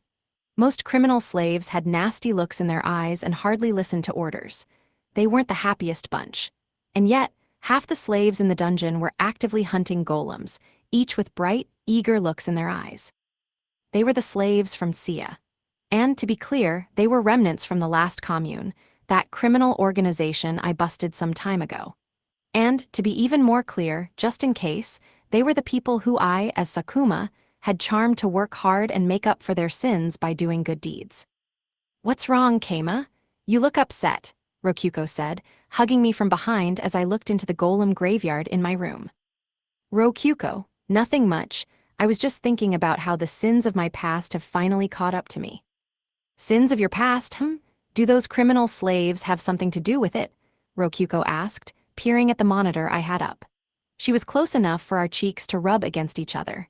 I closed the monitor, feeling a bit thrown off by her softness and sweet smell, neither of which I was entirely used to yet. "WL, pretty much." Are they connected to the criminal organization you brought down, I wonder?" "NGH, she's sharp. Rokuko's been so smart lately, it's actually kind of a problem. That theory about the complexity of a dungeon being to a dungeon core like wrinkles on a brain are to humans is holding a lot more weight now. Given that the criminal slaves were split into groups based on where they were bought, with only one group being sent in each day, it wouldn't be too hard to make contact with just the Tsia side. Guess I should go see how things are myself. "Wait, won't you get kidnapped again? Are you sure you'll be okay?" "Hahaha, I don't think that'll happen again. But I should bring my succubus ring just in case anyway. Worst case scenario, I can use it to control them." Yes, there was a time when I so foolishly thought that. "Sister, I love you so much, sniff sniff." "My lovely little sister, you came to visit me because I'm working hard just like you told me to, right? I'm moved, sniff sniff." Mommy, I'm so happy I get to see you again. Sniff sniff sniff." Yeah, here I am. It's everyone's cute idol Sakuma, Siig." Like anyone else could have seen coming a mile away, I was surrounded by thuggish-looking guys sniffing my hair. I forbade them from touching anywhere else, but it still sent shivers down my spine. I fucked up. Like, alright, here's how it went down. I went to the dungeon to check things out, hanging some distance away from the dungeon's entrance so I could spy on the criminals from afar. But as they left to return home, one of them noticed something. "This smell, big sis," he said, and instantly every single one of them narrowed their eyes. They wore the looks of hunters searching for their prey. I ran away. At the time, I had thought I'd had a good idea, but the direction I fled in was the worst possible choice. If I had at least gone to the Cave of Greed's territory, Rokuko could have picked me up, but instead I fled to a nearby forest. I was being hunted by criminal slaves who were used to capturing people in more ways than one, and I fled to a forest. Despite my golem assistance, they surrounded me in no time, providing me with no escape. Once surrounded, they spoke quickly. "He looks familiar." "No way, could it be? Maybe it's her changing form? That's possible. So this guy is actually her? Sister, my beloved daughter, honey, my queen," and so on. They called me by different titles, but still, they knew who I was. Criminals could be so perceptive it was scary. Maybe it was due to them always carefully observing their prey. Having no other choice, I used the fact we were deep in a forest and away from prying eyes to transform into Sakuma, which was so convenient and powerful of a form that my emotional resistance to it had fallen pretty significantly. Unfortunately, everyone lost their minds and immediately leaped right at me. Halt, sit down, stay, I shouted, and all the criminals froze with bloodshot eyes. But their restraint was like a thin string about to burst at any moment. I had to do something to calm them down, and that was how I got into my current predicament. Ah, my lovely sister. Must I content myself with just your hair? Please, allow me just a brief touch of your skin. And no, big bro, you're still in the middle of making up for your crimes. In that case, mommy, can I cut off some of your hair and bring it home with me? I'm afraid not, son. You are still in the middle of etc. Big sis, can I lick your hair? No, you are blah blah blah. Honey, please give me head pats. No, darling, you blah blah blah. My queen, please step on M. Nope, blah blah blah. And so, once they finally cooled down, I got to actually talking to them. Man, I want to cut off all this hair now, but I feel like they'd just take it all home with them. This sucks. Why don't they feel off about all of them calling me different things? Wait, all of humanity is connected as part of a greater whole. All is one and one is all, so it makes sense I would have so many titles. This is a little too deep for me. So, mommy, what are you doing here? One of the thugs asked me with glittering eyes. I just saw you were all working hard and wanted to go check up on you. Oh wow, we are working hard. Are you proud? Are you? Yeah, very proud. You're all good boys, I said half-heartedly, and they all smiled with sincere joy. It was a bit weird to see so many thugs smiling like that. Well, guess I should use this opportunity to ask them about the artificial dungeon. So, about that dungeon over there, is there anything strange going on there? Why? Asking why, huh? Well, it should be easier to get the information I want out of them if they know what perspective I'm coming from. An artificial dungeon, of all things, popping out of nowhere has really got me worried. I see. Sister, fear not.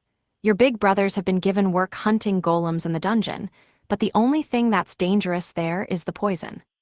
So you're worried for us. What a kind big sister. That dungeon's real bad for making mommy worried. Hold it, I interjected. It felt like they were getting off track and taking things in a direction I didn't want.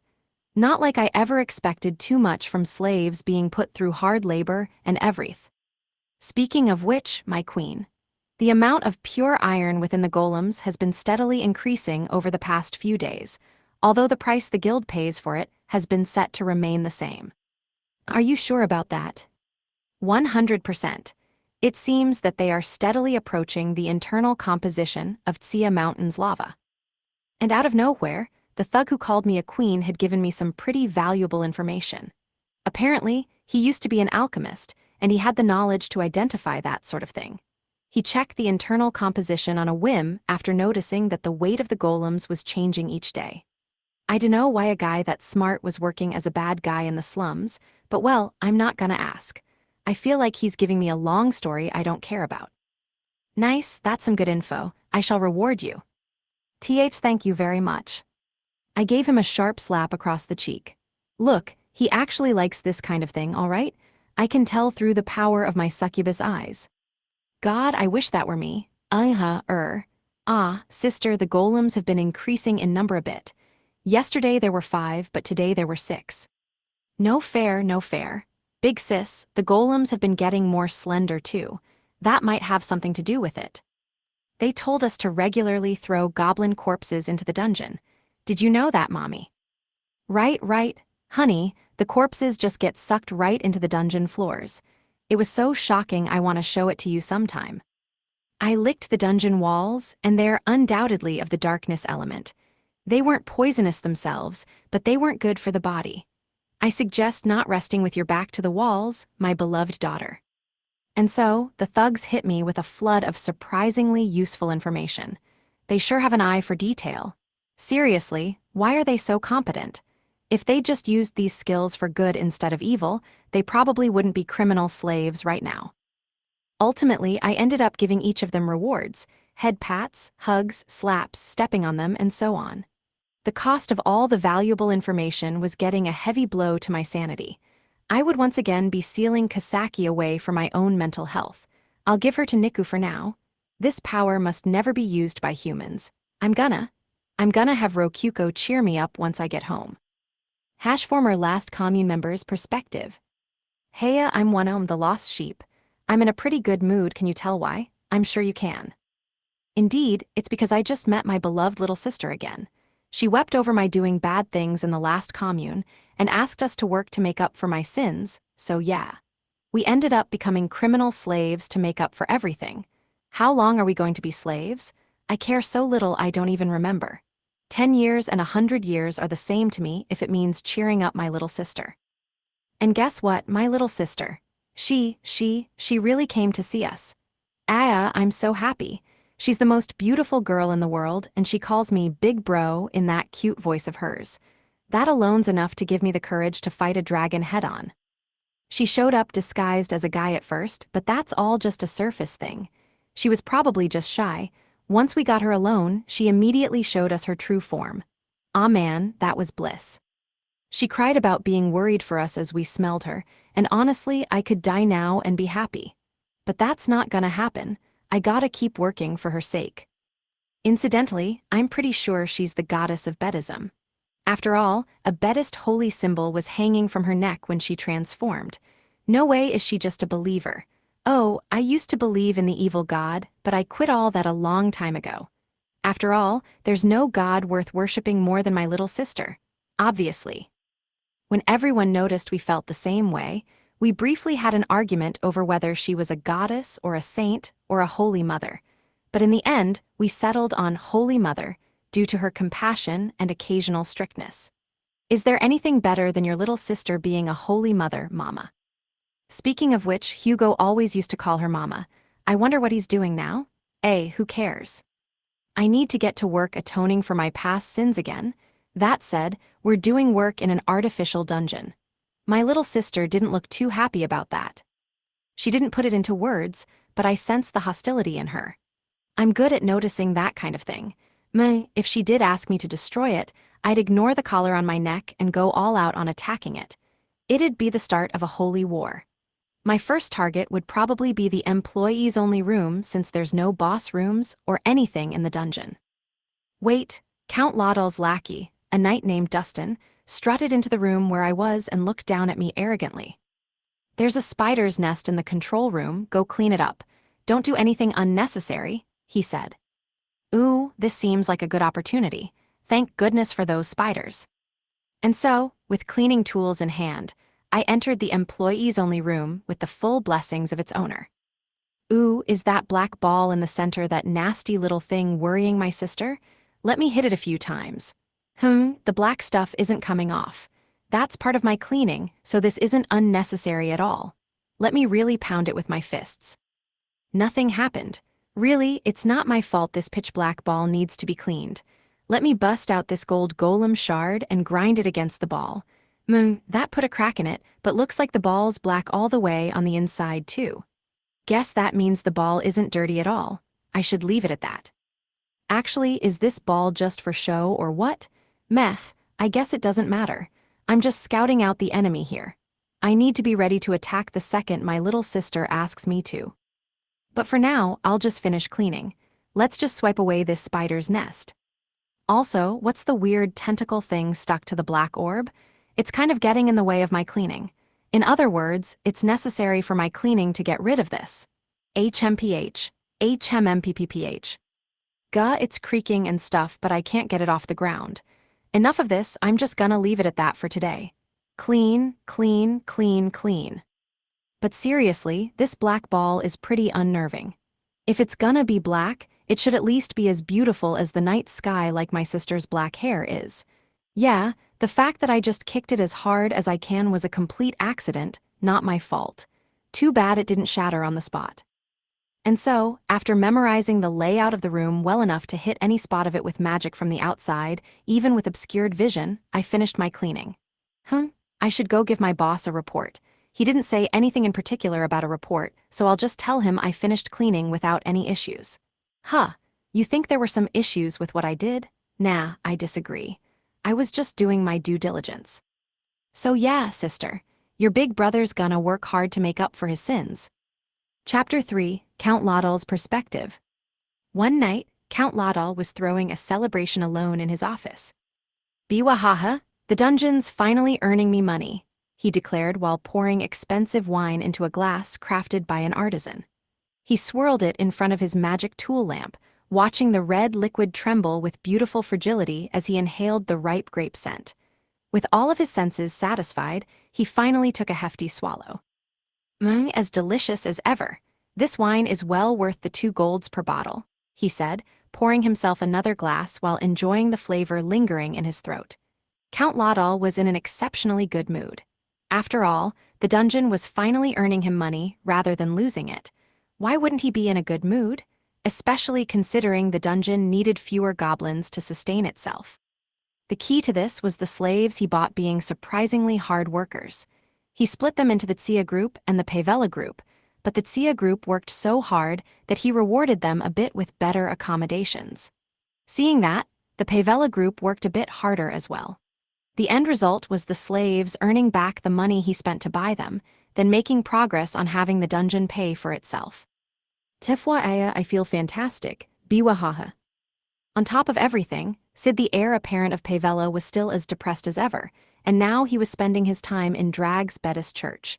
His presence still prevented Count Laudal from going too far, but even in regards to the artificial dungeon, he didn't kick up too much of a fuss.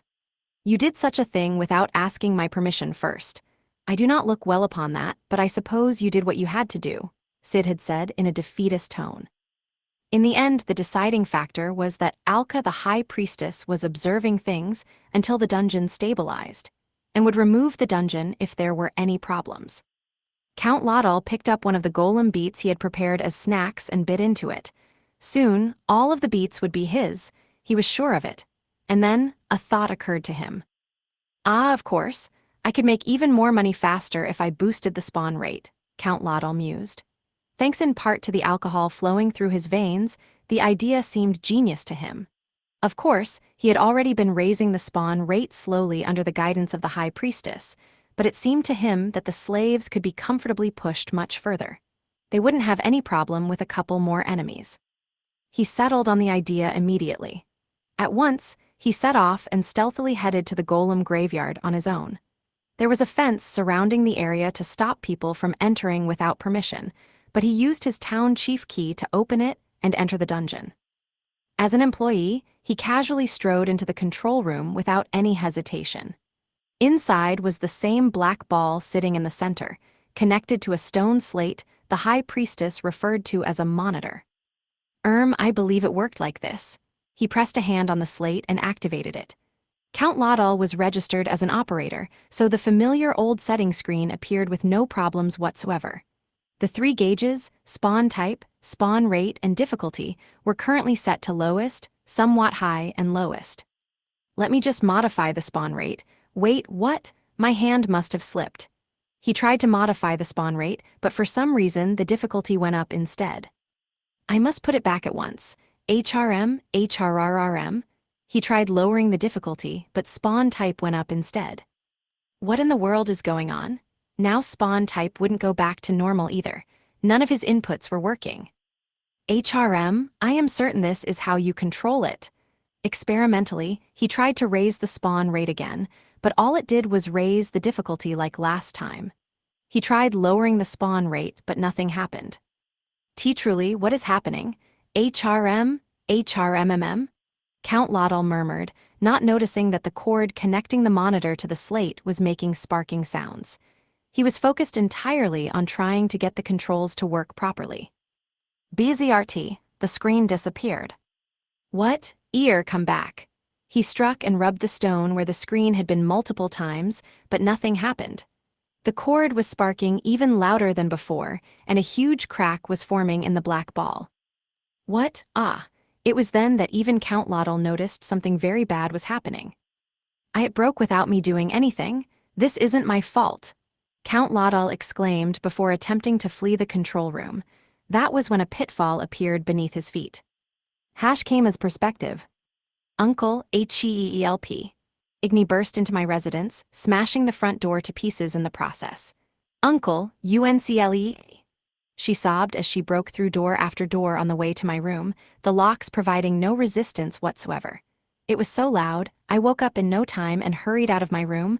I was a bit mad about being woken up, but I knew something serious was going on. Calm down, Igni, what happened? UNCLE, Dad's in trouble, help him, follow me. I looked down and saw that Igni's feet were dragon claws. This isn't good. All right, I'll go, just calm down and tell me what happened. Sniff, Dad, he was really sick this morning so. Itatsu's sick, in what way? His forehead super duper hot. Mom's looking after him right now, but she told me to go get you. All right, let's go right away. Apparently, Itetsu was in such a bad state that he couldn't use the place function, so Ridra was looking after him in the bottom-most boss room. After telling Rokyuko I was dropping by the flame caverns, Igni carried me on her back and headed to the top of Tsuya Mountain. Once there, I used the hidden passage built during the dungeon battle to go all the way to the bottom-most floor, and then the boss room where Itetsu and Ridra were. Yug being carried like that made me kinda nauseous. Dang, it's crazy hot in here. It's like the air is actually burning me. Kinda reminds me of a deadly sauna. I don't want to spend too long in here. Dad, Mom, I brought Uncle. Igni shouted as she put a hand on the red door. Wait, hold on. I can feel some insane heat coming off that door, I thought, but it was too late. Igni, ya idiot, shut the fucking door, Ridra roared. What, Eep? Igni opened the door just as Ridra yelled at her not to, and a pillar of fire burst out of the room. Both she and I were enveloped by it, but only I burned to ashes. You ugged. When I woke up, I was lying on my side, completely naked. Or, well, I had a wool robe laid over me. It seemed my ultra transformation's revival function had saved my bacon again. Phew, thank God I'm always transformed into myself. I would have died otherwise, or well, I did die, but you know. Ah, Uncle, are you okay? Heakama, you fucking doing all right? Igni peered at my face as Itetsu spoke through the door. The weakness in his voice came either from the guilt of killing me or just him being sick. How long was I out? Not even 5 minutes. Igni shut the door and you were fucking back in 30 seconds. The hell's going on with that? Glad you're alive, but man. Huh, that's surprisingly fast. Hugh, that surprised me. So I died, huh? What were you thinking, Itetsu? Sorry about that. I'm feeling sick, you know.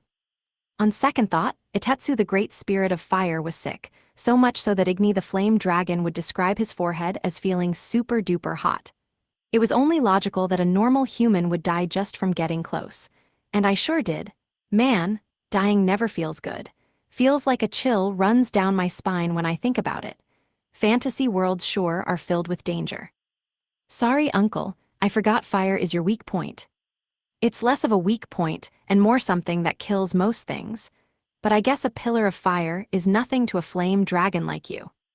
I didn't think it through. Sorry, she said, and that was when I realized it didn't feel hot like a sauna anymore. My fucking bad, seriously. Gotta say, I felt like shit when I thought I killed you for real. But don't worry. I got Ridra to give you her protection. You won't die from fire ever again as long as Ridra's still alive. Only reason you're on the other side of the door is for safety's sake. Oh yeah, a red dragon's protection seems kinda rare. It's pretty long-term too.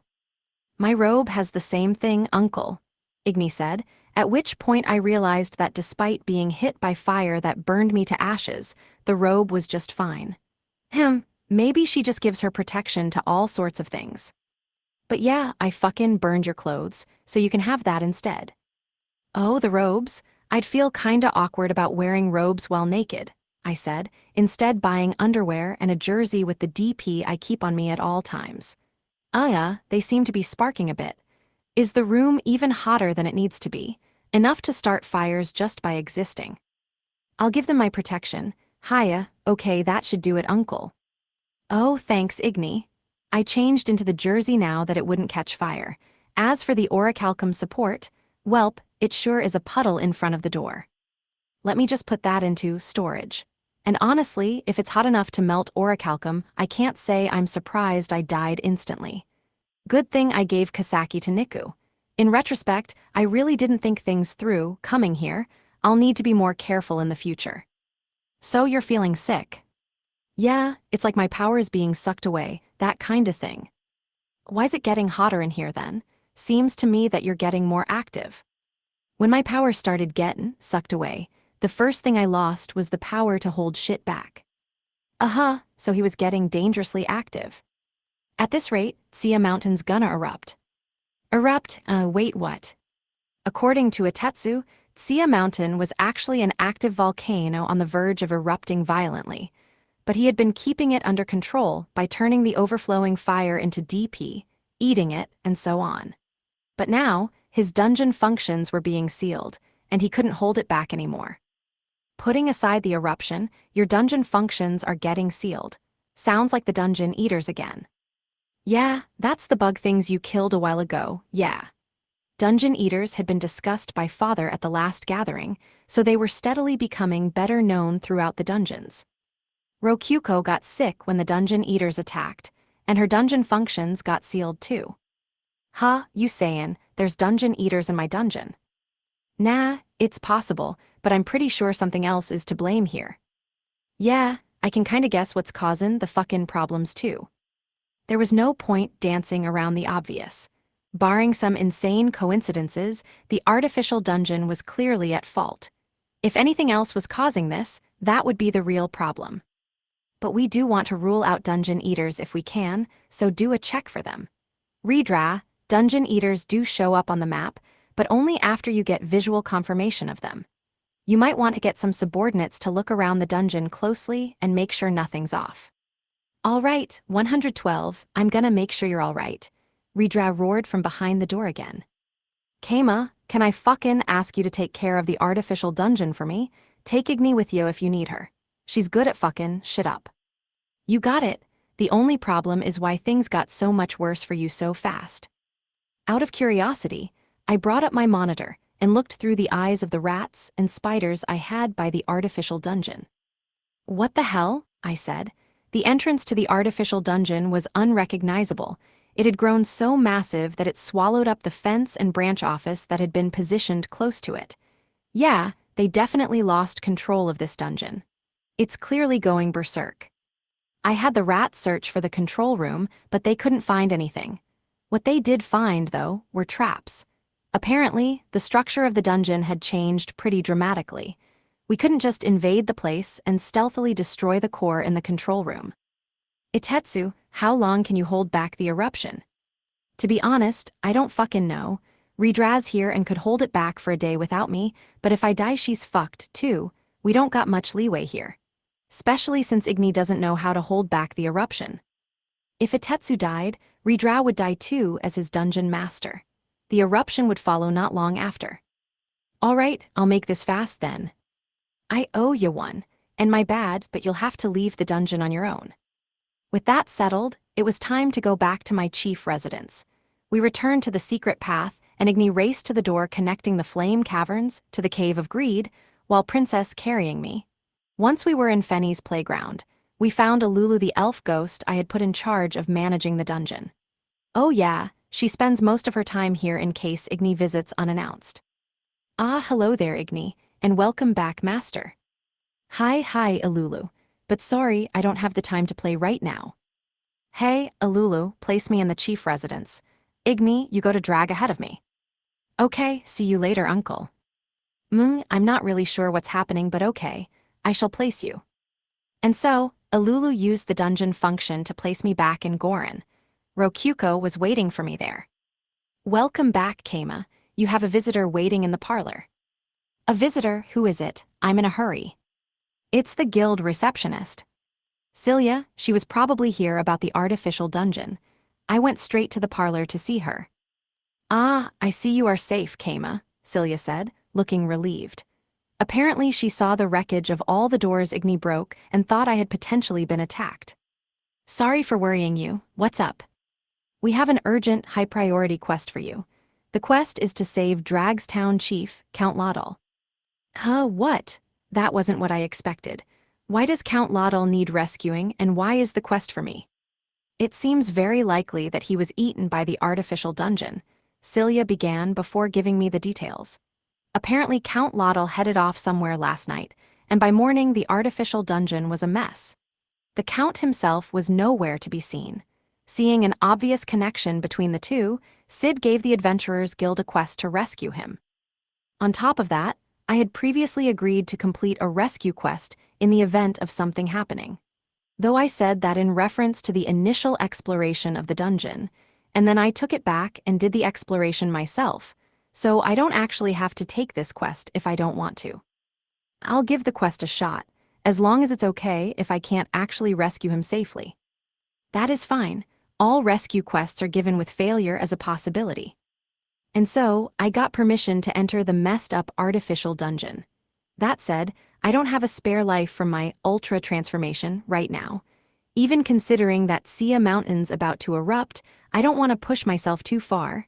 Oh, I should probably tell that to Celia. Oh right, be careful. Sia Mountain might be erupting soon. Ah, what, is that true? Celia shot up from her chair in shock.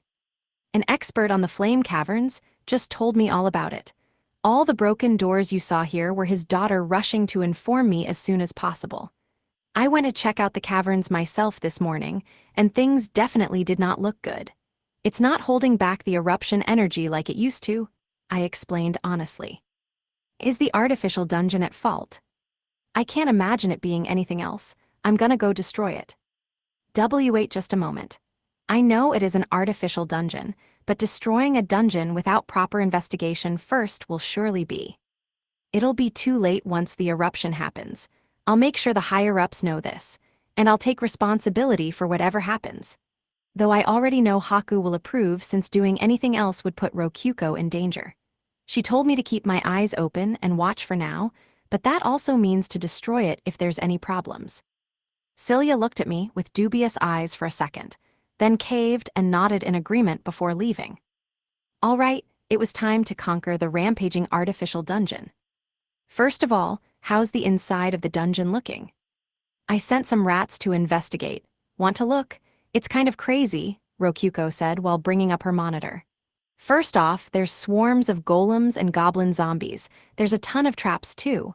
The structure of the dungeon is changing constantly. If I'm being honest, it's just completely bizarre. Goblin zombies, huh? I guess they were dumping goblin corpses in there. Must be due to that. The golems are all misshapen, and a lot of them are falling apart. I guess they're kind of like golem zombies in a way. Not really sure if golems are alive, though. So it's like the monsters are bugging out? Spooky. Anyway, that seems like a little too many for us to just invade without a plan. Igni could probably sweep through most of them, but the problem is getting Igni into the dungeon in the first place. She'd have to come with me, since I have permission to go in the dungeon. I really don't want to go into that monster house with 0 spare lives. Keima, leave this to me, I have a good idea. You do? Yes, watch this, Rokyuko declared before slamming a hand down on her menu. Moments later, a transparent window appeared that said, Dungeon Battle Request. Accepted. Looks like it went through. Impressed, Keima, I challenged the artificial dungeon to a dungeon battle. Rokyuko puffed out her chest with smug pride as the menu turned into a countdown with 59 minutes and 55 seconds left. Wait. Now we can send as many monsters as we want into the dungeon. Now, Keima, hurry up and spend the next hour preparing. Ow. I flicked Rokyuko's forehead. Seriously, Rokyuko? What? Keima, didn't you not want to go inside their dungeon yourself? I didn't, but it wasn't something I had to avoid at all costs. This dungeon battle's going to put you in danger. What if something happens to you? It'll be fine. Our dungeon would never lose to those lame zombies, would it? This dungeon battle might get you sick again like before, I said, and Rokyuko averted her eyes awkwardly. I didn't consider that. Here I am thinking she's been smarter lately, then she pulls this junk. Sheesh. But Keima, it doesn't matter if I get sick as long as you crush their dungeon. This is still the best option in the end, she said, and it was hard to argue that this wouldn't be the fastest path to victory. But still, I don't want you in danger. Well, I don't want to lose you either, okay? Let me carry some of the risk too. That's what partners do, isn't it? Rokyuko said before embracing me tightly. You do know I love you, right? I'm not joking around. All right, I replied, my cheeks growing hot from her whispering into my ears. I could feel Rokyuko's heartbeat thumping against my chest. Sheesh, I might just have the best partner in the world, and either way, what's done can't be undone. Let's just pray their gate will be inside the dungeon. Ah, all right, I forgot about that too, Rokyuko replied hurriedly. But well, with her luck, we should be fine. I patted Rokyuko's head gently where I had flicked it a second ago. We had 1 hour to prepare. I told Igni we'd be able to get her into the artificial dungeon from the Cave of Greed, and had her come back to our dungeon. If you can do that, just tell me to come here from the start, uncle. Sorry, things changed a second ago. Our gate'll open in the Colosseum area, so just wait there with the golems. Okay. With that done, I started casting, create golem, over and over to mass-produce golems. I killed all the iron golems from the spawners at once to get their materials for create golem. Each golem could be made into 5 more hollow ones that were under my direct control, and with this plan, I could have an army of them made much faster. Ikika here, Niku said. Roger Dodger, Mastier, I got some more for ya. Thanks, Ikika. I gathered all the iron golem spawners from across the dungeon into a room close to the Colosseum, then waited for more to spawn. The second they did, Niku killed them all, and Ikika brought me their remains using the diaphragm I made for her a while ago. Then I used Create Golem to remake them. The golems now under my control moved to the Colosseum to wait. I should be able to make plenty of these in an hour. Or, well, even once the battle starts, I can just send in more reinforcements with Summon Skeleton and Summon Gargoyle. Those are convenient since they don't need resources like this. You know, Master, what's gonna happen to that Lotl guy if we flood the dungeon with golems like this? If junk goes bad, he could get, like, crushed by our golems, or he might figure out we're controlling them. Our first priority is destroying the artificial dungeon core. He can come afterwards if he's lucky. If not, well, no skin off our backs. Oh man, you're friggin' pissed that he put Rokyuko in danger, huh?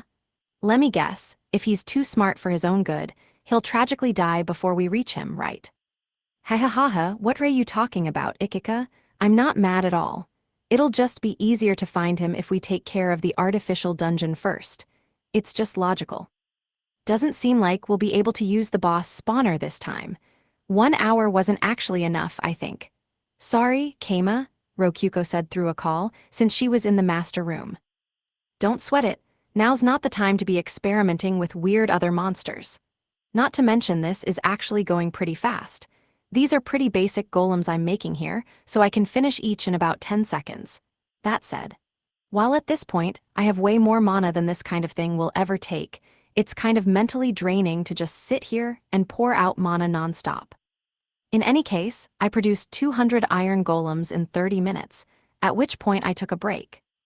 Wow, Keima. Iron golems usually cost 500 DP each, Suo. That was about 100,000 DP worth of golems you made in 30 minutes. Heh, yeah, we're making a killing here. We sure could crash the price of iron by dumping all of these golems on the market at once. Once we've finished up with the artificial dungeon, I'll get rid of these by offering them up to my dungeon. By the way, I finished making my own pawns to help with the exploration, Rokyuko said. What you settle on, rats? Drag had so many rats, they ended up having to use all that poison to finish them off. So I don't think they'll be suspicious at all even if there's a ton of rat corpses inside the dungeon. Huh, I didn't think of that. Rokyuko Suyer is getting a lot smarter. And so, our 1 hour of prep time ended in the blink of an eye. Rokyuko and I were standing by in the master room. We were going to have Rei, Kinu, Narine, and Alulu help with the dungeon battle alongside Niku and Ikika. One could say that every member of the Cave of Greed was participating, aside from the Silkies at the inn, and Rokyuko's pets and the succubus nuns. Gobsuk counted as a pet. Niku would control the rats for scouting, while Ikika and Rei would command 100 golems as our main combat forces. Rokyuko and Narine would direct the gargoyles I summoned in the master room to provide support. Kinu and Alulu would control the remaining 100 golems to defend the dungeon. I'm impressed you all got ready so fast. But of course, Master, we could hardly call ourselves the pillars of your dungeon if we were not always ready to stand and fight at a moment's notice. Rei responded eagerly as their representative, unable to contain her excitement. As a dungeon monster, she was probably excited to have an opportunity to show what she could do. Right after the battle starts, Rokyuko and I are going to check and make sure the dungeon is functioning like normal. We'll be counting on you all in the meantime. Right, Rokyuko interjected. Everyone fulfill your duties. All those present nodded, with Igni shouting, I'll help too, in the back. Good to see that everyone was motivated. A gate appeared, signaling the start of the dungeon battle. Through it, we could indeed see the inside of the artificial dungeon. I looked inside through the monitor while thanking Rokyuko's good luck, and before long some goblin zombies and zombie-esque golems came marching out. They surged into our dungeon all at once, like waves crashing against a shore. Uncle, I'm gonna breathe some fire. Yup, go for it. Igni inhaled, then spat out a wave of fire from side to side, burning nearly 100 zombies to ashes in a single breath. I'm sending the scouts, Niku said, maneuvering the rats beneath the legs of the surviving zombies to spread them through the dungeon. Rokyuko and I checked the dungeon functions while watching the map get steadily filled out. Object creation good, monster summoning good, traps, item creation good. Monitor functions, wall creation and room creation are all fine. Keima, you know what to do. Alrighty, summon gargoyle. Registered as a subordinate placed, okay, all set. For now, it seemed we wouldn't have any problems during the dungeon battle. We shifted our focus back there, with all our functions confirmed to still be working. Yui, now that's a married couple for you. They're totally in sync with each other, Ikika whistled. Ehehehe, feel free to say that again, Rokyuko replied. I dunno, I think she was just saying that to tease us. Whatever. Rokyuko looks happy, so it's fine. The rats advanced through the dungeon, soon finding a stairway upwards. That would lead outside the dungeon, in other words, toward Drag. Better we just ignore it for now. Ikika, leave some enemies and form a wall. Don't let anyone invade from the outside. Sure thing. Rei, no need to hold back. Get in there and beat the crap out of anything you see. You may count on me. Go forth, golems, charge. Ikika controlled the golems precisely, while Rei was much more aggressive in fulfilling her orders. Yeah, feels kinda like Rei is blowing off some steam here. I might be working her too hard as the high priestess of Bedism. I'll try to get her some more vacation days once all this is over. Summon Gargoyle X10, Rokyuko Narine. Right, place. Akae, here's some reinforcements. Rokyuko took control of the gargoyles and placed them in the dungeon, while Narine sent them marching through the gate. You know, actually, do we even need to send reinforcements? Things are going pretty well. The enemies only go after us when we attack them, and even then they aren't swarming us or anything. So far our only casualties are from traps. Sure feels like they're sandbagging here. Keima, what do bags of sand have to do with anything? They're punching bags you can hit as much as you want with no repercussions. It also refers to someone losing on purpose. This is just going way too well. I mean, Kinu and Alulu have nothing to do on the defensive side. They're just gathering up corpses to clean, at most. I guess that's what I should expect if the dungeon's just mechanically producing monsters and traps without a core or master helping them. Master, I've found a stairway down. I will continue my exploration there. Go for it, Niku, but I hear that if left alone, the dungeon will morph on its own. We should leave some monsters along the way to secure a route. Narine, make it happen with some gargoyles. Akile. If they were changing the structure of rooms with dungeon functions, we could block them by leaving some of our subordinates nearby. Master, I found a stairway down. Another one. Well, it's the second one on the same floor. Well, nothing too crazy about 2 stairways on the same floor. Could be a labyrinth or something. Master, there's a third, no, a 4th stairway. Master, my man, there's staircases popping up in the halls Niku just went through. And like, they're totes going up instead of down, Ikika chimed in. Wait, really?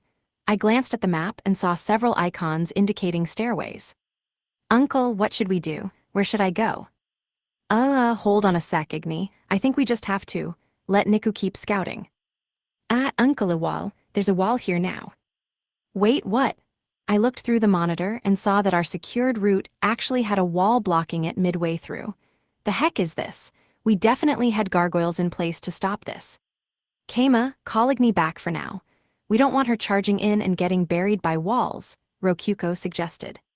Good point, Igni, come back for a second. Okay, which way was back again? Over here, I think. We needed to form some kind of plan, in the time it took Igni to get back. The dungeon structure's changing even though there are enemies inside. Thoughts, Keima? Rokyuko asked. The only thing I can think of is that the dungeon functions are bugging out.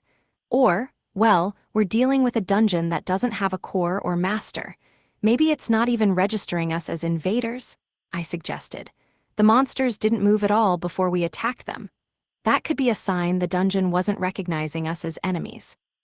That's it, Keima. We need to figure out a way to stop their dungeon from morphing despite that bug. Otherwise, we'll never reach the end. Yeah, hopefully there's something we can do, I said, but my plotting was interrupted by Ikika letting out a loud oh shit. What's up, Ikika? The High Priestess is busting in, my dude. Wait, May. Not you, Ray, the light one. I glanced at the monitor and saw the High Priestess fighting not the artificial dungeon's zombie monsters, but our iron golems and gargoyles. Now this is some crap timing. Or actually, on second thought, of course she's here. Alka is the artificial dungeon's managing employee, or whatever it was. Of course she would take action to rescue Count Laudal. Wait, Alka, the High Priestess, that reminds me. I just had a good idea. I'm heading out too. What are you talking about, Keima? It's dangerous down there, Rokyuko exclaimed. It has to be me, nobody else can do this. Sorry, Rokyuko, and also, could you call the gargoyles back? Fine, but I'll be really ticked if you don't come back safe, okay? Rokyuko placed me right by the gate, and I infiltrated the artificial dungeon just as Igni left. I sprinted straight to where the High Priestess was, avoiding walls and traps along the way. I borrowed Niku's orichalcum supports, so I've got at least a little firepower. Yeah. When I got close enough, Alka must have noticed my presence, as she called out to me first. Oh, if it isn't Keima, fancy meeting you here. Yeah, cough, heya, Alka. Excuse me, my gargoyles sure wasted your time, cough. Despite coughing from rushing over so fast, I sent back the gargoyles I had summoned earlier. So those were your summons. Yeah, heya. I had them attack everything on sight since I thought nobody else was here. Are you here to rescue Count Laudal too? Yes, I see we are here with the same goal, though I am also here to stop this madness. Such is my responsibility as the dungeon guide. I think this is a mere paradigm shift, but... One moment, Alka said, before smashing one of the artificial dungeon's golems to bits with a massive hammer.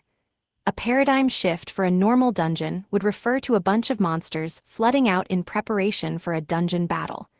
Given that one was going on, she wasn't entirely wrong. I sucked in a breath. Giga, so much poison. Not to mention the zombie goblins smell awful. This place sucks. Are you alone, Keima? Yeah, it's easier for me to work alone when I'm serious, I said as an excuse. It was natural to question why someone with a party like mine would rush into a situation like this alone. I thought that excuse would just make her more suspicious, but Alka was so used to working by herself she agreed with me. Better there not be any dead weight dragging you down, yes. Especially in pressing matters such as this, where there is no time to waste. Yeah, that's a pretty common attitude for super strong people. Oh yes, Keima. Would you assist me in conquering this dungeon? I am certain a man of your caliber would be far from dead weight, she suggested, and that would be more than convenient for me. I needed to stealthily guide her away from the gate connecting to the Cave of Greed and get her help with something else. Sure, I was just hoping I could get your help, Honorable High Priestess. A splendid answer. Ahaha, and now we truly are bedfellows. That wording sounds like you mean something else entirely, so I kind of wish you wouldn't use it. I thought but didn't say because I didn't want to make her angry. Anyway, High Priestess, we should get back to the surface. We'll need to prepare to dig any deeper into the dungeon. You mean plans for the undead? They certainly did come from nowhere. Here, have this. Alka handed me a potion bottle filled with some kind of amber liquid. Judging by how it sloshed around like water when I shook it, the liquid wasn't particularly thick or viscous. What's this? Holy water. Feel free to use it if undead appear. It is taken from a holy being, so it will be effective against undead. Holy water from the Church of Light, huh? How do you use it? You may spray it onto your weapon or the undead. The smell might be a bit strong, but pay it no mind. And freshly made holy water can potentially be drunk, but this is aged holy water and is not for drinking. All right, I'll take it just in case. Into storage you go. Let us continue then. We have more holy water than we will ever need, thanks to my large stores of it. Well, that's not actually what I meant. The problem here is that the dungeon changes form, I called out, stopping Alka from advancing. The dungeon changes form. Yeah, I found 5 stairways down on this floor alone. I found one in a place it didn't used to be, not to mention that paths are disappearing and walls are coming out of nowhere. I see, either the stairways are moving or they are increasing. Regardless, a map will serve no purpose here. Add a flood of monsters to that, and there's not much chance of us getting Count Laudal out of here safely. We might even end up buried inside walls. Buried inside walls, oh, you certainly know some rare trivia. Few know that is possible. Yeah, and me knowing things like that is exactly why I was given the quest to explore this dungeon. Alka's eyes narrowed and she looked me over, as if searching for the truth behind my knowledge. In fact, that was exactly what she was doing. Kama, I happen to have a method for containing situations such as this, she said, bringing out her High Priestess trump card. Oh, the ultimate technique of the High Priestess of Light. So you did know. I would expect nothing less of you, Kama. Indeed, so you agreed to help seek in order to use this ritual of mine. Ahaha, what a sly man you are. Ha, well, you got me there. As thanks, I'll treat you to a shortcake once this is all sorted out. Oh, now that I am looking forward to. I would also like to stay in that grand suite of yours again. No problem, as long as you pay. I honestly didn't want her to come at all, but as the town chief I couldn't exactly say that out loud. Either way, the negotiations were a success. Alka and I temporarily headed back to the entrance of the dungeon at the surface. Fuck dungeons, destroy dungeons, die fuck cores, die dungeons, fuck destroy, die all enemies of the God of Light. Should die fuck dungeons, destroy them, may the God of Light seal aid me in destroying this dungeon, fuck die dungeon core die. The High Priestess murmured to an altar by the surface. It was as violent an incantation as I had ever heard. In agreement with the divine pact of the gods, I seal this dungeon for 3 days, treaty. The final keyword sealed the deal. I didn't feel any earthquake this time, maybe because it wasn't my dungeon. Alka the High Priestess's treaty was ritual magic. The treaty, I knew, was contract magic, but judging from the difference in incantation, hers was a treaty sealed between the gods themselves. Either way, if it worked, it should have sealed the artificial dungeon's functions. And so it is finished. I did feel some resistance, so we can expect at least some of its bizarre nature to have been contained. Thanks for letting me see such a big deal spell. Oh, but of course. Thank you for the delicious cream puffs. I can only stay here for 3 more days, but once we have this settled, I believe I will visit your inn before I am chased out of the country.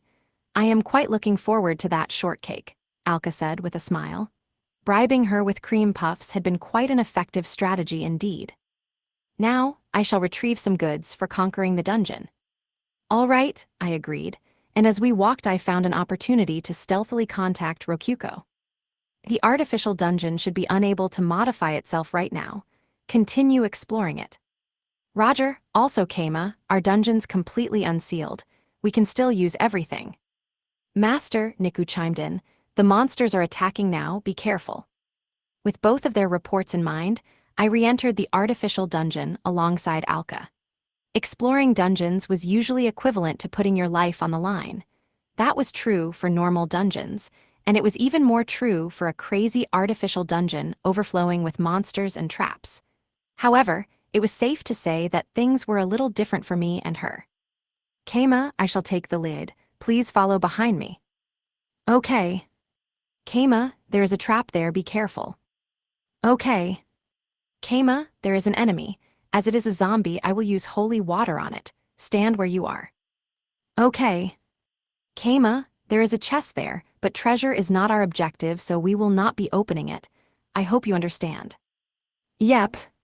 With Alka, the high priestess, leading the way, she pretty much took care of everything on her own, and since she even took extra care to accommodate me, I had basically nothing to do at all. Not to mention. Keima, take the right path. There's a staircase to the left, but it leads to a dead end, Rokuko chimed in.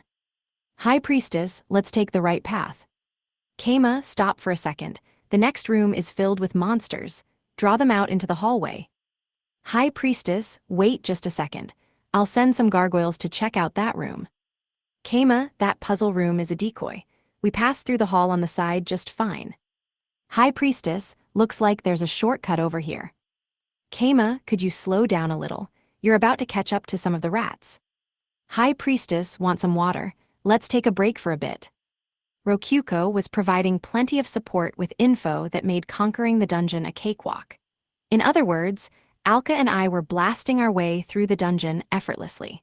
Though I still don't have much to do since I'm just repeating what Rokuko says, all I do is summon gargoyles at most. Alka and I were resting in a side room to give Rokuko and the others time to explore and get us crucial info.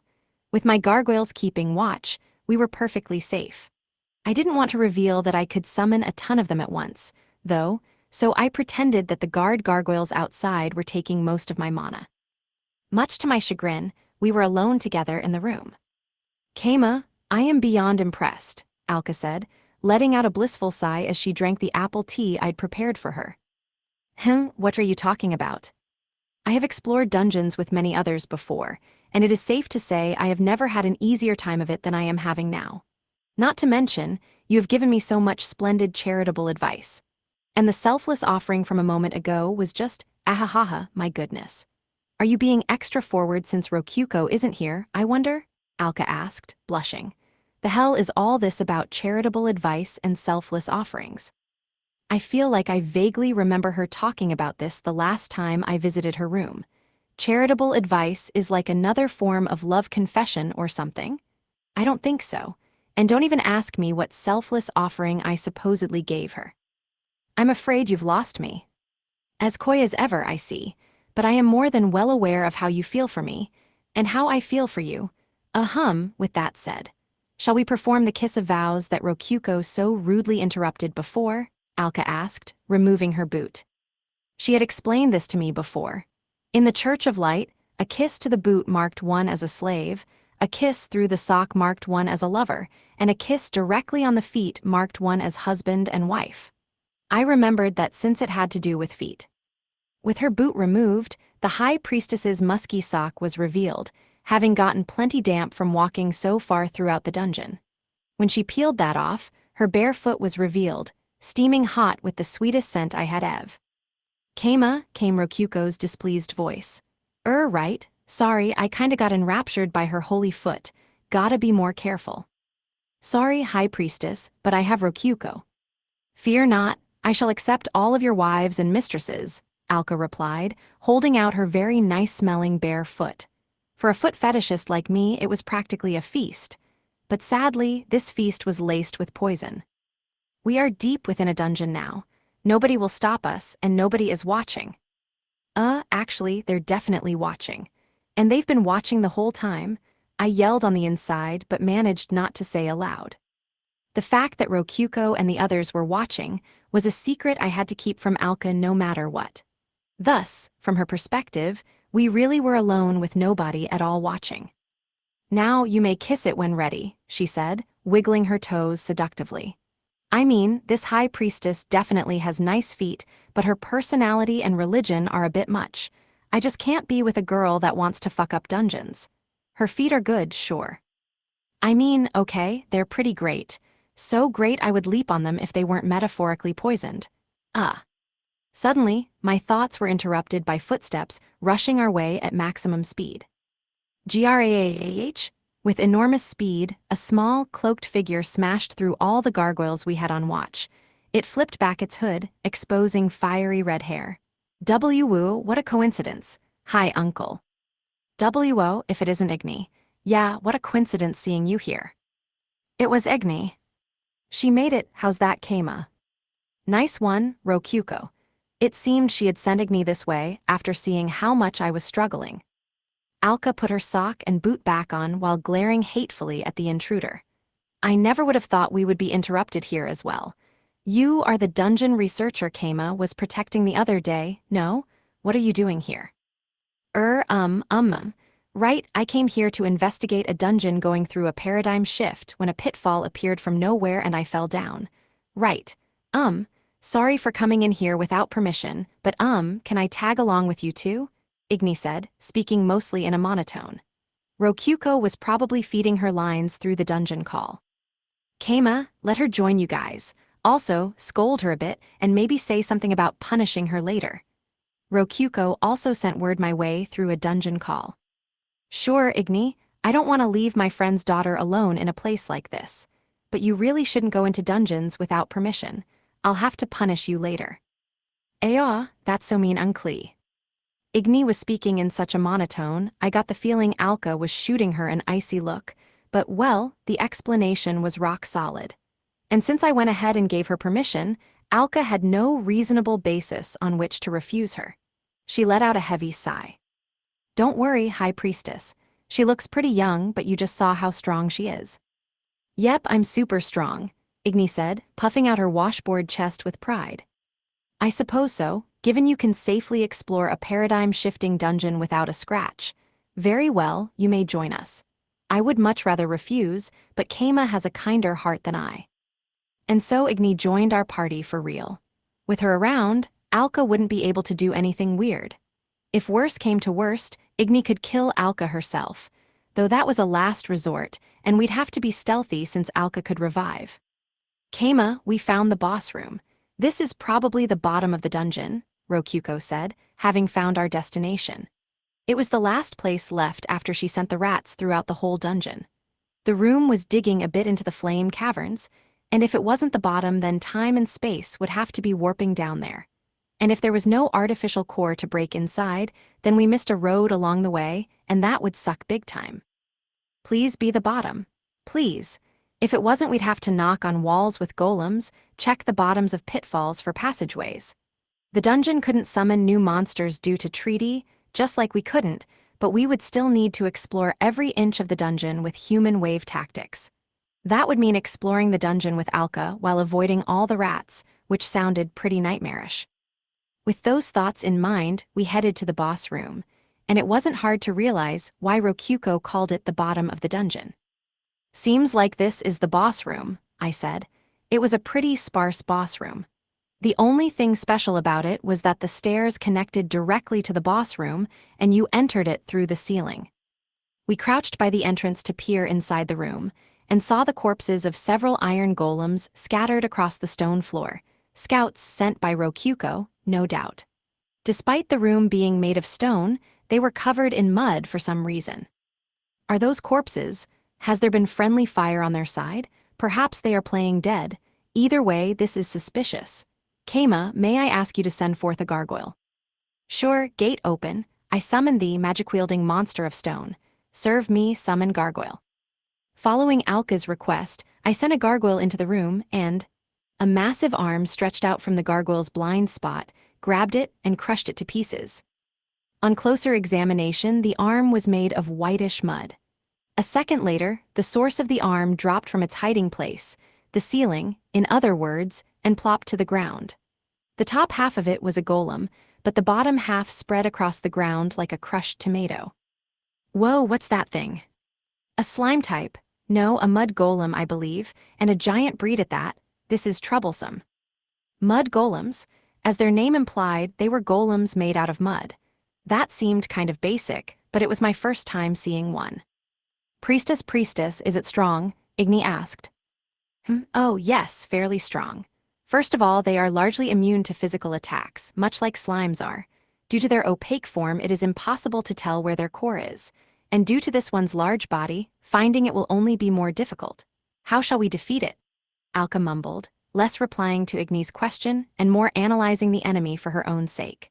A giant golem would be problematic in its own way, but we were dealing with a mud golem resistant to physical attacks. How would you defeat a normal mud golem?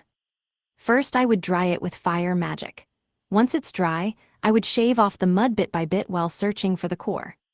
Apparently, defeating even a normal mud golem was time-consuming and tedious. Not to mention that, due to their corpse being just mud, they earned the same amount as a basic clay golem. There were different kinds of mud, but most of it wasn't worth anything. So much sand and gravel was mixed in that even searching for metal was a pain, making it worthless, though if you were incredibly lucky, you might find some with a rare metal like orichalcum in it.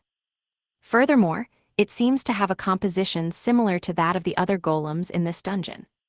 So it's filled with poison, huh? It's not a fast-acting poison, but that's still not good. Uncle, can't I just burn it? No, that would reveal your identity. Stay, girl, plus the poison stinks real bad when you burn it. In any case, the mud golem drew back its muddy body to reform its shape. The top half of it looked pretty close to a normal clay golem, but the bottom half was like a big droopy slime. When the top half got muddy, it looked like a zombie melting in place, with the drops of mud dripping onto its slime lower half and being absorbed back into its body. There was a fountain-esque stream inside of it pushing mud upwards, where it hardened in the place of mud that had just fallen. Welp, it definitely doesn't look like physical attacks will do much to it. What shall we do then? Do you have any good ideas, Kama? Alka asked, but this was my first time seeing a mud golem. No way would I have an idea for how to take it down. Outside of having Igni blast it to bits in a single go, that is. A cube rose up in the center of the golem's chest. When the mud dripped off and revealed what was beneath, we saw a door with a plate on top. Control room, no way. I suppose this means the mud golem has absorbed the entirety of the control room, Alka observed. In a way, that made a lot of sense given that the boss room itself appeared to be a dead end. Normally, there would be a door leading farther down after a boss room, but there was nothing like that here.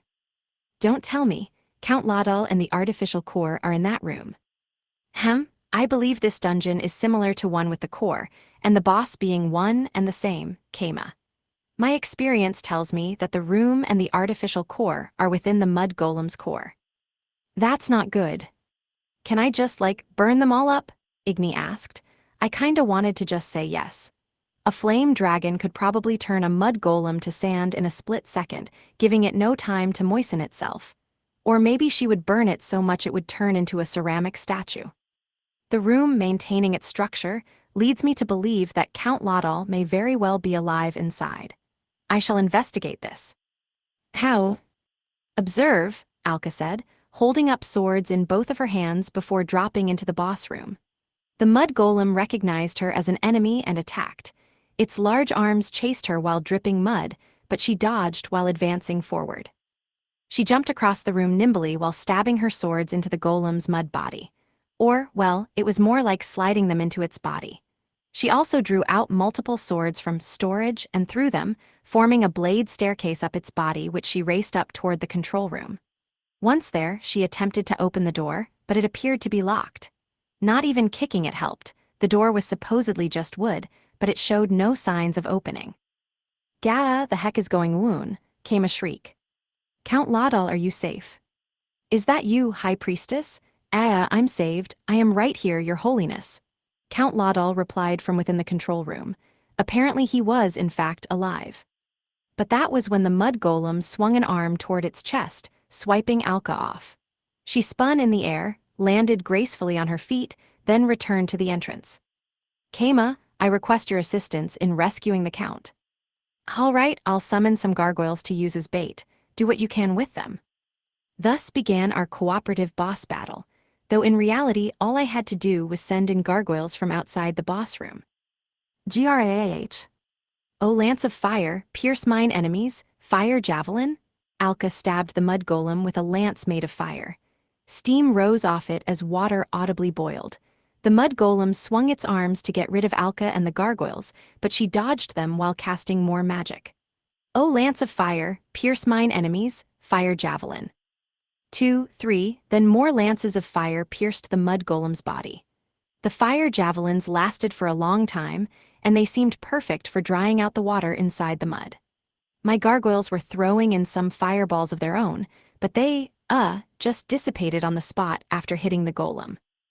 I shut my eyes at the noxious sulfuric stench wafting through the air as we wore the boss down. Over time, the flow of its mud slowed, and parts of its surface hardened entirely. However, a huge pool of water dropped onto the mud golem's head from above. Had it cast a spell? No, it must have bought water with DP. If I remembered correctly, the treaty seal blocked most dungeon functions, but not buying items with DP. "NGH, all my efforts gone in a moment?" Alka exclaimed. The golem had gotten back more water than it had lost. Mud was once again flowing through its body without issue. "Wow, this looks fun," Igni observed casually. Alka had excluded her from fighting, so she was just watching from beside me. Little does she know that Igni could beat this golem in a second. Though, Count Laudal would be more Count Loaded at that point. "NGH, there will be no end to this," Alka said, returning to us once again. "I sent out more gargoyles to keep distracting the boss. Seems like the mud golem's making it hard to rescue the Count, huh?" "Indeed, this is a problem indeed," Alka said, putting a finger on her chin with a thoughtful look. "Well, feel free to think up a plan while I buy some time." "Oh my, how splendid, Kama. I shall entrust buying time to you.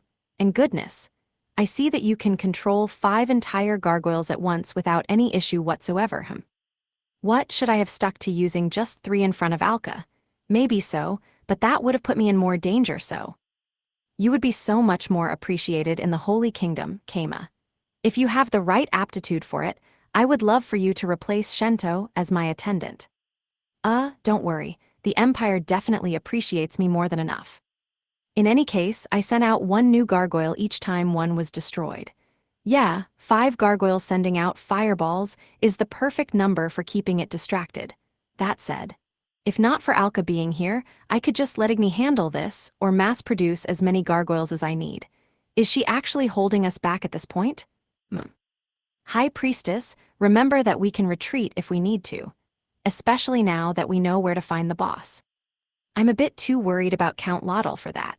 A full day has already passed, and who knows how long his tired body will last within a moving body such as that, she replied. It was true that each time the mud golem swung its arm, the control room in its chest bounced around. I had been inside that giant Unko Undine, or rather Din, but those bubbles didn't bounce around at all. What can I say? You reap what you sow. Why is Count Laudal even in that room anyway? HRM, now that you mention it, I do find it strange that the Count is inside the control room. Perhaps he was modifying the control panel on his own. Against my instructions not to do so, that is, she said. The control panel was probably that monitor-looking thing. I think you're a little too trusting, High Priestess. Telling someone not to touch something just makes them want to touch it more. I'm guessing he got greedy and tried upping the difficulty, which ended up causing this mess. I don't believe any of the settings available to him could have caused the dungeon to go berserk like this, Alka said, thinking it over. Well, dungeons are living beings, after all. I guess this means your experiment was a failure. Hard to call it a proper dungeon when it goes berserk like this. No, this dungeon still remains a proper dungeon. I can confirm through my mana vision that it is properly returning mana to the air. Wait. Hold on a second, High Priestess. You're making it sound like the dungeon's still fine. It is temporarily going berserk, but it should calm down before long. Though once this is all over, I will need to use my authority to bring the control room back to the surface. Wait. It sounds to me like you don't plan on destroying the artificial core at all. Am I missing something? What a strange thing to ask, Kama. Is it not a grave crime under Imperial law to destroy dungeon cores? Just planning to do so results in banishment and being barred from the country, but it sounds to me that you are suggesting we destroy the artificial core. Wait. Ah, could it be that you have finally decided to come to the Holy Kingdom with me? No. For some reason, Alka and I just weren't understanding each other. Igni came over and poked me. Uncle, did you tell her about the eruption? Oh, now that she mentioned it, I hadn't told Alka that Sia Mountain was going to erupt. Given the timing of when we met, it was likely she didn't know about that. High Priestess. I just learned this earlier, but apparently this dungeon is going to cause Sia Mountain to erupt. It's draining the power to contain the eruption away from the flame caverns. Oh, I see. What about it? Alka asked with a tilt of her head. That is exactly as our research suggested. Placing an artificial dungeon next to a natural dungeon will lead to the proper dungeon stealing the power of the improper one. There is nothing wrong with that whatsoever. No, like, the mountain's going to erupt before that finishes happening. We've got to destroy this artificial core. I disagree. It would be best to let the mountain erupt, she said with a shining smile. What the hell? All you have told me is that the mountain is meant to explode, and an improper dungeon is preventing nature from taking its course. What harm is there in letting the mountain do what it is meant to do? Am I talking to another human being, or? There's a lot of harm, for example, all the people who will die. Fear not, Kema, it will become proof that the proper dungeon has conquered the improper dungeon. In other words, even an eruption will lead to world peace, she declared, so boldly and confidently that I honestly began to question whether the eruption was actually bad at all. Wait, is this a mind control skill? I cradled my head. Are you quite all right, Kema? Have you been pushing yourself to summon so many gargoyles after all? Nah, crap, what do I do? Alka's just living in another world from us. I considered how to eliminate Alka while sending in reinforcement gargoyles. The fastest method would be to kill her, especially since she would just revive. That said, we didn't want to kill her ourselves, since she would just revive. Alka, I think the gargoyles won't be able to distract the boss for much longer. Could you get back in the fight? Oh, excuse me. I was so absorbed in conversation that I forgot our situation. I will need to do something about that core. The room is obviously the mud golem's core, of course. Please continue to send reinforcements, Alka said, before returning to fight the mud golem. That was when Rokuko contacted me. Kema, I heard everything. Oh, Rokuko, got any ideas? I think we should just have Igni turn into a dragon and burn them all down, High Priestess included. Fair, but I don't know about making Itetsu's daughter murder someone. Sure, Alka will revive, but Count Laudal will be burned to a crisp. Well, I guess I know how you feel. Should we have the mud golem take care of her then? That would be the best for us, though we'd have to fight the mud golem on our own afterwards. And Alka must have had some plan, judging from how she was sticking a bunch of fire javelins into the ground. Fire javelin? O lance of fire, pierce mine enemies, fire javelin. It looked entirely as if she were trying to seal the mud golem within a prison of fire stakes. And once she finished doing just that with over 10 fire javelins, she put her weapons into storage and assumed a sword-wielding posture. O weapon of fire, take form fire weapon. She finished her chant, and a blazing sword of fire appeared in her hands. O weapon, be engulfed with fire and chant, fire. O weapon, be engulfed with fire and chant, fire. O weapon, be engulfed with fire and chant, fire. She layered more and more fire onto the sword, increasing its size until it was gigantic. I was taken aback by that technique, and ultimately it ended up far larger than Alka herself. It was more than big enough to cleave the mud golem in half on its own. The sword was so huge it would be fair to call that technique an ultimate attack. She rested it on one of the fire javelins, stuck into the ground around the mud golem. Explode, she yelled, and the fire javelin beneath the massive sword exploded, sending it flying straight into the mud golem's torso. It went so fast it ripped through its body while steam exploded in all directions. Then, after slicing the mud golem clean in half, it struck the fire javelin on the exact opposite side of it. Explode, she yelled again, and the fire javelin did just that. The giant sword absorbed the flames of the explosion to increase its own power before reversing direction, heading straight to the mud golem that was in the middle of reconnecting its body. Flames hissed and roared as the sword sliced through it again and landed on another fire javelin. Explode, explode, explode. Boom, boom, boom. The massive flame sword accelerated with each explosion. The mud golem's body was ripped to pieces over and over again as it burned. Water evaporated, mud dried, and everything just came crumbling down. I called it an ultimate attack before, but that wasn't quite right. It was an ultimate finisher. Ripping a giant to shreds over and over with a giant flaming sword is just too cool. Uncle, that attack's cool. I think that girl sucks, but her attack's awesome, Igni said, also appreciating the power of the ultimate finisher. However, NGH. With a thunk, the giant sword was stopped in its tracks. The cause was the control room in the mud golem's chest. I could hear Count Laudal shrieking from within. It's too hard. Destroying the walls seems impossible, Alka cried, but the flame sword itself was evaporating the mud golem's water fast. A steaming wind of heat and poison was blowing all the way out of the boss room. I survived it by wrapping a cloth around my mouth and casting purification repeatedly to make it into a kind of gas mask. The mud golem was being worn down. Grah. But water fell on the golem's head from above once again. Indeed, it used that technique to save itself. All the lost water was regained in an instant. The dried, cracked surface of its body returned to its former wet and gleaming glory. Goodness gracious, this is a pain. A mud golem with a core hidden behind walls this resilient will demand more extreme methods, it seems, Alka said with a wry smile despite breathing heavily. She wasn't wrong. The stone walls of the room not even being scratched by an attack that strong was nothing short of absurd. It seemed safe to say that the dungeon's protection function, that which made the walls and doors of a boss room abnormally strong, was at work here. No doubt the room beyond the boss room was actually the control room itself. That meant that the artificial core we had been looking for was probably in the room as well. That was a pretty interesting design. The idea of a moving dungeon core reminded me of Adi hiding her core within her armor. That limited movement in some ways, but here it let them use the core room as a shield, which was pretty clever. Oh wait, all my gargoyles died from Alka's ultimate finisher there. I need to refill their numbers. Or maybe I should just not do that? High Priestess, it'll be a minute before I can send in more gargoyles. I need to recover a bit. NGH, understood, Alka replied, dodging the mud golem's revived arms to stab more fire javelins into them.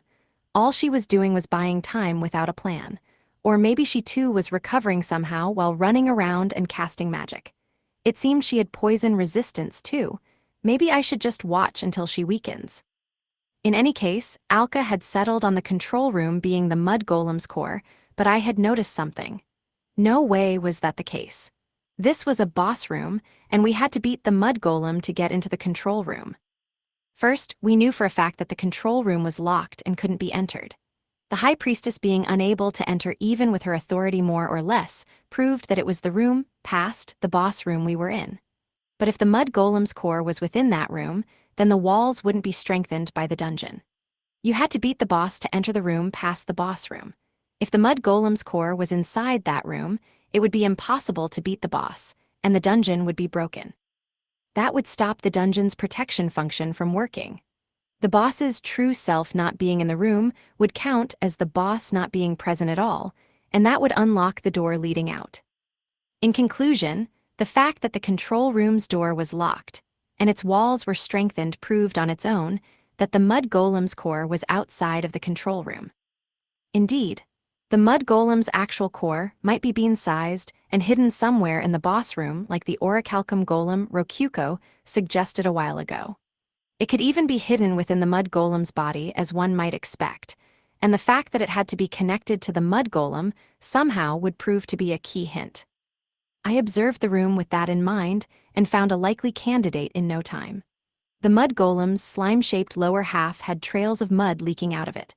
5 trails in total, actually, spreading out like a starfish. I couldn't tell if only one of them was the core or if all 5 were part of a larger core, but it was extremely likely that it was hidden there. Which brought me to whether I should tell Alka that. If I did, how should I tell her? If I didn't, how should I eliminate her? Let me try laying it out a bit. 1. I want to save Itetsu. and stop the eruption to I have to destroy the artificial core. 2. I have to destroy the artificial core to Alka is getting in the way of that. 3. We want to rescue Count Laudal to the mud golem is getting in the way of that. 4. We want to defeat the mud golem to its heart. 5. Eliminating Alka to the mud golem should be convenient for that. And that was that. This is getting kind of tedious. This is definitely a pain, Rokuko agreed. We were both on the same page. Uncle, what are we gonna do? Want me to just blow her up with fire? You want me to take out that girl, right? Nah, that would cause even more problems. Dragons are a big deal, you know. I feel like that would cause a whole nother dragon ruckus. Blech. I kind of want to just wash this all away, Rokuko said with a sigh. But something about her phrasing stuck with me. Wash it all away. Wash it away, huh? Yeah, that sounds like a good idea. All right, let's just wash our hands of this. Biwa, Rokuko replied, confused. There's so many factors involved here, it's a pain to think about what to do. And we don't have that much time if we want to save Itetsu, too. So, time for my fire breath, Igni said. She was looking at me with her lizard tail wagging, hyped to finally do something, but I shot her down. Nah, I'm gonna ask Rokuko to take care of this. How so? I had her grab something that we probably still had sitting in the back of the master room. Alka's perspective. Alka the High Priestess was at a loss. She was unable to finish off the giant mud golem with any of her attacks. Normally, it would be simple to just dry it up, then break it. But this mud golem had a means by which it could regenerate its water. Magic was probably to blame. Normally, golems were incapable of using magic, but Alka had lost to a magic-wielding golem in the past, and it remained fresh in her memory. That experience had taught her that some golems did use magic. This is far from good. If that massive attack didn't do the trick, what can? She asked aloud while stabbing fire javelins into the mud golem. With this mud golem, all that would do was buy some time. Perhaps it would be better to preserve mana, but she had no other options available to her. Grah! The mud golem roared as another giant ball of water dropped onto it again, refreshing its water reserves. Its dry surface became moist, and the cycle of mud resumed. Truly, what was to be done? And that was when she stepped into a puddle. Izzo. The puddle was in fact covering the entire floor of the boss room. Perhaps the mud golem summoned more water for itself than before. It was gleaming wet and looking confident. Look out, High Priestess. It looks like the dungeon dug into an underground water reserve, came Keima's voice. Come again? She turned while fighting and saw that water was flowing into the boss room from the entrance in the ceiling. This is NGH? She tried to evaporate the water, but more just kept flowing in. The phrase, like throwing fireballs into a lake, had never been more apt, albeit in this case it was javelins instead of balls. At this rate the whole room will flood. Let's retreat for now, Keima called. NGH, but Count Laudal is still in there, Alka exclaimed.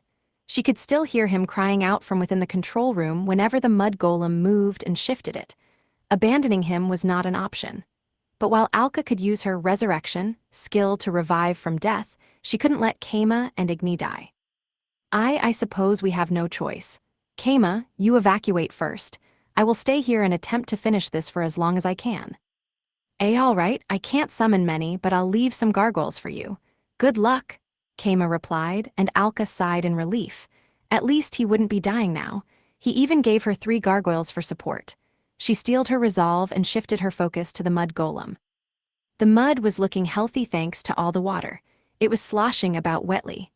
Alka, on the other hand, was slowed by the water reaching up to her ankles. It got into her boots and made disgusting squishing sounds as she moved. The mud was less sticky than before, and as if to mock her it fell into the water, absorbed some, then returned to the main body. It wasn't long before a gargoyle died protecting Alka, its corpse sinking into the water. She used it as a foothold to dodge more attacks from the mud golem, but it was sinking fast. Or to be precise, the water level was rising and submerging most of the corpse. A muddy fist came flying at Alka. NGAH, she cried, taking the blow head-on and flying through the air before smashing into a wall and falling into the water. The other 2 gargoyles had to lend their shoulders to help her up, which reminded her that gargoyles could fly. She wouldn't have to worry about the water at her feet if she were in the air. With no other options left, I suppose I will have to use my last resort. Will you aid me in fleeing for a bit? She asked, and the two gargoyles nodded. They grabbed her from both sides and flew into the air. The mud golem was even acting confident thanks to all the walls. It lazily swung its arms around, which the gargoyles dodged with Alka in their arms. But still, in the end they were just gargoyles. One of them got hit by a giant muddy arm and broke to pieces. The other grabbed Alka with both arms and flew low, weighed down by her. But they couldn't last forever, and soon they were cornered against a wall. The mud golem lifted up both arms. Alka and the gargoyle had nowhere to run. The arms would fall, and they would have no choice but to take them head-on. But nonetheless, Alka grinned. That was more than long enough. Go forth. Judgment Ray. A beam of light blasted onto the mud golem's chest. Judgment Ray? Such was the name of a king-rank light spell that used up almost all of Alka's mana. It was her ultimate move that drained all her energy. And it hit the control room's door head-on. GRAAH. NGH, did that do it? Alka said, faltering as her consciousness faded from her lack of mana. But what she saw right before falling was an unscratched door. The spell had failed. She hoped it would at least open a hole, but it was to no avail. No, Alka exclaimed, grimacing. The mud golem extended a hand as the strength left her and she fell into the water. But just as it reached her, all it did was hit her with muddy water. Ah, the muddy water woke Alka up a bit. Indeed, muddy water. The mud golem's body had absorbed so much water it was no longer gloppy, but rather soggy. This is it? Alka exclaimed again, her eyes wide with surprise. She had to reverse her mindset entirely. Previously, she had been attempting to defeat it by removing the water, but here it was on the verge of self-destructing from too much water. Still, it didn't quite make sense. She had never heard of a dungeon filling with this much water before, outside of ones specifically built around flooding. It was possible, though, that an artificial dungeon undergoing a paradigm shift had just coincidentally never broken into an underground water reserve before. Now then, it seems I will last a bit longer here yet. She could barely move. The best she could do was avoid drowning by holding onto the gargoyle and floating. But now it was the mud golem who was incapable of finishing its opponent off. Alka's body heat was dropping from the water, but it wouldn't be killing her anytime soon. Will this become an endurance battle for us both? Alka wondered, observing the mud golem. Despite melting from all the water, it wasn't leaving, despite the fact that it had stuck itself to the ceiling earlier and presumably could do so again to escape the water. Furthermore, it had stopped attacking. Alka leaned on the gargoyle more to preserve her strength as she watched the mud golem even more closely. What in that? The amount of water was breaking the mud golem's body apart, to the point where the control room she had considered its core fell off. It splashed loudly into the water accumulating in the boss room. If not for the water, no doubt she would have heard Count Laudel screaming in terror. And pain, too. The impact might have killed him, even. So the control room wasn't its core. I see, Alka said, finally realizing the truth. The water was murky and hard to see through, but if she looked carefully, she could see the mud golem desperately gathering mud to harden itself within the water. And there it was, the mud golem's true core. Everything clicked together. In short, the mud golem had missed its opportunity to flee. The water came in from outside the boss room. From the moment the fight started, the mud golem thought that it would never lose if it just had water. And as it continued the fight, the water drew up ever higher.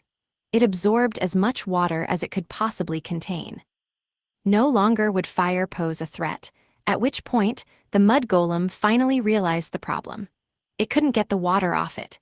Even attempting to move to flee to the ceiling would absorb more water. Never had it thought there would be more water than its body could contain. And once it started to dissolve, it was no longer able to move properly. Sir Gargoyle, I will destroy the core. If possible, please rescue the Count. Alka made a noble request of the gargoyle with no way of knowing if it understood, then built up the scraps of mana still within her. She chanted the incantation for a spell that would cut right through water. Black, black, black, black, black, black, black, black, stone bolt. A pointed rock raced through the water to the clump of mud. The water slowed it down, but it maintained enough speed to pierce through the mud. "This time for sure it is done," Alka murmured before passing out. Hash came as perspective. So yeah, the plan was to flood the boss room. Just wash away the mud, Alka, and everything. I could easily justify leaving due to not wanting to drown, and Alka could take care of destroying the mud golem and rescuing Count Lotl if she could manage it. Either way didn't matter to me. Because if you thought about it, the dungeon couldn't modify itself or use castling due to treaty.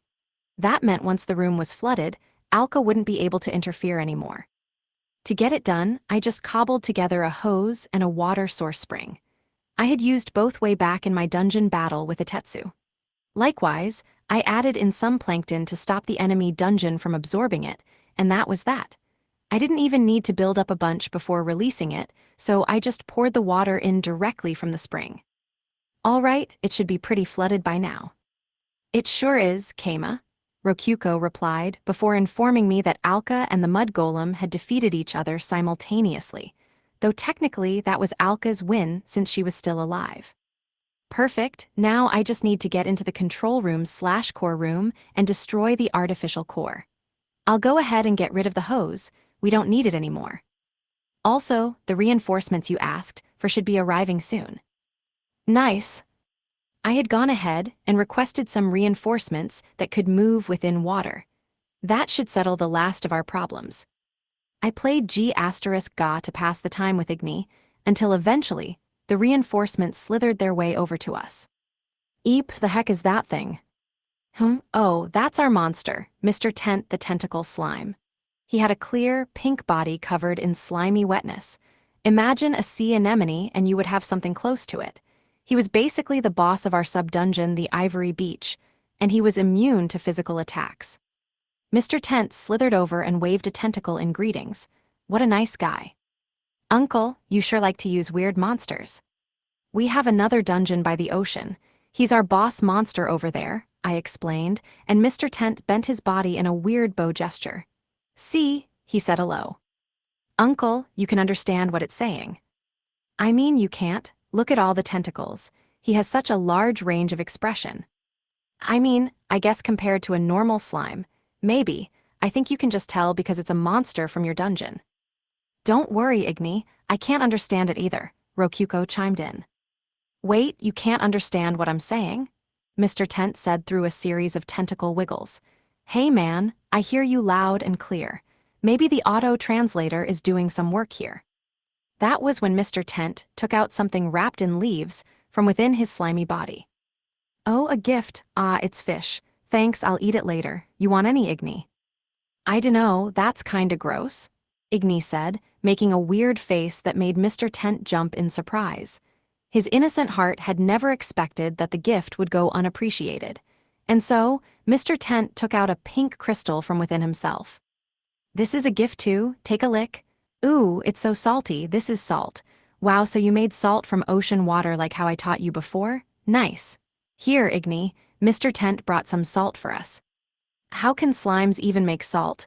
It's kinda weird and pink," Igni said as Mr. Tent trembled with pride. "Uncle, what'd he just say?" "Let's see. Impressive, huh? I can provide as many military rations as necessary, I believe." All he did was shake his body, but he somehow said, "military rations." Sadly, it seemed Igni wasn't too fond of the pink salt. Mr. Tent slumped over sadly. "Aw, there, I rubbed his squishy back, to console him." "Oh, but on second thought, the fact that this salt's pink means it probably has some of Mr. Tent's bodily fluids inside. I think they're good for blood flow, beauty, and some other stuff. I'll have the succubi take a look sometime later." "Wait, it's sad right now." "Can't you tell from looking? His tentacles are so droopy and sad." "I can't, and anyway, Uncle, what's the slime even here for?" "Oh right, I forgot why I actually called him over here. So yeah, Mr. Tent, I want you to go destroy that artificial core. Rokyuko can tell you where it is. I'll keep an eye on things with my monitor." Mr. Tent saluted with his tentacle. He seemed excited to finally be doing some proper monster work again. "Good luck, soldier," I said with a salute of my own as Mr. Tent plopped into the flooded boss room. "Uncle, I think I just remembered that you're something special. Where's that coming from? Either way, despite having called Mr. Tent all the way over, the enemy boss had already been defeated. There was nothing but simple work left. The control room's door blocked Mr. Tent's path, but it was no problem at all. He blasted it down with water magic and let the air inside the control room bubble its way out. Oh wait, Count Lottle's still in there. Let's see. I'll send in a gargoyle first, just in case I need to make some excuses. Inside the now submerged room was Count Lottle, floating at the top where there was still a pocket of air. Mr. Tent felt around for a heartbeat and found one. Apparently, he was just unconscious. If nothing else, Count Lottle had the devil's own luck. As for the artificial core itself, there it was. It already had a big crack running through it. The stone slate displaying the monitor was broken as well, and the cable was disconnected from it. Rokyuko, get Mr. Tent to use the gargoyle as a blunt weapon to destroy the core. Akile. Mr. Tent, hearing my instructions through Rokyuko, grabbed the gargoyle's legs and despite being beneath water swung it hard. It headed straight for the black, cracked artificial core. And when it hit, the force of the blow sent cracks spreading throughout the rest of the artificial core. Chunks fell off it like scale after scale, until ultimately the entire core crumbled to bits. Seconds later, an ominous rumbling sound could be heard.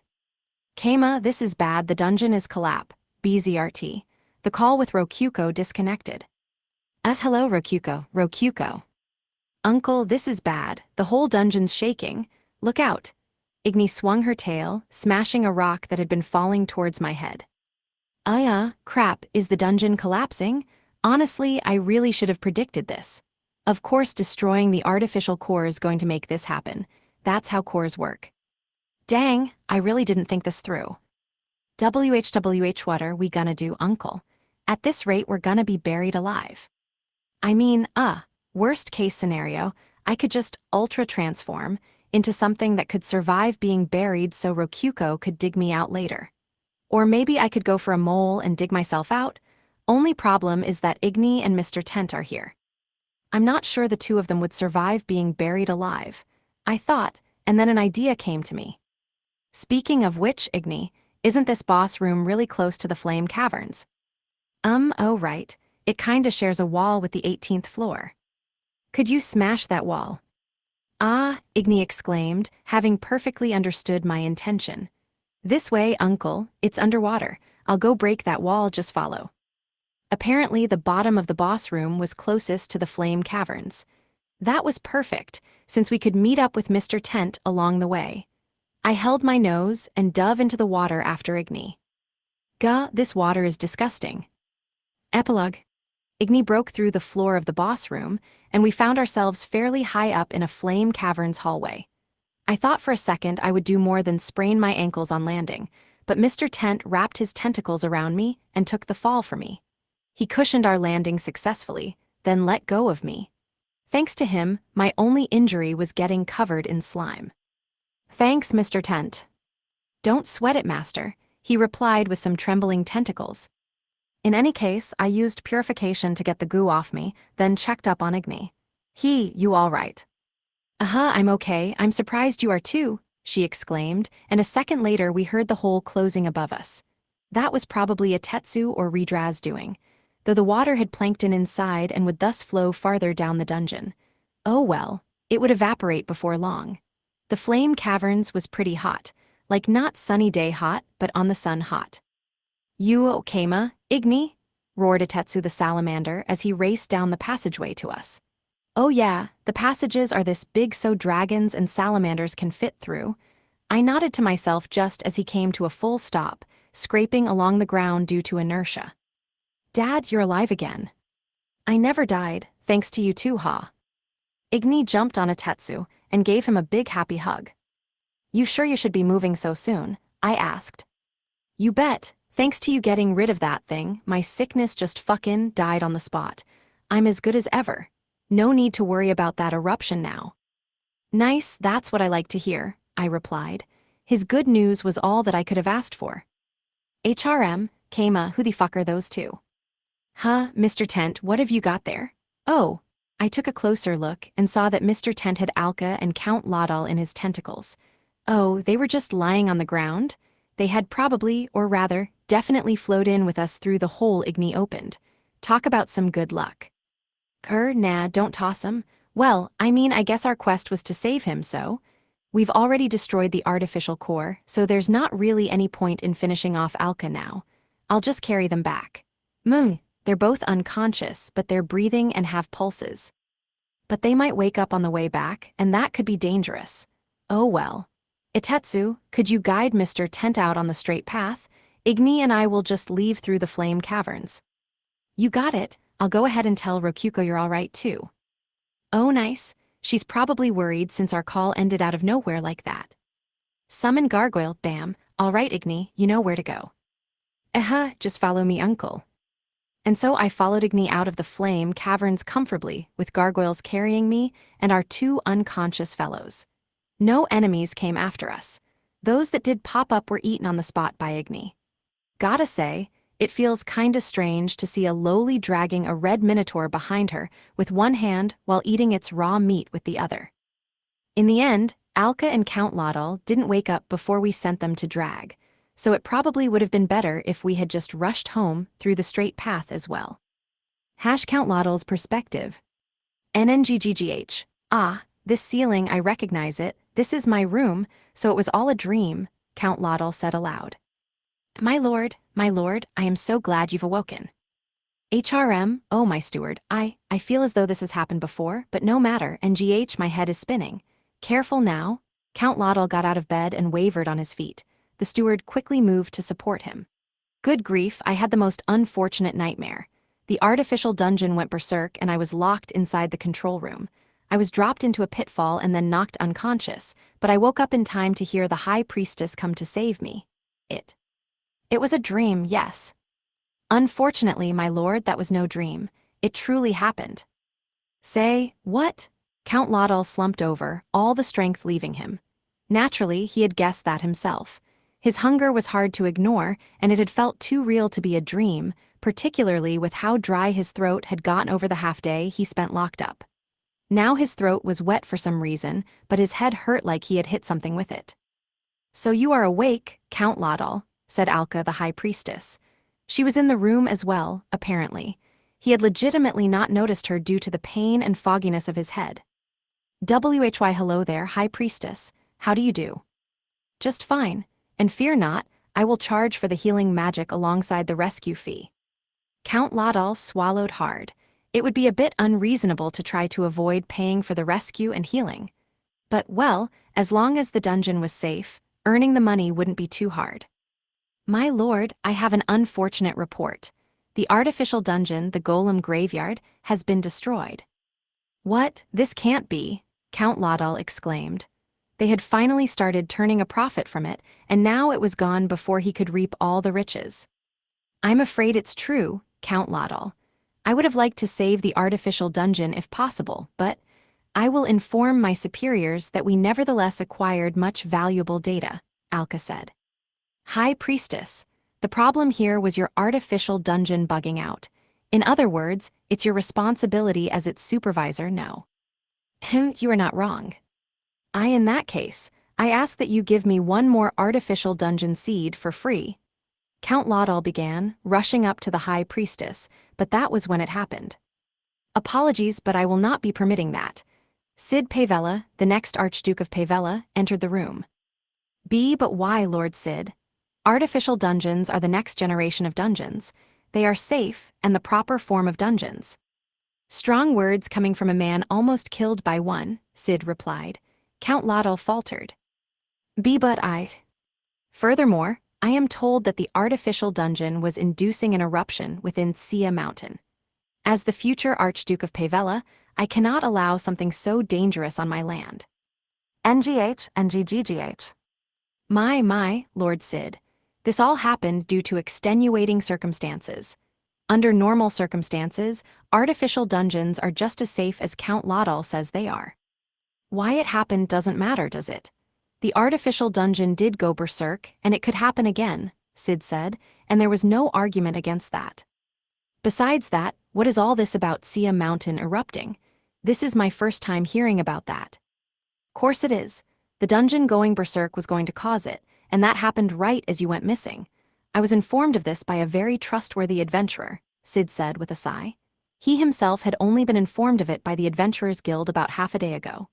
Despite having spent days locked up in his room out of shock, the second he heard that, he rushed out and began directing the evacuation of Drag. His behavior was fit for a future archduke known across the duchy as a prodigy. Though now that everything is settled, I've cancelled the evacuation. Are you certain it's not nonsense? I doubt a mere adventurer would be able to determine something like that. To think you would let yourself be manipulated by such obviously fake information. This warning was given by Kama Goran. Gah, that Fraudster. Count Laudal roared in anger, beating a fist against his bed. It sank into his layers of blankets. Calm down. If not for Sir Kama's assistance, you would be buried deep underground right now. Quite right. Kama heroically saved me as well, Alka chimed in. NGH, Count Laudal choked. Kama had saved his life. That would mean he owed him a big debt, if it was true. Oh, it's true, as is all that about the eruption, Alka said flatly. What was that? Where is your proof? I will inform you all of a secret that must be kept. Salamander, the great spirit of fire, serves Kama. The air in the room froze. Great spirits were lords of nature wielding so much power and influence that not even the Church of Light could ignore them. I was only half conscious, but I saw Salamander with my own 2 eyes, and I heard him when he spoke thus. Thanks to you, I contained the eruption. Not only that, but I heard Kama order him to leave before us, alongside one of Kama's other summons. Say what? We survived by escaping the golem graveyard, directly into the flame caverns. In other words, Kama undoubtedly wields the power to break dungeon walls.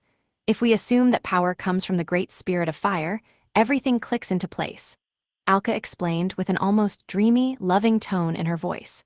It was certainly true that it was impossible to destroy dungeon walls through normal means, but Kama knew it was possible to be buried within a wall.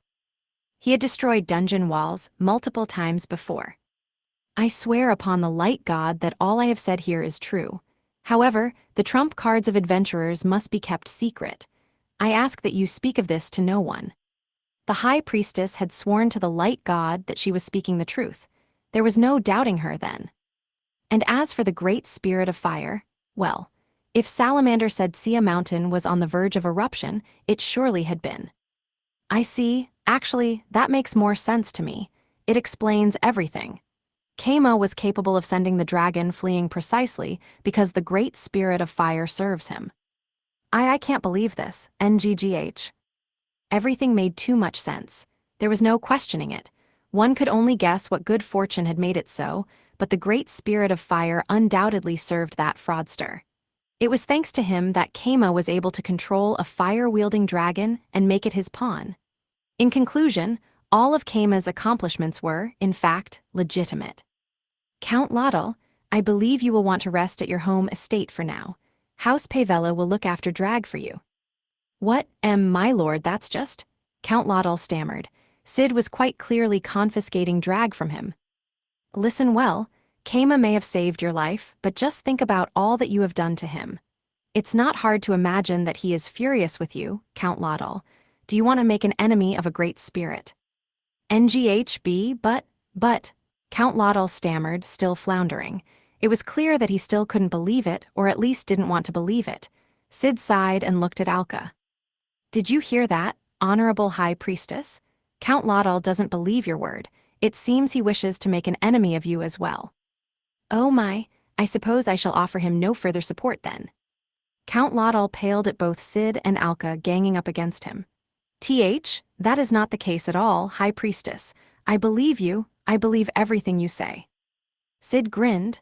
Now then, if you understand the situation and still refuse to rest at home, then you will have to take responsibility another way.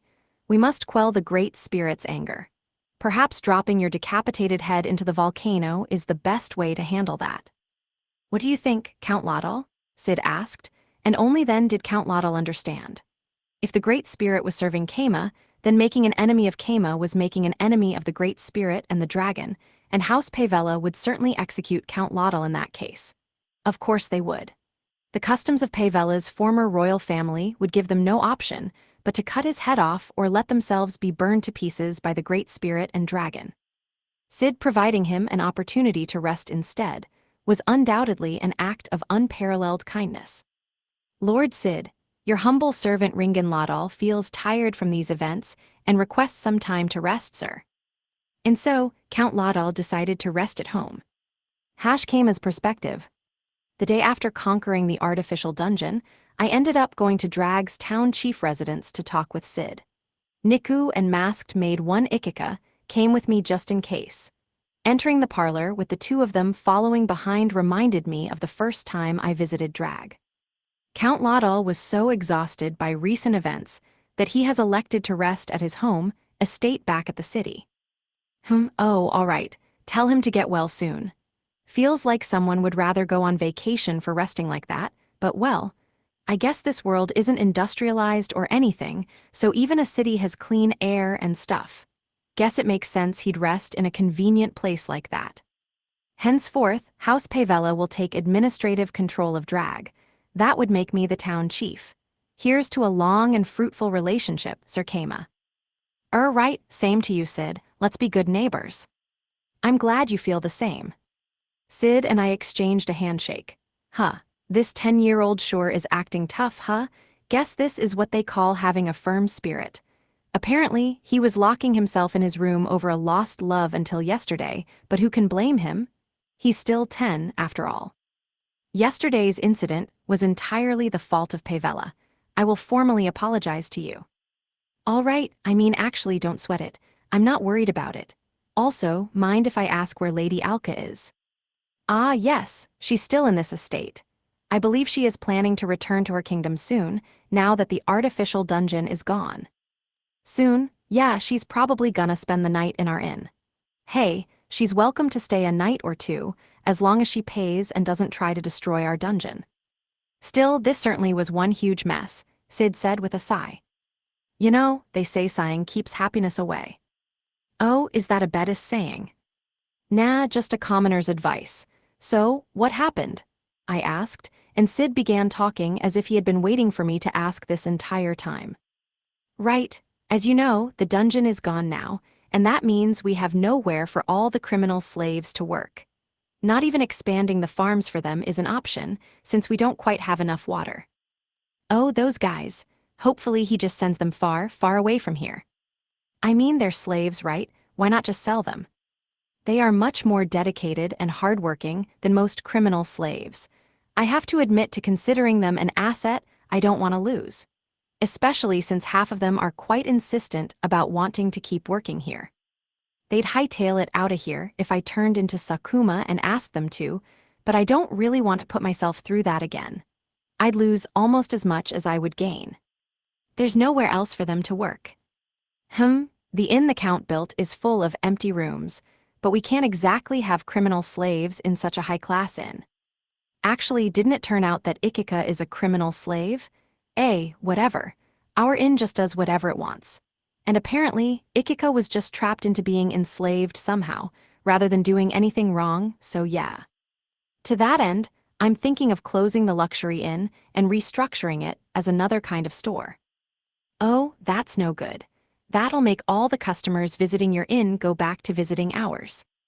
Why not just have the employees working at the cheap inn go work at the fancy inn instead, then use the slaves for the cheap inn? I'll even help improve the fancy inn if you need it. What? Really? Sid replied, looking shocked. Would that not be stealing your customers and profit? Let's just say that as the Pope of Buddhism, I'd like to see all inns improved. Besides, according to what my trustworthy partner said, it'd be pretty easy to fix up the place. After all, I hear the main problem is the bedding. All I have to do is toss some futons their way, and they get more business while my inn gets none. It's a win-win. I'll provide some Buddhist bedding for you. Don't worry, the price will be reasonable. Oh, right. Doesn't Pavella love public baths? How about I build one of those and let customers of your high-class inn stay there as much as they like? Oh, but I don't think they like cold water. Which gives me an idea. I have an onsen-making magic tool from the dungeon. I'll let you use it for this. What? Those exist? Sid said, turning to face me with a serious look on his face. He had taken the bait. But I must ask, how does it function? Does it dig into the earth or does it produce hot water? It produces hot water. The only thing is, it's got a lot of weird restrictions, and I need to test it a bit to make sure it works here. I can't use it at my place since we have a natural onsen. It should be fine to just stick a customized water source into a pillar and call it a magic tool. I could get it all for about 2,000 DP easy, and we earned more than that from drag in a day already. That said, I'm pretty sure it'll work just fine in drag, though I'll need to do a bit of a ritual. Something with a trap inside of it would stop working once I removed it from the dungeon floor, so I would need to make part of drag a floor and set the trap on it. But I could hide in a tent and say I needed to do some ritual to make it work. All I had to do was include hiding the ritual as a condition for lending the tool. Also, I would ultimately be renting it to them. That was an important detail. Reason being, by charging rent I could get free money, just like the income from the tunnel. And since I own the tool, I could ask for it back as blackmail if any problems arose between our towns. Hey, this way they won't go out of their way to cause problems again, which means I can sleep more. How terrifying. To think a dragon-conquering legend would be a master of negotiations as well. To be fair, I'm not actually much of a fighter. Sid was giving a bemused smile. He probably noticed that this gift would prove to be a weakness for me to exploit. Man, him and Mayodara, huh? Noble children sure are smart. In the unlikely event that they refused to return it when I asked, I could just fiddle with its settings from the dungeon and stop it from working. Only we of Goron know how to fix it. Read, have access to the on-off setting. It was perfect. How much for it? We can negotiate, though I actually don't know the market price for magic tool rentals, so I'm gonna ask you to negotiate with Damin, the merchant in our town. You can pay him for it too. Let me just push all the work onto Damin. At times like this, it's best to leave everything to people who actually know how things work. Damin won't complain as long as he gets a handling fee. And hey, no fee is too high if it means making my life easier. Oh, by the way, about the artificial dungeon's ruins, I continued. What about them? If you dig it up, you'll probably find a ton of iron golem corpses. Indeed, we had failed to recover most of the iron golems we sent to the dungeon battle, and the majority of our army had been buried in the collapsing dungeon. That meant there was a ton of iron waiting to be dug up, not to mention all the weak iron golems that the artificial dungeon itself had been making. There were lots of golems in that dungeon. Why not have those slaves dig them up for a bit? At the very least, there's over 200 golems worth, so it should take a while to dig it all up. Now that is some valuable information. Oh, and yes, I would gladly rent that magic tool from you. It seems as if you have just solved all my problems for me, Sir Kama. Haha, Sid laughed with a conflicted smile. What can I do for you in return? Hey, don't worry about it. Let's just stay on good terms. And so, the meeting with Drag ended calmly. Sid seemed intent on repaying me, which I guess had to do with Pavella being the Duchy of Merchants. Wazma's perspective. Town Chief, I am in disbelief, Wazma said, after seeing Kama the next day, and who could blame him? Ikika had briefed him on the situation yesterday after Kama went to bed immediately upon returning. Alright, sorry Wazma, did I go too far? Yes, you went too far. And anybody could tell he had. Sid had distanced Count Lotl from Drag for his antagonism toward Goron, and Kama had rewarded that so excessively it was absurd. Had he just been that worried about Count Lotl? No, Kama had barely thought of him at all. It was Wazma and the villagers who were concerned, and maybe that was why Kama had been so considerate. After all, it was Kama himself who had saved Count Lotl's life. Hey ha ha ha, well, I'll settle down for a bit and go back to being a nice all-figurehead. What were you thinking? Good grief. What a kind town chief. So kind it's actually cruel, Wazma thought with a sigh. The discussion yesterday was meant to be an opportunity for Sid to bow his head and do what Kama demanded as an apology. But after Sid sent Count Lotl to rest, which was the metaphorical head bowing, Kama made no demands. Not only that, he had quickly provided information and solutions to the three problems plaguing drag, dealing with the criminal slaves, a water shortage, and the inn that was losing money. It was obviously excessive. Anyone could see that drag now owed an enormous debt to Kama. But Sid, being on the side apologizing for misdeeds, could hardly refuse Kama's suggestions. It wouldn't be an exaggeration to say that drag was now under the de facto control of Gorin, or rather, under the control of Kama. Drag would have no choice but to obey any command Kama gave, no matter how extreme. The town had been weakened significantly, and in negotiations, Kama had shown no mercy. The magic tool that made an onsen was so convenient that one could only think he had specifically hidden its existence to use as an ultimate trump card. In any case, what will the price for the rental of the magic tool be? As you are the only one to have found such a tool, it is your decision. Just go with whatever a fair price for something like that would be. A fair price, understood. I will convey such to Dine. Thanks, don't rip him off, okay? There are plenty of these out there. Drag already owed Gorin a pile of debts. It seemed Kama intended to add onto that pile by renting the tool at a fair price. Sid would no doubt attempt to overpay for the tool, his last opportunity to pay apology money to Gorin and reduce his debt. Dine, on the other hand, was more than familiar with Kama's methods by now. In short, the negotiation table would end up quite strange, as the buyer suggested an extremely high price, while the seller suggested a significantly lower price. Since Gorin's town chief was saying not to overcharge, the ultimate price would be on the lower end. A shame for Drag's town chief, surely. They could have paid back all their debt in a simple, understandable way if only they had the opportunity to pay an exploitative rental fee. Kama dominating Drag with a mountain of gratitude-based debt was so superb, one could put it in a textbook. Kama's perspective. Alka the High Priestess visited our dancing doll inn. Naturally, I was a bit trepidatious about having Narine handle her at the receptionist desk, since our friendly all-apprentice witch had a sharp tongue and verbally abused even heroes, so I took her place ahead of time. Kama, as promised, I have come to stay the night. Thanks for coming, High Priestess. Do you, have the money to stay? Of course, Shento, pay the good man. Yes, milady. The servant standing next to her took a bag out of the altar on his back and placed it on the counter. That sure is a lot of coins. What, there's 181. That sure is a weird number of coins to pay. This seems to be too much. Our grand suite is 25 gold coins per night, and the A-rank dinner is 5 gold coins each. I would like to stay for a week's worth, 6 days. A-rank meals will suffice. Oh. The drawback to her treaty, that she couldn't enter the dungeon after 72 hours of the spell being in effect, didn't matter in the least since the artificial dungeon had been destroyed, which meant she could spend plenty of time here relaxing. The other gold coin paid for her servant staying in a normal room for 6 days. Tip included. Well, she technically paid for eating a kid's lunch every day, but I'll go ahead and swap the menu up daily for her. Might as well throw in the shortcake I promised her too. Okay, now we just need to get you to your rooms. Indeed, shall we go, Kama? Well, I guess I have to guide her now. I thought just as Ikika conveniently passed by. Whoa, hey there, Alka. There's gonna be a rat race soon, wanna come? She said. Yes, Alka replied instantly. I stayed at the Grand Suite last time and on second thought, can find it again on my own.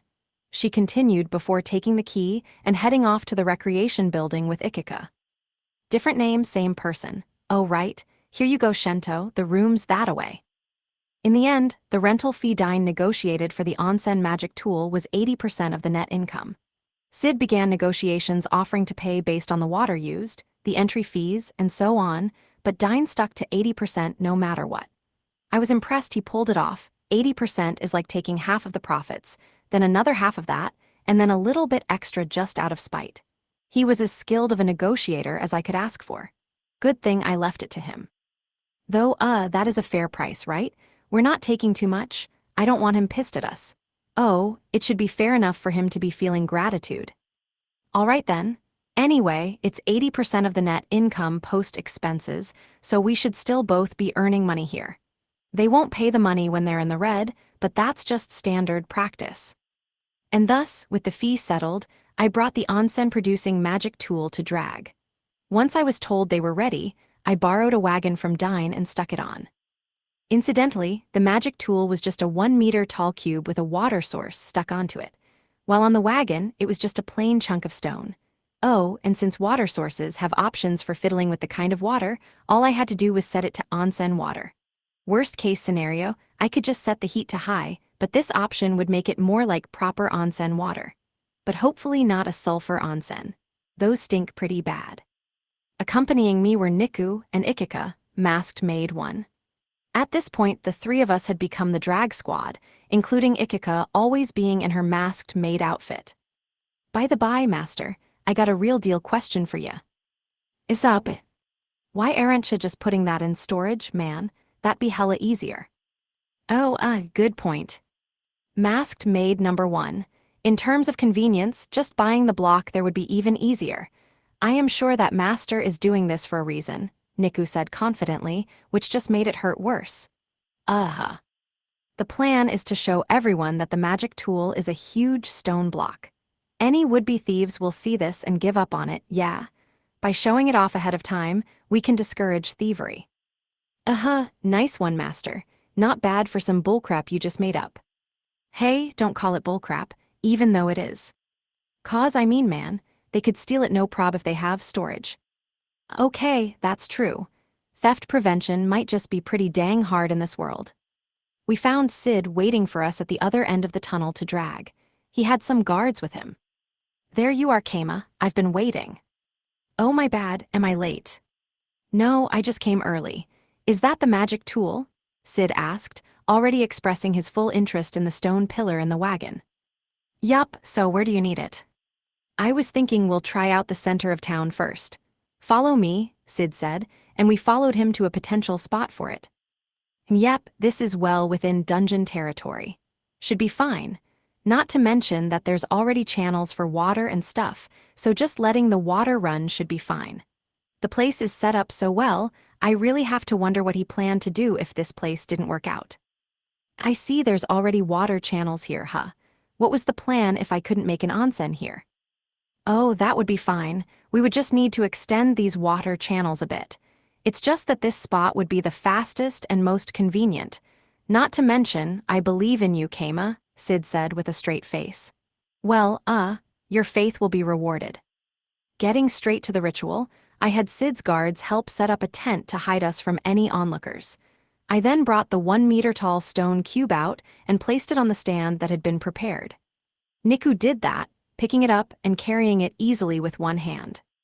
One of Sid's guards thought it was lighter than it looked and tried to lift it too, but it was so heavy he couldn't manage it even with 2 arms. Behold the fearsome might of an orichalcum-supported puppy. Within her is true power. After that, I just had to place the water source in it. All right, time for the ritual. Everyone but me and Kuro, please leave. Ikika, you keep watch outside the tent. You got it. By the way, Sid interjected, is there anything else we can do? Let's see. Actually, yes. Sid, can I ask you for a little favo? Yes, you may ask anything, Sid replied enthusiastically. All right, he sure seems cooperative. Is he that excited about the onsen magic tool? I mean, I guess I understand how he feels. Baths feel great. Purification just can't capture the same feeling. So what do you need? The ritual's top secret.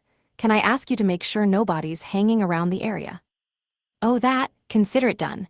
I swear nobody will approach until you call for us. All right, that gives me room to do lots of things. And make sure I don't have to see any of the last commune guys again. With Sid taking care of the crowd, Niku, and I could finally get to work on the magic tool ritual. That said, as I mentioned, there wasn't much to actually do. I just had to place a customized water source onto it from the menu. Bing bang boom, done. Dungeons sure are convenient. Wait, does that count as a compliment for Rokyuko? Am I praising her? I'll set it to pour out enough for a natural onsen. The heat'll have to be hotter than our onsen for it to not cool down.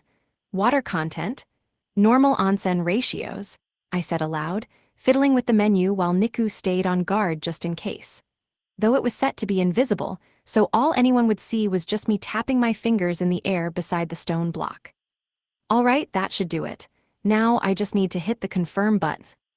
But if I ended it that fast, they would question whether I had really performed the ritual, and I really wouldn't know what to say to that. Thus, I decided to kill time instead. I wonder how the artificial dungeon excavation project is going, I thought, opening the monitor. Dig for Mama's Sayak. Dig for the Holy Mother's Sayak.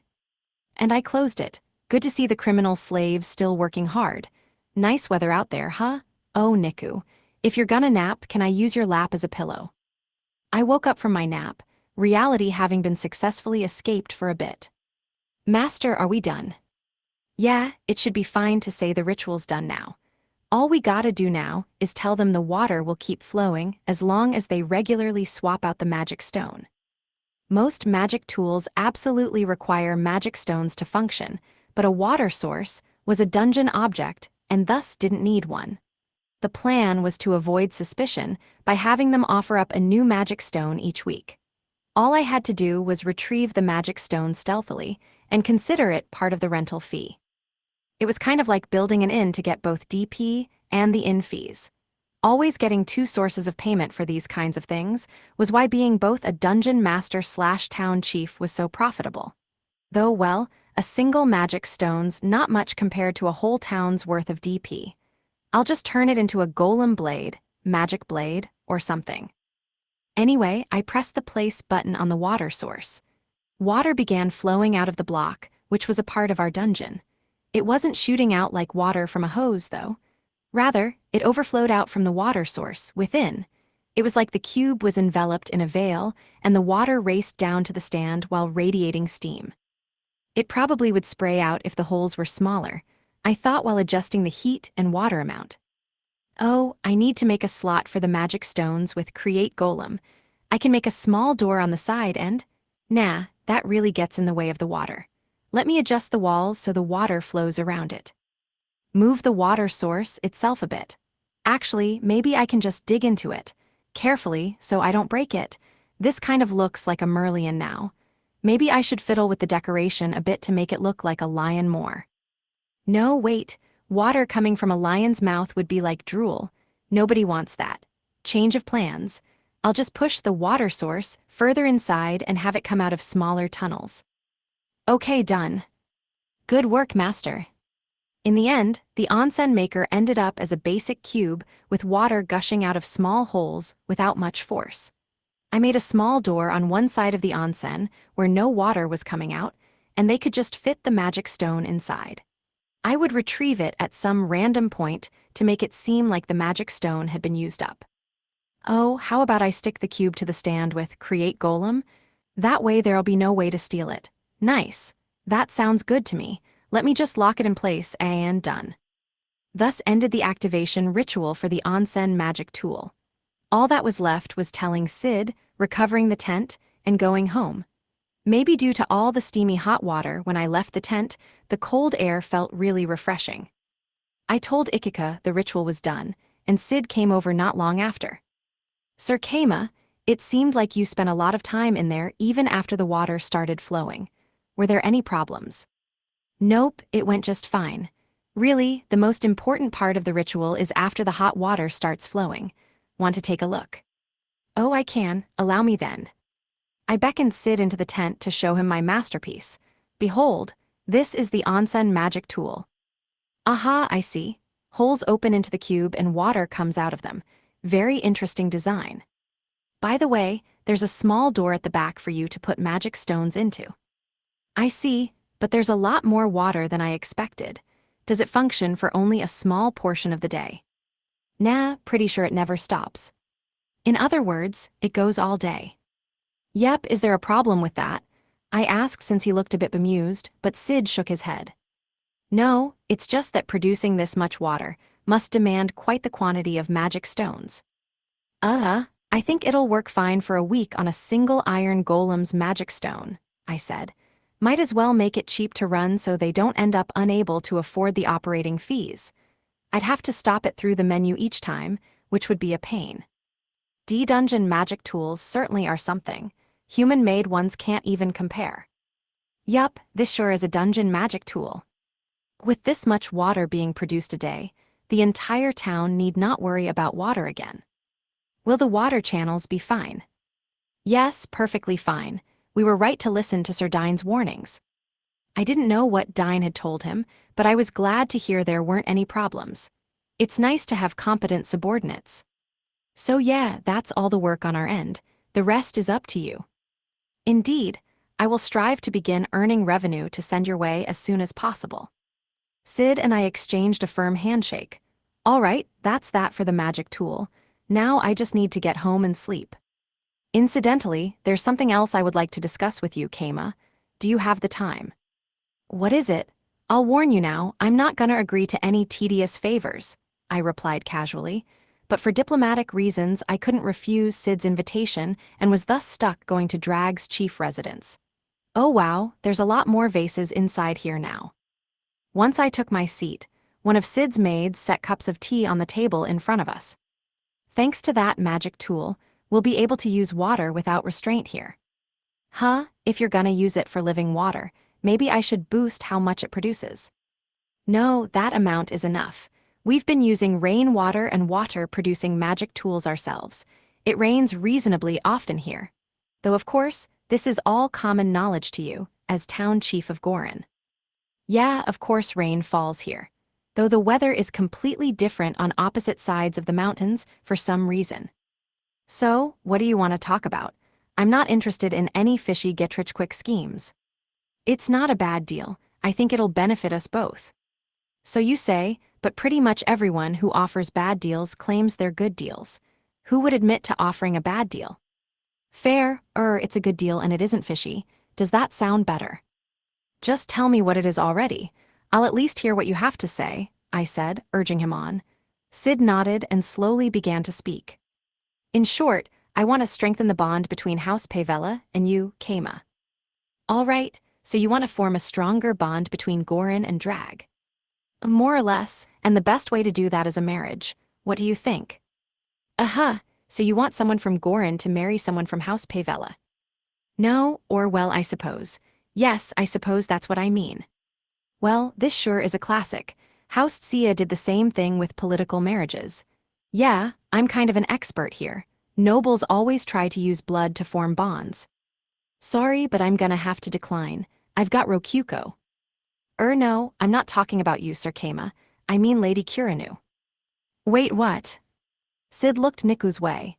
May I ask for your hand in marriage? He asked in a serious tone. Master, Niku said, looking my way with worry and not knowing how to reply. Hold it, Sid. You're just putting Kuro in a bad spot here. What kind of joke is this? I'm serious, Sid said, doubling down despite Niku's reaction. I closed my eyes and thought. I wish I could just fall asleep here. This can't work, right? It could never work. I seem to recall Vice Chief Wazma telling me not to do any work for a bit. Weelp. Anyway, enough avoiding reality. Put simply, Kuro's already betrothed to Meodora. You missed your chance. You seem to be misunderstanding something, Sir Keima. I'm not suggesting that Lady Kurinu end her betrothal with Meodora. And wait, what? Nobles practice polygamy, Sid said with a confident grin. Polygamy? In other words, a special guy overflowing with talent and status, getting multiple wives. Most of the time, anyway. But if his first and second wives don't like each other, the husband gets squashed between them as their relationship turns into a bloody battleground of tedious drama. There are lines of succession, wills, inheritance, and just nothing but tedious junk. Polygamy is a lifetime of work and hell. No way. Polygamy is out of the question. But wouldn't it be perfect? Lady Kurinu, Meodora, and I could all be together just like that. Won't there be fights over who's the main wife? Wait, I guess not. Yeah, anyone could tell just by looking. Meodora would be the main wife, of course, Sid said. It was obvious because Niku was a slave and Meodora was an archduke's daughter. But still, what's the point of going that far? What do we really gain? The rumors say that Lady Kurinu is your daughter, Sir Keima. Lady Kurinu and I marrying would make you my father-in-law. I promised that my father, the Archduke of Pavella, would provide you with gracious support. I will even provide a contract, Sid said, while taking out a contract that already had Sravu Pavella, Archduke of Pavella, signed at the bottom. Wait, is that real? It's real, I swear on the name Sid Pavella, Sidolphus Pavella. Convincing, but there's nobody here who can confirm that for me. Sid took out 3 more pre-signed contracts. They were all written the same way. One for you, one for House Pavella, one for House Sia, and one for the Adventurers Guild. It was quite a tall order for my father since the actual contents had to be so vague. Still, he signed them immediately when I said they would be important for deepening our bond with you, Kama. Okay, if he's sending one out to the Adventurers Guild too, it's probably not a fake. I'm honored, but no. I read the contract just to be sure, but all it said was, if this marriage occurs, the towns of Gorin and Drag will support each other, in simple language lacking any long-winded noble euphemisms. Everything except the marriage was left undescribed, and it basically implied Drag would do anything for the sake of Gorin. Should you really have signed something like this, Archduke of Pavella? Well, not that I intend to make Niku engage in polygamy. Unless she wants it, that is. But why? Forgive what will sound like bragging, but I believe I am on the handsome side, and I'm told I'm a quick thinker. It's not so apparent when you're around, Kama, but I am even known across the duchy as a once-in-a-lifetime prodigy. If I were you, I would accept this contract without a second thought. Then why were you turned down by House Sia, Sid? They must have had some problem with marrying into House Pavella, I said, and Sid smirked as if I had walked right into his trap. You seem to be misunderstanding something, Sir Kama, Sid said before taking out a red potion, TS, the sex-changing drug. What? I'm the second wife, Dad. Are you insane, Sid? Or, well, I guess if, diplomatically speaking, Niku is Meotora's husband and thus a guy, it makes sense that Sid would offer himself as a wife. Maybe? Still, he should know by now that Niku is actually a girl. Yug, don't make this mess of sex and gender any more complicated than it already is, please. I'll have to talk about Bonudera about this first. I suppose so, just know that I'm serious. Oh, want to keep your copy of the contract, Dad? Nah, I'm good, and stop calling me Dad. Ah, I got ahead of myself there. My apologies, Sir Kama, Sid said while putting away the contracts. It felt as if I could hear Leona, the god of chaos, laughing from within the red potion somehow. In any case, after quite a tumultuous week, it was time for Alka the High Priestess to return home. She hadn't done anything major in particular while at the inn, but just being around her at all was exhausting. I was very much looking forward to her leaving soon. Since she technically was a VIP from another country staying in our grand suite, I guided her all the way to Tsia Mountains Tunnel to see her off. Kama, are you certain you do not wish to return to the Holy Kingdom with me? Sorry, but it's not happening. I see, what a shame.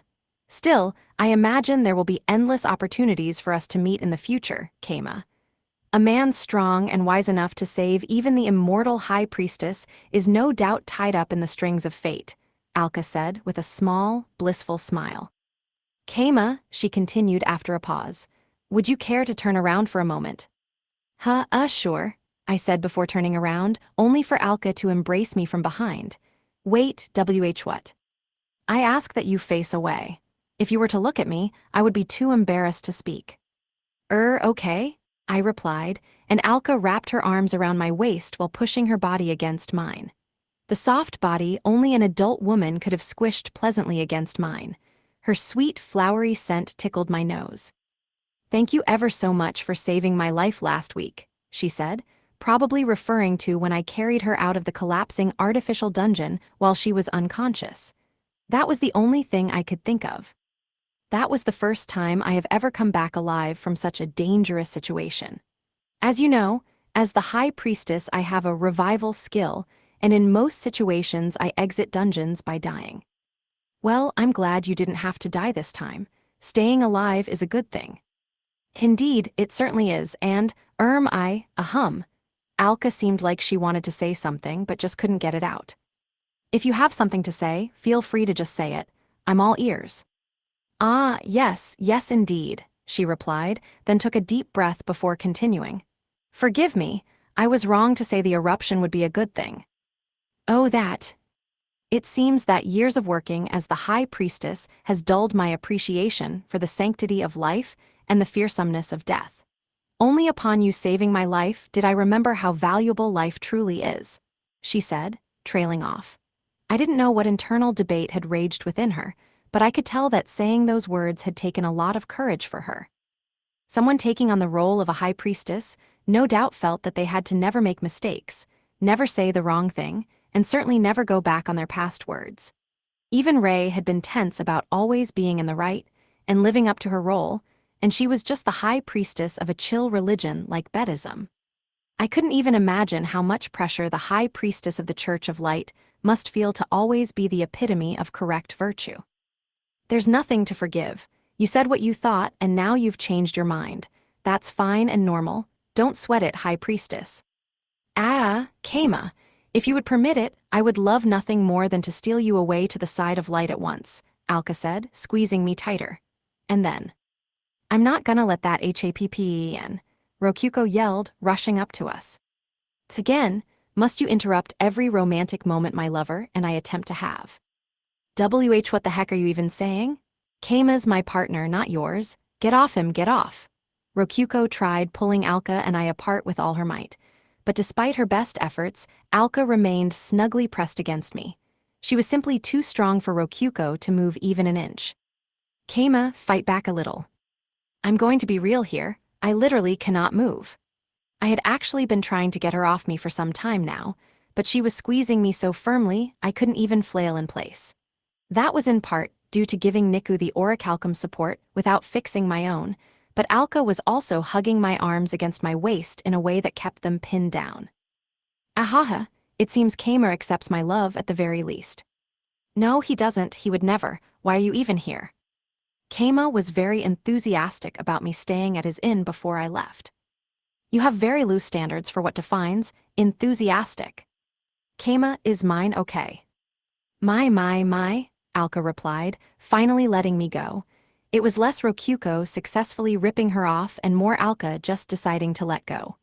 Monopolization is not a good thing, Rokuko. The Church of Light teaches that we must share good things with each other. I don't care, I'm a Buddhist, and Kama's the Pope of Buddhism, even, Rokuko said, this time hugging me as if to keep me from being stolen away. Various soft places pressed against the front of my body. Please. Ahaha, I have heard much about your sub-religion without a god. It's very cute. Though taken another way, it means that if Kama alone joins the Church of Light, then all of you will be members as well. Isn't that right, Kama? No, everyone's free to choose their own main religion. Oh my, what a shame, Alka said before embracing me from behind again. Hey, what are you doing? Rokuko exclaimed. Rokuko, just so that we are all the same page. You know that I am perfectly fine with granting you my love as well, yes, she said, this time reaching far enough to wrap her arms around Rokuko as well with me in the middle. In other words, I was being sandwiched between Rokuko and Alka in a three-person hug. And yes, that meant Rokuko and I were facing each other head-on, with her face right up close to mine. Oh my, Kama, your heart is pounding harder than before. I see that Rokuko joining us truly is important for you. Ahahaha. Hey wait, stop, don't touch me in weird places. Eep, Rokuko cried, making cute noises. Where the hell are you touching her, Alka? Hello, excuse me. Rokuko pushed forward to get away from Alka's hands, which meant her soft body pressed against mine even closer. Her face flushed crimson. Alka's hands went even further, leading Rokuko to let out more cute, sweet cries while hugging me as tight as she could. Alka wasn't letting either of us escape. Kama, NNN. Hold it too much, I can't take it anymore. Alka, let us go, this joke has gone too far. So you don't want me to take you both away to the Holy Kingdom? Alka whispered into my ear, her hot breath tickling me. No, we're fine here. My, how cruel. You would spurn my most heartfelt request, dear, ahaha. Why isn't anyone helping? Come on, servant guy, don't just look away, stop her. I think that's enough, High Priestess. My master's got a pure heart, and those honkers of yours aren't doing him any favors, Ikika said while walking over, probably having been summoned by Rokuko. Oh my, if it isn't Ikika. Ahaha, I must confess his heart is so pure I'm almost hesitant to taint it, but the allure is oh so intoxicating. Would you like to join us? I'm gonna have to pass. Like, believe me, I'd friggin' love to join, but I'm kinda a slave here, you know? Ikika replied, and at that point Alka let Rokyuko and I go. Thank the Lord. I'll have to give Ikika some curry rolls later. Some real expensive ones from dedicated food stands. Incidentally, Keima, how much would you charge for me to take Ikika? She understands me quite well, so I would like to make her a maid of mine. She's not for sale. 10,000 gold coins. She's not for sale, I repeated, making it clear that I wasn't going to negotiate. Sigh, your will is as strong as ever, Keima. Very well then. I pray that you live a happy life serving Keima Ikika. Ha ha ha, you got it. I'll look after you real nice whenever you come back. Ikika and Alka exchanged a firm handshake. Ikika, the hell did you do to make her like you that much? 10,000 gold coins is kind of a lot. Now then, Keima, I must depart. If you ever find yourself visiting the Holy Kingdom, don't hesitate to visit my estate. Sure, I'll drop by and say hello if the time comes. Indeed, it would be oh so delightful if Rokyuko and Ikika were to accompany you. I shall be waiting for you all. I'm gonna be honest and say I don't want to go to the Holy Kingdom at all. You'll probably just lock me inside your room or something. In any case, Alka the High Priestess finally left Gorin. Rokyuko and I slumped to the ground in exhaustion, finally freed from her reign of terror. I have no idea how Ikika just skipped back to work without a care in the world. Well, I know what to take from this, Rokyuko began. Hi. You're mine, Keima, and I can't let anyone take you. I'll need to be more aggressive from now on. What do you think? You're asking me. I mean, if you get too aggressive, I'll probably buckle from all the pressure, so don't go too far. Side chapter, the bizarre rental fee negotiations. It was time for the rental fee of the onsen-making magic tool to be negotiated. Dain, the merchant shouldering most of Gorin's financial administrative responsibilities, visited Drag's town chief residence. Inside a simple, largely undecorated parlor was Sid Pavella, the town chief of Drag. Thank you for coming. I'm Sid Pavella, the town chief. Yes, my lord, I'm Dain, a merchant from Gorin. Pleased to make your acquaintance, Dain replied. Sir Dain, first, allow me to thank you for coming. No need to thank me, Lord Sid. After all, I'm a commoner and you're a noble. Only makes sense I'd come visit you, man, Dain said, speaking in his Pavelin accent and debasing himself a bit. But that was actually a hard jab thrown Sid's way. By establishing Sid as his superior and emphasizing that he was beneath him, Dain was expressing that he intended to guide the negotiations in Sid's favor. In truth, the meeting should have involved Sid going to Gorin and negotiating in their chief's residence. Sid had wanted to thereby express that status didn't matter for the negotiations, but before he could do anything, Keima had sent a letter saying the vice chief ordered him not to do any work, and that he would therefore send a merchant to Drag. Sid simply was not able to visit a merchant store to conduct a negotiation such as this. It was a firm practice for commoner merchants to visit nobles instead of vice versa, and Sid forcing his schedule on a merchant store would be so disruptive to business that it was out of the question. With a single letter, Keima had forced Sid to take a suboptimal opening stance. The key to the negotiations here would be recovering from that as much as possible, and paying as much for the tool as he could to repay the debt that had been loaded onto him. Sid ordered his trained noble face muscles to force a smile. Indeed, but today we are negotiating a price. I would like to have an equal, balanced discussion on the market price of the tool. Yeah, of course, this is all business to me too. Then first, allow me to pay you for travel expenses, Sid said, before taking out a clinking bag. But Dain took only a single glance at the bag before shaking his head with a smile. Ha, Lord Sid, that ain't a good move, let me tell you. Figures, Sid clicked his tongue. The bag was obviously too full for mere travel expenses. It was a bribe. Sid, knowing that Dain would be significantly involved in business between Gorin and Drag moving forward, had attempted to bribe him in order to measure his worth as a man. First, if he just accepted it then and there, he was a small fry. Sid would be able to squash him down with his negotiating power. That would be ideal for him. Next, if he turned it away saying he couldn't accept a bribe, then he was a merchant with integrity. Sid would be able to expect fair, honest negotiations. That would be fine too. Next, if he accepted the bribe with an ulterior motive, he was an experienced negotiator. He would ignore the intent of the bribe and, at best, take the negotiations a bit more seriously since he had bothered to take it.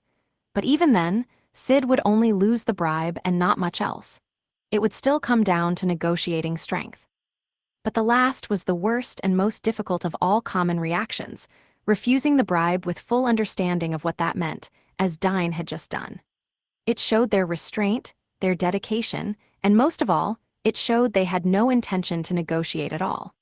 They knew they were in an overwhelmingly dominant position, and with that in mind, they refused a bribe that might endanger their dominance. It was another way of saying they could easily earn more than enough money from the negotiations without needing to take a trifling bribe. In this case, Dain was also showing that he had strong connections to Keima, the town chief. My apologies for testing you. Pretend you didn't see anything. Hey, don't sweat it, I know what's up. I didn't get trained by the town chief. Excuse me, trained by Keima for nothing. Furthermore, he casually dismissed the reality that Sid had offered him a bribe without exploiting it as a weakness, further establishing his dominant position. All Sid got from his bribing attempt was the knowledge that Dain was a bigger threat than expected. He should have expected nothing less from a merchant with Keima's trust. Sid would have to go all out as if he were negotiating with Keima himself to not lose his footing. Or rather, to not be crushed to pieces. Sid swallowed hard. Judging from that accent, you must be from Pavella. Yup, but you can just think of me as a Goran merchant now, my man. Ha ha ha, could I ask you to be gentle as a fellow Pavelin? Sure, I'll sell you the tool for real cheap, brother. Don't tell Keima.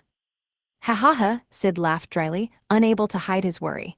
Dain knew he didn't want the tool for cheap. And thus began the negotiations. First of all, I need to know how strong the tool itself is. We shouldn't even think about a set monthly payment if we don't know how much the tool itself can actually do, Sid began. Fair, I heard from Keima that it makes enough hot water to fill up a public bath, but it'd be risky to set a hard price when we don't know the exact details. Especially what kind of magic stone it'll take. In that case, I think we should settle this based on the income the magic tool earns. Fine with me, I was thinking the same thing, dude. The two of them grinned in agreement. Next step was establishing a baseline. I intend to pay all money earned from water purchases, bath visits, and so on. 80%, that's what I'm aiming for, and I won't take any higher. 80% of all our sales, very well, Sid agreed instantly, holding out a hand. If Dain shook that hand, then negotiations would be over, but of course Dain did not. Still joking this late in the game? Quit playing with me, man. We couldn't take that much from you. I'm talking about 80% of the net income, obviously. Translation, the hell are you trying to pull here? You think you're in a position to pay us that much? Oh, really? But you won't earn that much from the net income. Translation, NGH, I knew that trick wouldn't work. But net income is just too little, anyone can see that. The difference between the sales Sid spoke of and the net income Dain spoke of couldn't be more significant. Allow me to give a brief explanation.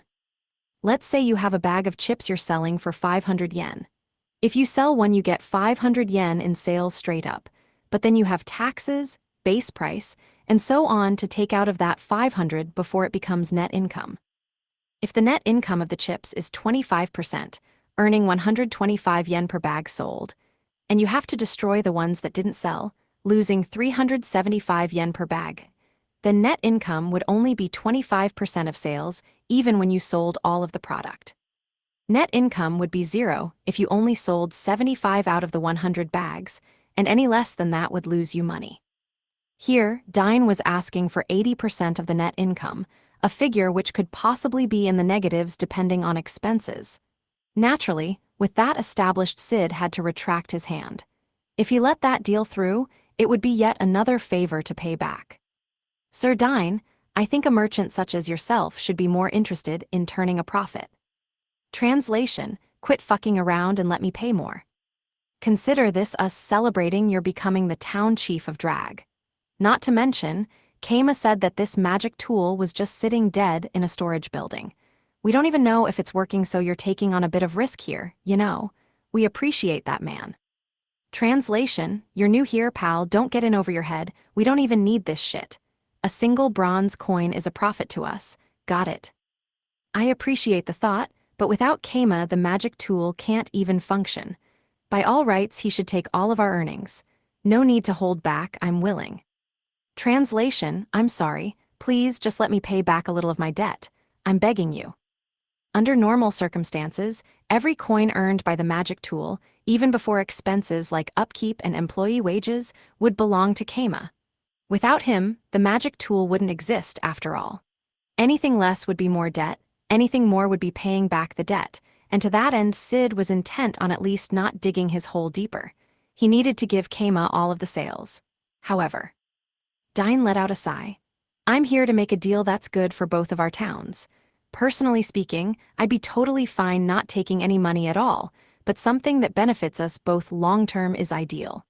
Keima's telling me to be nice here, so you know what, how about we compromise and I take 50%? Translation: Sorry, but I'm no softie. How about I just give it to you for free? Sure would put you in a lot more debt, huh? 50% is simply too beneficial to us to be a sign of equal friendship. I say, the 80% you suggested before is fair. Translation: All right, I'll go with your first deal, just spare me. Pleasure doing business with ya, 80% of the net income it is. Man, sure feels good we settled it that quickly, easy work. Translation: Oh, want us to cover 80% of your costs when you go in the red? I can arrange that. Well, as you know, I'm the son of Pavella's Archduke, and I receive some support from him. It's unlikely our town will ever be in the red, and even if we are losing money, I wouldn't be so shameless as to push the expenses onto Keima. I would like to make a deal here with that in mind. Translation: I'm sorry, I was too cocky. But come to think of it, I have House Pavella backing me, so we'll never go in the red. Please just let this end. Save me. Dain, recognizing Sid's reply as admitting defeat in negotiations by referencing status, nodded. All right then. Translation: Aight, I'll cut you a break. That's good enough for me, and now it's settled for real. Will you want a deposit on the magic tool just in case? We might break it by accident ourselves. Translation: With that settled, is there any way I can pay you a lump sum of money at all? Please. I've been told not to take anything like that, man. Seems like Keima really likes you. You know, I think I remember him saying something about giving the futons for free. Translation: Don't be a sore loser, pal, give up. Forget the deposit then, but at least let me pay for the futons. It's the least I can do. Translation: Wait, okay, I get it. I'll actually give up now, let me live. And so Sid and Dain exchanged a firm handshake, their negotiations over the magic tool's rental fee complete. Extra episode: Rokyuko wants to flirt with Keima. A thought struck Rokyuko. She wanted to flirt with Keima more.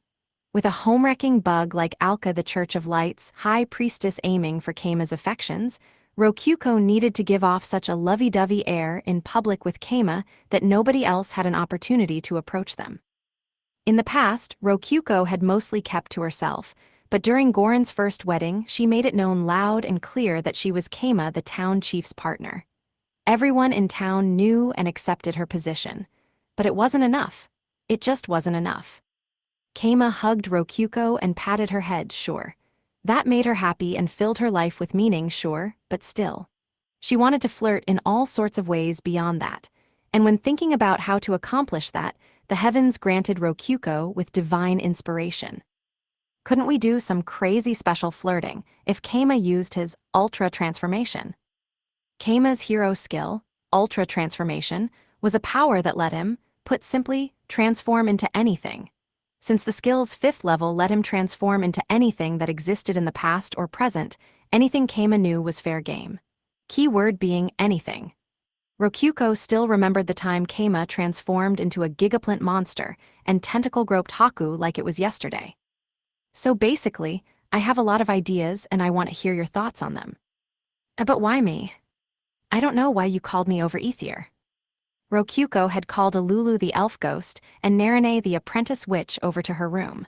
Reason being, well, they were both free at the time. Rokyuko knew when the dungeon wasn't busy and who had what shifts at the inn. Don't elves live a really long time? I feel like you probably know a lot about this stuff. I'm a half-elf, so I matured at about 20 years old. It's fine, though. I'm looking forward to your crazy ideas, Narane. Akare, I'll do my best. And so began the meeting on how best to flirt with Keima, using his ultra transformation. So, here's one idea I came up with. Put simply, the onsen strategy. Keima would transform into an onsen, and Rokyuko would get inside. Her entire body would be enveloped by Keima's hot water in the ultimate hug. Since it was a hug and not you-know-what, Keima should be fine with it. No doubt it would be a bold leap into modern flirting techniques. Couldn't you just drink him instead? Drink him, Keima, wait. That's actually a good idea, Rokyuko mused. No, please wait, Rokyuko. If you separate the water, what will happen when Master undoes the transformation? Keima will be fine. Even if he dies, he'll just revive. What will happen to you if he revives inside of your stomach? Rokyuko hadn't thought of that. In the event of Keima reforming inside of her body, he might have to escape by tearing through her stomach. Good on you for catching that. This is it. That kinda thought is why I wanted to talk things through. Here, I offer you a melon roll as thanks. Thank you very much. This offering tastes delicious. I'll tell Keima this is an important experiment and have him try it on a goblin later, Rokyuko said. If you're going to test it on a goblin, why not do fuad instead of an onsen? That would be a bit faster, and food, that's not a bad idea either. Rokyuko thought deeply. Food? Consider candy. Keima could turn into candy which Rokyuko could eat. Is that not something more powerful and intimate than a kiss? No, wait. Was she about to let a goblin do that with Keima? Something more powerful and intimate than a kiss. Forget about the goblin experiments. Oh, but then we can't be sure you'll be safe, Rokyuko. Forget about this whole train of thought. It's over, Rokyuko declared. She didn't intend to risk her or Keima's life through flirting. There was no point if they just died. But she did want to try it out at some point if the opportunity arose. She made a little mental note of the idea to stash away in the corner of her mind. Okay, with safety in mind, this is my next idea. Next was clothes. Basically, Keima would transform into a sock and Rokyuko would wear it. Considering Keima's foot fetish, the next step would be a shoe. Isn't that genius? I'd be wearing Keima. Ooh, there would be a lot of contact, and it would be totally safe. Right? I feel like Keima will start transforming into socks at the sight of me after we do this, Rokyuko said, puffing out her chest with pride at Narane's praise. It's certainly an impressive idea, Rokyuko, but I think there might be a problem with this.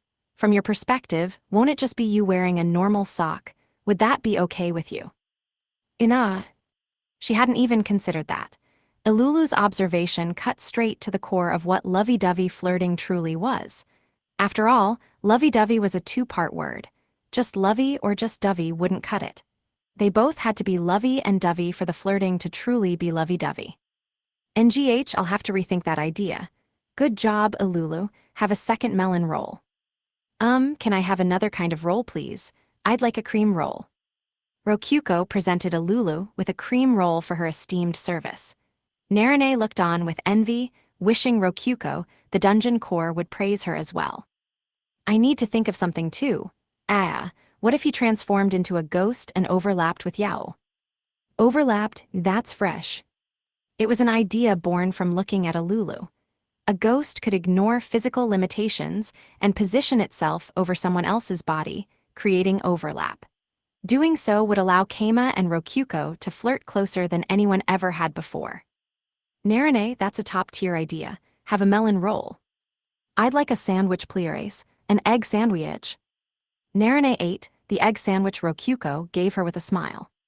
Transforming into a monster opens up lots of options. Keima couldn't do anything as an onsen, but as a slime he could move around, Rokyuko said thoughtfully. The question is, if you could really see the thing Master transforms into as Master, Riite.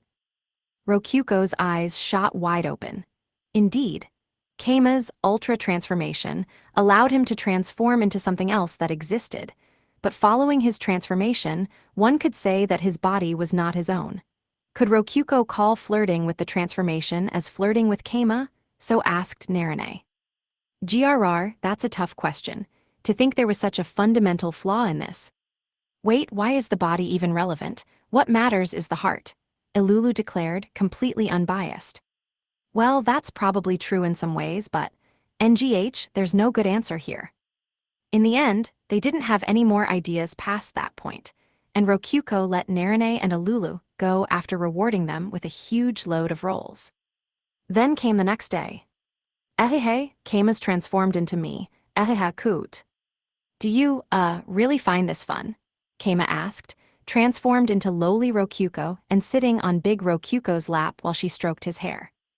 Your body is mine, but your heart is Keima. This is totally acceptable lovey-dovey flirting. It's the very epitome of lovey-dovey flirting. I have no idea what you're even talking about, but well, if you're having fun, I'm fine with it. Yeah, and that was that. Afterward, the year is 2020. Volume 12 of Lazy Dungeon Master has finally been released. That's a whole dungeon, but it was so long, I only have one page for the afterword. That's not good.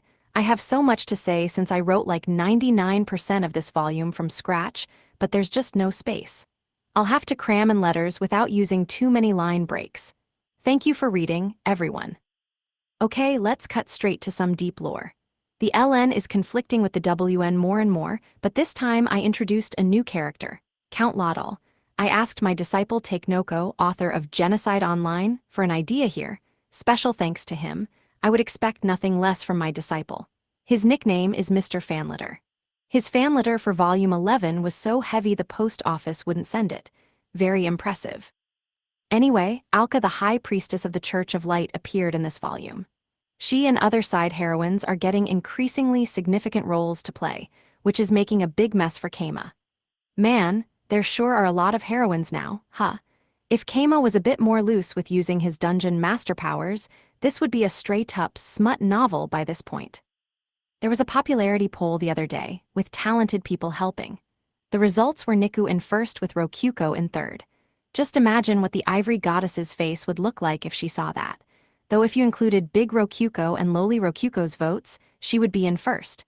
That was what led to the Japanese store pre-order bonuses for this volume being what they are, at the editor's request.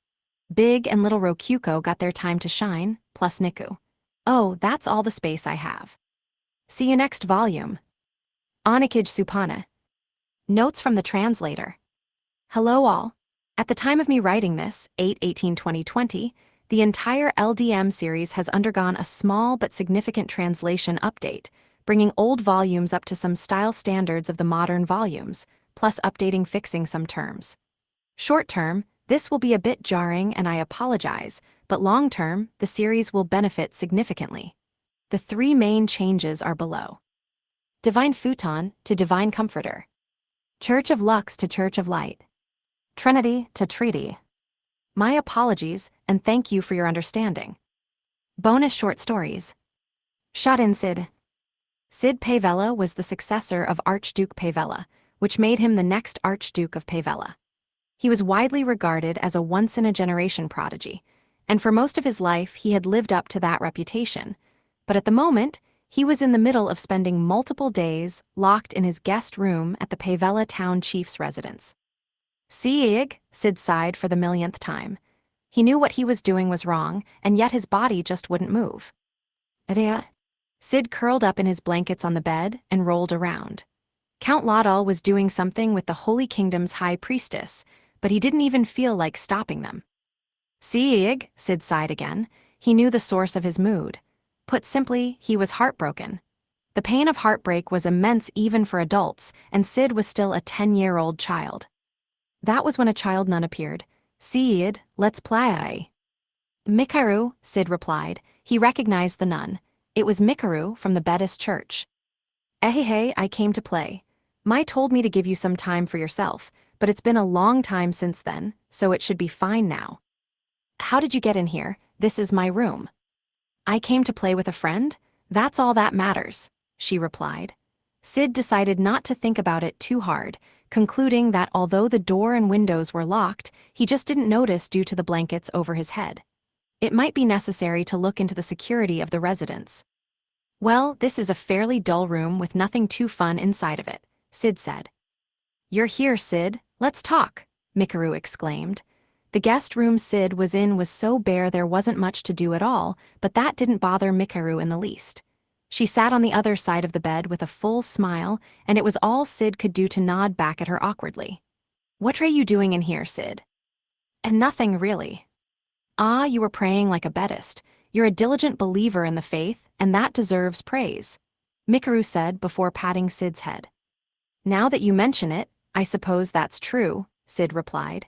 He had researched Buddhism in hopes of finding some common ground with Niku to talk about. The holy symbol hanging from his neck was proof of that. But either way, he still found it unbelievable that doing nothing actually counted as praying. Resting when hurt is important, okay? This is common sense in Buddhism. The results of praying like this are immediately obvious, and it boosts your faith.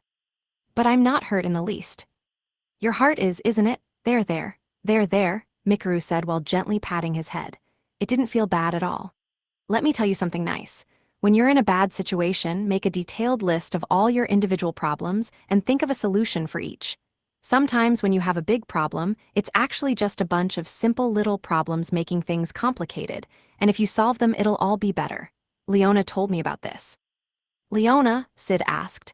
It was a new name to him, but Mikaru just continued without answering. This is why big problems and worries are usually solved by talking it out with other people and thinking of solutions. So, what's worrying you, Sid? Either. I may not look like it, but I'm still a Buddhist nun.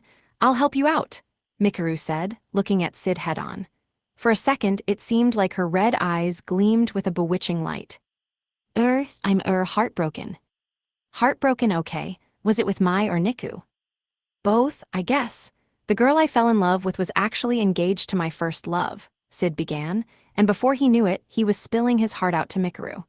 He felt himself relax a lot as he spoke. It was like some kind of fuzzy feeling in him was being sucked out each time she patted his head. Thanks in part to Mikaru being a surprisingly good listener, Sid felt like his broken heart had been mended. Mikaru, you really are a proper nun. Hey, now you get it, Mikaru said, puffing out her flat chest with pride. Her smile healed his soul further, and for the first time in a long time, Sid smiled for real. Haha, suddenly I'm feeling so much better. Thanks, Mikaru. No, thank you for the meal, she replied. Sid couldn't help but smile at what a strange, incomprehensible response that was. At some point, the sun had fallen and the town had gone dark. Oh, whoopsie, I need to get going soon, Mikaru said. Want me to walk you? Nope, I may not look like it, but I'm an adventurer. I'll be fine on my own too, Mikaru replied with a grin. Thanks for today. Mind if we talk like this again sometime? I'd love to. We at Buddhism accepts everyone. And you're a friend, so you can come whenever, Mikaru said before leaving through the window. She had probably come in through the window as well, but either way she nimbly disappeared into the darkness as if she could fly. The girls in Gorin sure are something else, huh? Sid mumbled. They were incredible in more ways than one, suffice to say. Mikaru's job. It was decided that a Buddhist church would be built in Drag, and in turn, Count Laudel ordered that a young nun be sent to oversee construction. To that end, Keima went to his church to call over Suilla the chief nun and Mikaru the apprentice nun, both of whom were lazily performing their daily duties at a relaxed pace. So that's how it is. I'm thinking of sending Mikaru over for a while. I understand the circumstances, Suilla replied, but are you sure she is the best choice for this? Well, it is a Buddhist church, so all it needs is to be a comfortable place to sleep, with an altar, of course. The builders actually putting the church together will know more or less what to do. I see, so it will not be a difficult job then. If you want, you can just write up a list of general instructions to give to her. Very well, can you handle this, Mikaru? Leave it to me. This is a big job, and I'm just the girl for it.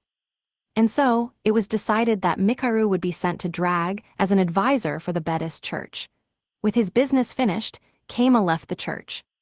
At once the succubus nuns who had been listening outside the door slid into the room. Suilla. The other town's chief was surely thinking of us when he made his request, wasn't he? Or is he just a lollican? Asked one of them. We wouldn't mind if he laid his hands on us. We're succubi, after all. In fact, we're at our best when dealing with fat nobles. We're succubi, after all. And once the job is done, we could turn the tables and devour him. We're succubi, after all. Suilla paused to think. It is likely that the Pope is getting revenge on Drag's town chief. No doubt that this Count Laudal has been exceptionally rude to him, she suggested, and the other succubus nuns all nodded in agreement. Oh, that makes sense. Considering how he acted when he came to Goron the other day, that must be the case. Though there is the possibility that Mikaru is so cute she'll awaken his inner lollican. That in itself would prove to be a good experience for her. She is a succubus, after all, Suilla replied before glancing at Mikaru, who tilted her head in a cute way. Ahem. In any case, please do your best in completing this mission. Of course, sister. Mikaru puffed out her non-existent chest, brimming with self-confidence. That actually worried Suilla more, so she and the other nuns all worked together to write up a detailed list of instructions for her to bring as Kama had suggested. And so, Mikaru's job was done once she handed over the list of instructions. With nothing else to do, she started lazily killing time in drag. It kinda sucks that all I had to do was hand over the letter. I'm a better worker than that. I'm smart and competent, she declared loudly to nobody. Thus, for lack of anything better to do, she went over to visit the construction site. Once there, she found a bunch of construction workers fighting for some reason. Huh, you fuckin', said this pillar should only be 3 fists wide. And you think this is 3 fists wide? Anyone could see its way too fucking big. Mikaru had no idea what they were saying, but it sounded fun, so she decided to butt in. Hold it right there. I, Mikaru the Bedis nun, shall solve thy. Who the fuck are why, I mean. Shut the fuck up, you lit, The moment they saw Mikaru, the pissed-off construction workers chilled out instantly. Reason being, Mikaru had gotten teary-eyed from them yelling at her. There was a saying that went, not even a king can defy a crying child. It only made sense that construction workers would be utterly broken in the face of a crying lowly. Sorry for yellin', come on, calm down. I am not crying, I was just surprised. Alright, yeah, you're a good strong girl.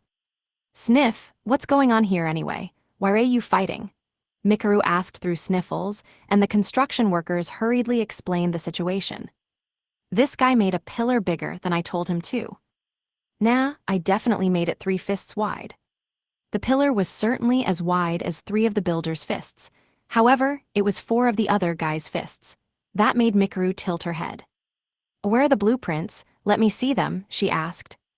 Blueprints? We don't need none of those, we just remember what we build in our heads. That can work if you build it on your own, but it won't work if you're building it together.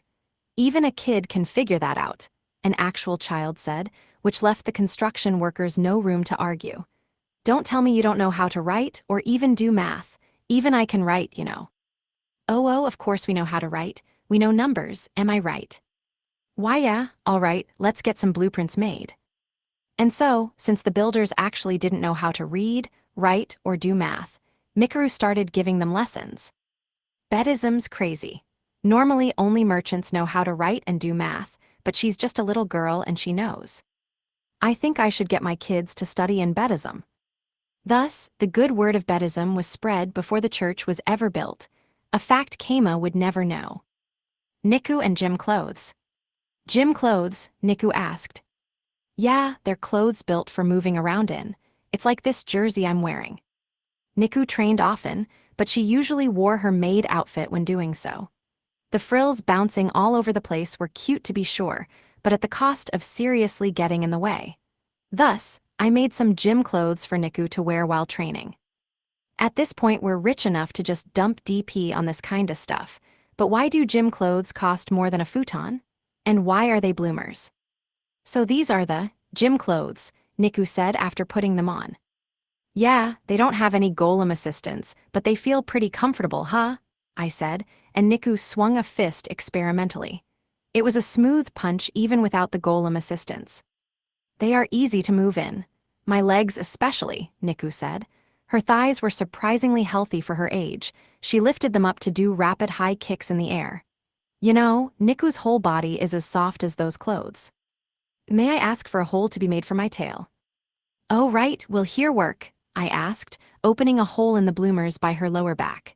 Niku spread it open a bit and slipped her tail through. Master, I would like to try a duel. We should make my opponent wear gym clothes too, so we're equal. Guess I'll ask Ikika. Okay, Niku replied quickly, full of enthusiasm. I got the feeling that Ikika wearing gym clothes would have a lot of destructive power in its own way. Even so, I called her over and handed over a pair. She put them on without hesitating, and just to be clear, I didn't watch her change. Nor did I watch Niku change. Woof, these are some soft clothes, man, not bad. I can bounce around like hotcakes in these. Though it's kinda embarrassing how my legs are like, totally exposed. Ikika stretched to loosen up her body, with her large chest bouncing softly within her tight gym shirt. Ikika, do you have a bra on beneath that? Stare at my boobs a bit longer, and I think you'll figure the answer out real quick, dude. I've heard that the base of your boobs will hurt if you don't keep them firmly locked into place. You've got a point, but wait, why the heck are you just casually talking about boobs like that, master? Maybe I should get some sports bras or something for them too. Okay, let's duel, Ikika, Niku interjected. You got it, but these clothes provide like zero defensive power, so be soft on me, K. I will hold back as much as I can. And so, the duel of bloomers and wooden swords began? Yeah, Niku's crazy impressive here. She's moving as fast now as she does with the golem assistance. I'm impressed Ikika can keep up with what she's doing at all. NGHWO, hold it Niku stew up. I can react a lot faster thanks to the gym clothes. The sound of wood hitting wood filled the air. It does seem like the sounds are quieter than when they use golem assistance, which means their blows aren't as heavy. But they're moving faster despite that. Inga. Eventually, Ikika failed a parry and took a wooden sword blow to the gut. Gua, master heal me. Yeah, one sec. I crouched and cast healing on Ikika, and after calming down she let out a sigh. Not gonna lie, I think that crushed an organ. Sorry, I couldn't slow it down fast enough. It seemed she would need more muscle power to stop the sword right before it landed. I thought for a second that they maybe didn't need golem assistance, but it was clearly still helpful enough to matter. But on the other hand, if you weren't worried about stopping blows, then Niku was still a deadly fighter lowly, even without golem assistance. Niku, you're still strong even without golem assistance, huh? Yuppers, Niku's just flat out strong. Are all beastkin like this, or is it just Niku? It's gotta be just Niku, she's just that special. Anyway, in conclusion, the lack of frills and stuff did help you move faster. You believe so? Niku replied before gripping the side of her bloomers thoughtfully. Doesn't that mean I would be even faster without any clothes at all? There was a marathon runner who ran without clothes a very long time ago, but Niku was a girl, so I had to shoot that idea down. Ikika and the High Priestess. Hugh, you sure won this time, High Priestess, Ikika said. It was a fine race. I felt quite heated by the end. Alka the High Priestess elected to stay in the Grand Suite, but before then she viewed a rat race. In a twist of fate it was Land of Dreams, the third most popular entrant, who managed to secure first place and line her pockets with winnings. She ultimately spent all those winnings buying beer and food for everyone in celebration, but emotionally speaking it was still a win. And then, having enjoyed her fill of the rat races, Alka finally allowed Ikika to guide her to the Grand Suite. All the celebration has made me somewhat sweaty. I believe I would like to take a warm bath ahead of time. Sure. Just go ahead and put some of the mandarins to make some mandarin water. Mandarin water. I think just showing you'll be faster. Simir, Ikika said, and the moment she opened the door to the Grand Suite, a light magic tool lit up the room. Apparently it had been set to shine when the door was unlocked. In any case, Ikika guided her to the bathing room, where a tub of hot water had already been prepared. Oh, I see hot water was prepared during the rat races. Judging by the fact the water is still warm, it must have been prepared at the perfect moment. I would expect nothing less from Kama. You've got it all wrong, High Priestess. I actually got this water ready before we even went for the rat races. The trick is, it's using a warming magic tool. Check it. I see, so you used a magic tool to keep it warm, Alka replied. On closer examination, she did see something like that within the tub. Ikika removed the tub's wood cover and revealed the oven magic tool. Is this not a magic tool for cooking? I believe I saw one in a store before. If you put the heat inside water, it'll keep the hot water warm, so yeah. Just gotta be a little careful with the settings, cause you'll boil otherwise. I see, Alka replied, sincerely impressed. She had never thought to use the tool like that. It wasn't unthinkable to drop a fireball into water to heat it up, but the thought hadn't extended to using magic tools in a similar fashion. So yeah, and here's the mandarins, Ikika said while pointing at a bunch of fruit in a basket. They were yellow. Mandarins indeed. You take 'em like this and just toss 'em in, Ikika said while tossing the mandarins into the hot water. Then you do this with one, she continued as she sliced one mandarin in half before sticking one half under water and crushing it in her palm. A sharp citrus scent flooded through the bath water at once. I see, so fruit can be used in this way as well. Quite lavish, Alka said. It reminded her of bathing in rose water, sliding into a large tub beneath a layer of bright red flower petals. This stuff's good for your health and makes your skin silky smooth, for real. That is quite delightful. Right? Ikika replied while nomming down on the other half of the mandarin. Alka didn't say anything, as a sign of mutual respect and understanding. Ikika, since you're here, would you care to assist me with my bathing? Say no more, girlfriend, let's get you stripped. Ikika usually only ever had to do so with adventurers and merchants at best, but she was a skilled worker, capable of treating nobles when the time came for it. One might think that she was being fairly rude and casual with the high priestess, but in fact she was doing so because she knew Alka wanted her to do so. She could be polite when the time came for it. Let's get your hair done too. I dunno how things are done where you come from, but here we've got shampoo and conditioner. It'll get your hair super silky. Alka was soaking in a pleasant-smelling tub with her body now scrubbed clean. Her skin was smooth as butter, and Ikika was taking out dungeon-made shampoo and conditioner to take care of her hair as well. Thus began the hair scrubbing. Alka quietly entrusted her body to Ikika's dexterous hands. Ikika, were you a noble's attendant before you fell into slavery? I was an adventurer, but I took on jobs like this sometimes. Didn't have much time to be all pixie-choosy once I got the debt on me, and nobles pay out the ass for jobs, so yeah. They sure loved me since I knew how to do all sorts of junk like this. You know what I'm talking about, Ikika said with a grin, and Alka nodded. Her life certainly would be easier with someone like Ikika around. I wonder if Keima would be willing to sell you to me. Knew what a chance, girl, and I don't want to leave him either, so yeah. Imagine, for a moment, how much Ikika would cost. She could read, write, do math, and be a decent bodyguard. She could host nobles, if she wanted to, and all flattery aside, she had an exceptionally pretty face on top of a curvy body. That alone would put her at a solid 100 gold coins bare minimum if a merchant wanted her as a mistress. Add on the fact she knew storage, and that would boost the minimum to 500 gold coins. That price would double if you considered her knowledge and experience in running events such as the rat races. Is 10,000 golds not enough? Nope, you can try if you really wanna though. Indeed, no amount of money would be enough to make Keima nod his head. Alka could easily imagine him refusing even 10,000 golds for her.